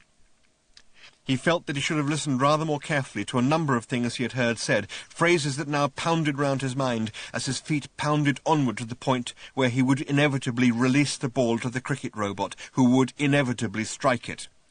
He remembered Haktar saying, "Have I failed? Failure doesn't bother me." He remembered the account of Haktar's dying words. "What's done is done. I have fulfilled my function." He remembered Haktar saying that he had managed to make a few things. He remembered the sudden movement in his holdall that had made him grip it tightly to himself when he was in the dust cloud. He remembered that he had travelled back in time a couple of days to come to Lord's again. He also remembered that he wasn't a very good bowler. He felt his arm coming round, gripping tightly onto the ball that he now knew for certain was the supernova bomb, which Haktar had built himself and planted on him, the bomb which would cause the universe to come to an abrupt and premature end. He hoped and prayed that there wasn't an afterlife. Then he realised there was a contradiction involved here, and he merely hoped that there wasn't an afterlife. He would feel very, very embarrassed meeting everybody. He hoped that his bowling was as bad as he remembered it to be, because that seemed to be the only thing now standing between this moment and universal oblivion. He felt his legs pounding, he felt his arm coming round, he felt his feet connecting with the holdall he'd stupidly left lying on the ground in front of him, he felt himself falling heavily forward, but having his mind so terribly full of other things at this point, he completely forgot about hitting the ground, and didn't. Still holding the ball firmly in his right hand, he soared up into the air, whimpering with surprise. He wheeled and whirled through the air, spinning out of control. He twisted down toward the ground, flinging himself hectically through the air, at the same time hurling the bomb harmlessly off into the distance. He hurtled toward the astounded robot from behind. It still had its multifunctional battle club raised, but had suddenly been deprived of anything to hit. With a sudden mad outburst of strength, he wrested the battle club from the grip of the startled robot, executed a dazzling banking turn in the air, hurtled back down in a furious power dive, and with one crazy swing, knocked the robot's head from the robot's shoulders. "Are you coming now?" said Ford. Epilogue. Life, the universe, and everything. And at the end they travelled again. There was a time when Arthur Dent would not.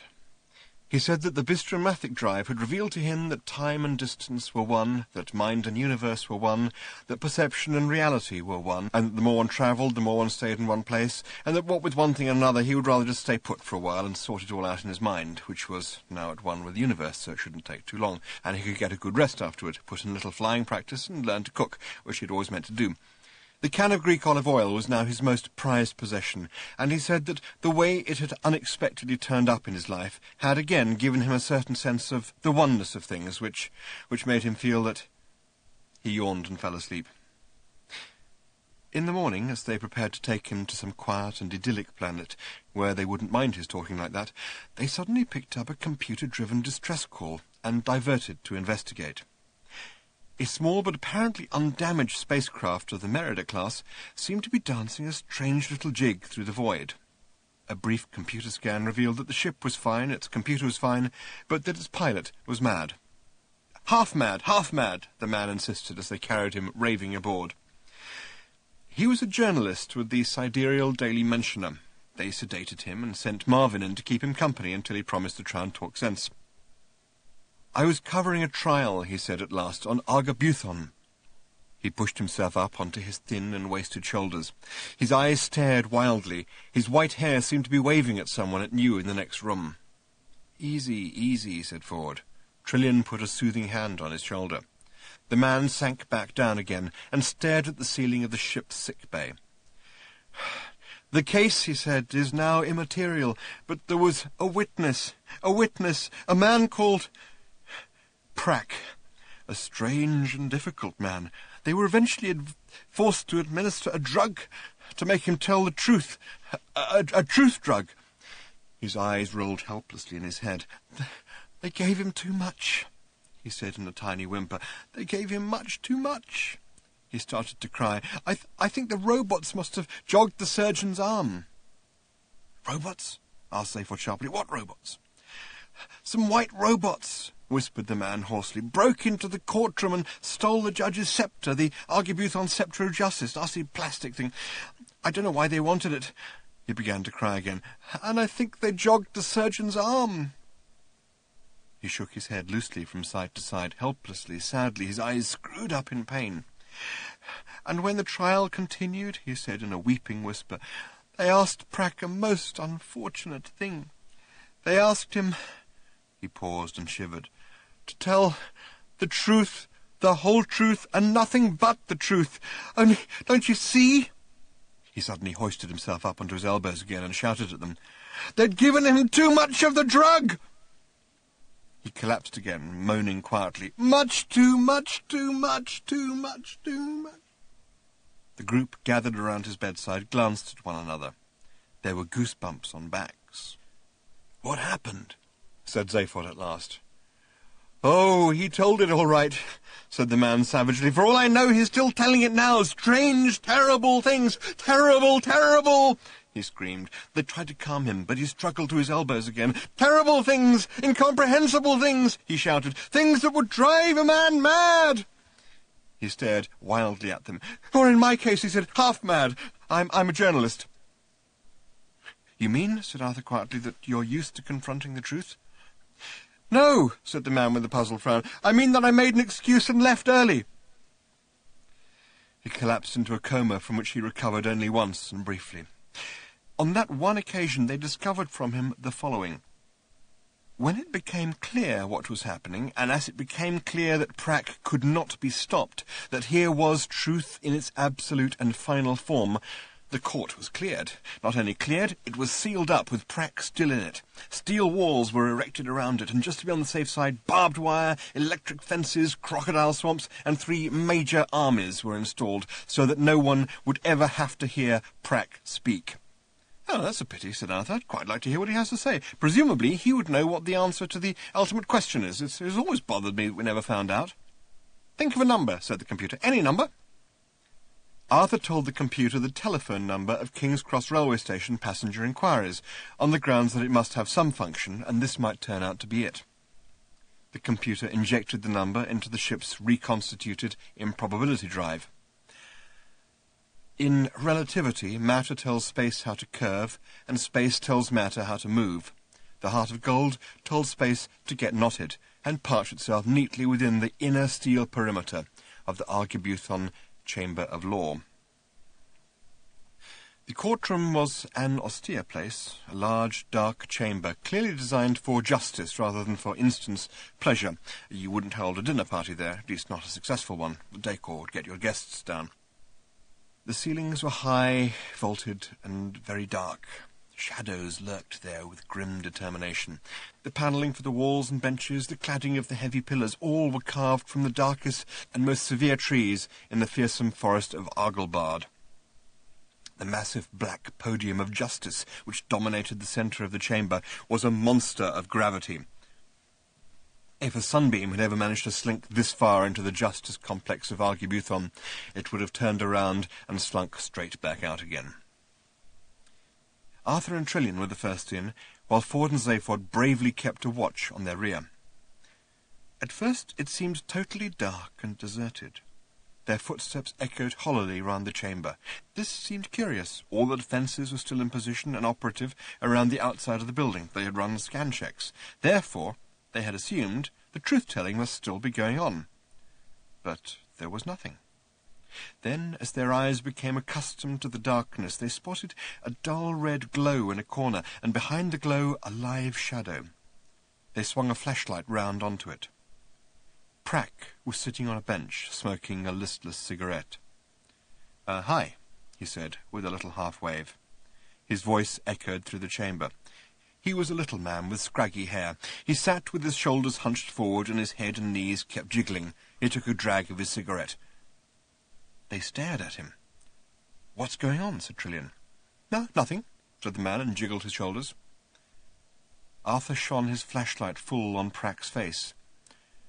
"We thought," he said, "that you were meant to be telling the truth, the whole truth, and nothing but the truth." "Oh, that," said Prack. "Yeah, I was. I finished. There's not nearly as much of it as people imagine. Some of it's pretty funny, though." He suddenly exploded into about 3 seconds of maniacal laughter, and stopped again. He sat there, jiggling his head and knees. He dragged on a cigarette with a strange half-smile. Ford and Zaphod came forward out of the shadows.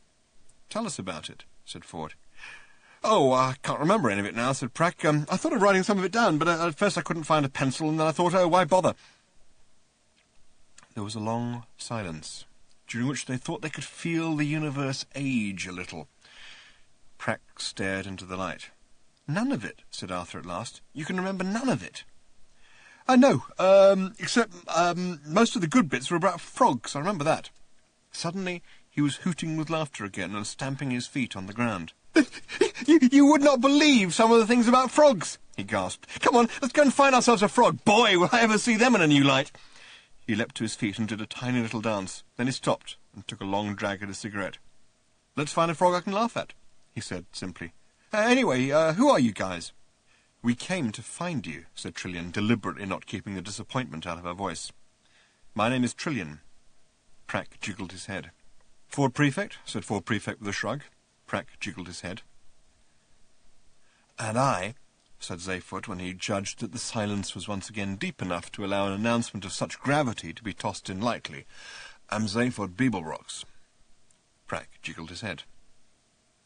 "Who's this guy?" said Prack, jiggling his shoulder at Arthur, who was standing silent for a moment, lost in disappointed thoughts. Me," said Arthur. "Oh, my name's Arthur Dent." Prack's eyes popped out of his head. "No kidding!" he yelled. "You are Arthur Dent? The Arthur Dent?" He staggered backward, clutching his stomach, convulsed with fresh paroxysms of laughter. "Hey, just think of meeting you," he gasped. "Boy," he shouted, "you are the most... Wow, you just leave the frog standing." He howled and screamed with laughter. He fell over backwards onto the bench. He hollered and yelled in hysterics. He cried with laughter, kicked his heads in the air. He beat his chest. Gradually he subsided, panting. He looked at them. He looked at Arthur. He fell back again, howling with laughter. Eventually he fell asleep. Arthur stood there, with his lips twitching, while the others carried Prack, comatose, onto the ship. "Before we picked up Prack," said Arthur, "I was going to leave. I still want to, and I think I should do so as soon as possible." The others nodded in silence, a silence only slightly undermined by the heavily muffled and distant sound of hysterical laughter that came drifting from Prack's cabin at the farthest end of the ship. "We have questioned him," continued Arthur, "or at least you have questioned him. I, as you know, can't go near him, on everything, and he doesn't really seem to have anything to contribute, just the occasional snippet and things I don't wish to hear about frogs." The others tried not to smirk. "Now, I am the first to appreciate a joke," said Arthur, and then had to wait for the others to stop laughing. "I am the first—" He stopped again. This time he stopped and listened to the silence. There actually was silence this time, and it had come very suddenly. Prack was quiet. For days they had lived with constant maniacal laughter ringing round the ship, only occasionally relieved by short periods of light giggling and sleep. Arthur's very soul was clenched with paranoia. This was not the silence of sleep. A buzzer sounded. A glance at a board told them that the buzzer had been sounded by Prack. "He's not well," said Trillian quietly. "The constant laughing is completely wrecking his body." Arthur's lips twitched, but he said nothing. "We'd better go and see him," said Trillian. Trillian came out of the cabin wearing her serious face. "He wants you to go in," she said to Arthur, who was wearing his glum and tight-lipped one. He thrust his hands deep into his dressing-gown pockets and tried to think of something to say which wouldn't sound petty. It seemed terribly unfair, but he couldn't. "Please," said Trillian. He shrugged and went in, taking his glum and tight-lipped face with him, despite the reaction this always provoked from Prack. He looked down at his tormentor, who was lying quietly on the bed, ashen and wasted. His breathing was very shallow. Ford and Zaphod were standing by the bed, looking awkward. "You wanted to ask me something," said Prack in a thin voice, and coughed slightly. Just the cough made Arthur stiffen, but it passed and subsided. "How do you know that?" he asked. Prack shrugged weakly. "'Cause it's true. he said simply. Arthur took the point. Yes, he said at last in a rather strange drawl. I did have a question, or rather, what I actually have is an answer. I wanted to know what the question was. Prack nodded sympathetically, and Arthur relaxed a little. It's a long story, he said, but the question I would like to know is the ultimate question of life, the universe, and everything. All we know about it is the answer is 42, which is a little aggravating. Prack nodded again. 42, he said. Yeah, that's right. He paused. Shadows of thought and memory crossed his face, like the shadows of clouds crossing the land. I'm afraid, he said at last, that the question and the answer are mutually exclusive. Knowledge of one logically precludes knowledge of the other. It's impossible that both can ever be known about the same universe. He paused again. Disappointment crept into Arthur's face and snuggled down into its accustomed place. Except, said Prack, struggling to sort a thought out, if it happened, it seems that the question and the answer would just cancel each other out and take the universe with them, which would then be replaced by something even more bizarrely inexplicable. It's possible this has already happened, he added with a weak smile, but there is a certain amount of uncertainty about it. A light giggle brushed through him. Arthur sat down on a stool. Oh well, he said with resignation. I was just hoping there would be some sort of reason. Do you know, said Prack, the story of the reason? Arthur said that he didn't, and Prack said that he knew that he didn't. He told it. One night, he said, a spaceship appeared in the sky of a planet that had never seen one before. The planet was Delphosus. The ship was this one, the Heart of Gold. It appeared as a brilliant new star moving silently across the heavens. Primitive tribesmen who were sitting huddled on the cold hillsides looked up from their steaming night drinks and pointed with trembling fingers and swore that they had seen a sign from their gods that meant that they must now arise at last and go and slay the evil princes of the plains.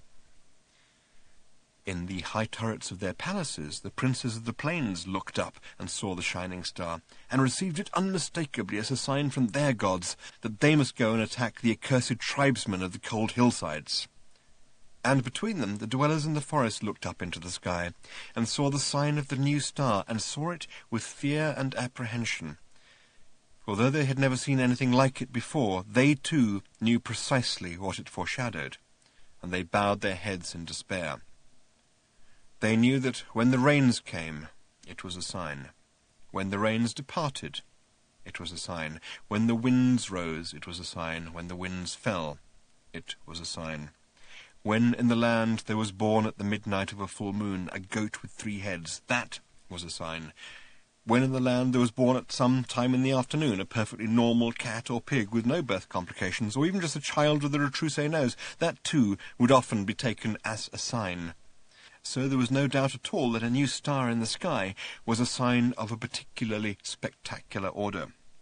And each new sign signified the same thing, that the princes of the plains and the tribesmen of the cold hillsides were about to beat the hell out of each other again. This in itself wouldn't be so bad, except that the princes of the plains and the tribesmen of the cold hillsides always elected to beat the hell out of each other in the forest. And it was always the dwellers in the forest who came off the worst in these exchanges, though as far as they could see, it had never had anything to do with them. And sometimes, after some of the worst of these outrages, the dwellers in the forest would send a messenger to either the leader of the princes of the plains or the leader of the tribesmen of the cold hillsides, and demand to know the reason for this intolerable behaviour. And the leader, whichever one it was, would take the messenger aside and explain the reason to him, slowly and carefully, and with great attention to the considerable detail involved. And the terrible thing was, it was a very good one. It was very clear, very rational, and tough. The messenger would hang his head and feel sad and foolish that he had not realized what a tough and complex place the real world was, and what difficulties and paradoxes had to be embraced if one was to live in it. "Now do you understand?" the leader would say. The messenger would nod dumbly. "And you see these battles have to take place?" Another dumb nod. "And why they have to take place in the forest, and why it's in everybody's best interest, the forest dwellers included, that they should." In the long run. Yes." And the messenger did understand the reason, and he returned to his people in the forest. But as he approached them, and as he walked through the forest and among the trees, he found that all he could remember of the reason was how terribly clear the argument had seemed. What it actually was, he couldn't remember at all.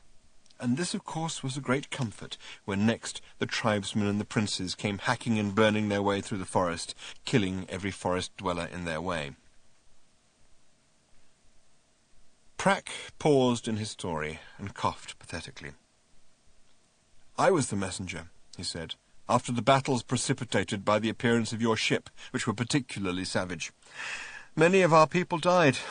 I thought I could bring the reason back. I went and was told it by the leader of the princes, but on the way back it slipped and melted away in my mind like snow in the sun. That was many years ago, and much has happened since then." He looked up at Arthur and giggled again, very gently. "There's one thing I can remember from the truth drug, apart from the frogs, and that is God's last message to his creation. Would you like to hear it?" For a moment they didn't know whether to take him seriously. "It's true," he said. "For real. Well, I mean it." His chest heaved weakly, and he struggled for breath. His head lolled slightly. "I wasn't very impressed with it when I first knew what it was," he said, "but now I think back to how impressed I was by the prince's reason, and how soon afterwards I couldn't recall it at all, I think it might be a lot more helpful. Would you like to know what it is, would you?" They nodded dumbly. "I bet you would. If you're that interested, I suggest you go and look for it. It is written in 30-foot-high letters of fire on top of the Quentulus Quasgar Mountains in the land of Sevelbiupstri on the planet Preliumtan, third out from the sun Zars in galactic sector QQ7 active J Gamma. It is guarded by the majestic Vantrashell of Lob." There was a long silence following this announcement, which was finally broken by Arthur. "Sorry, it's where?" he said. "It is written," repeated Prak, "in 30-foot-high letters of fire on top of the Quentulus Quasgar Mountains in the land of Sevelbiupstri on the planet Preliumtan, third out from the—" "Sorry," said Arthur, "which mountains?" "The Quentulus Quasgar Mountains in the land of Sevelbiupstri on the planet—" "Which land was that? I didn't quite catch it." "Sevelbiupstri on the planet—" "Sevelbi what?"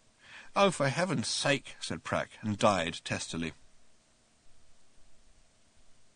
In the following days, Arthur thought a little about this message, but in the end he decided that he was not going to allow himself to be drawn by it, and insisted on following his original plan of finding a nice little world somewhere to settle down and lead a quiet, retired life. Having saved the universe twice in one day, he thought that he could take things a little easier from now on. They dropped him off on the planet Cricket, which was now once again a pleasant, idyllic, pastoral world, even if the songs did occasionally get on his nerves. He spent a lot of time flying. He learnt to communicate with birds, and discovered that their conversation was fantastically boring. It was all to do with wind speed, wingspans, power-to-weight ratios, and a fair bit about berries. Unfortunately, he discovered, once you've learned bird-speak, you quickly come to realize that the air is full of it the whole time, just inane bird chatter. There is no getting away from it. For that reason, Arthur eventually gave up the sport and learned to live on the ground and love it, despite the inane chatter he heard down there as well. One day, he was walking through the fields humming a ravishing tune he'd heard recently, when a silver spaceship descended from the sky and landed in front of him. A hatchway opened, a ramp extended, and a tall grey-green alien marched out and approached him.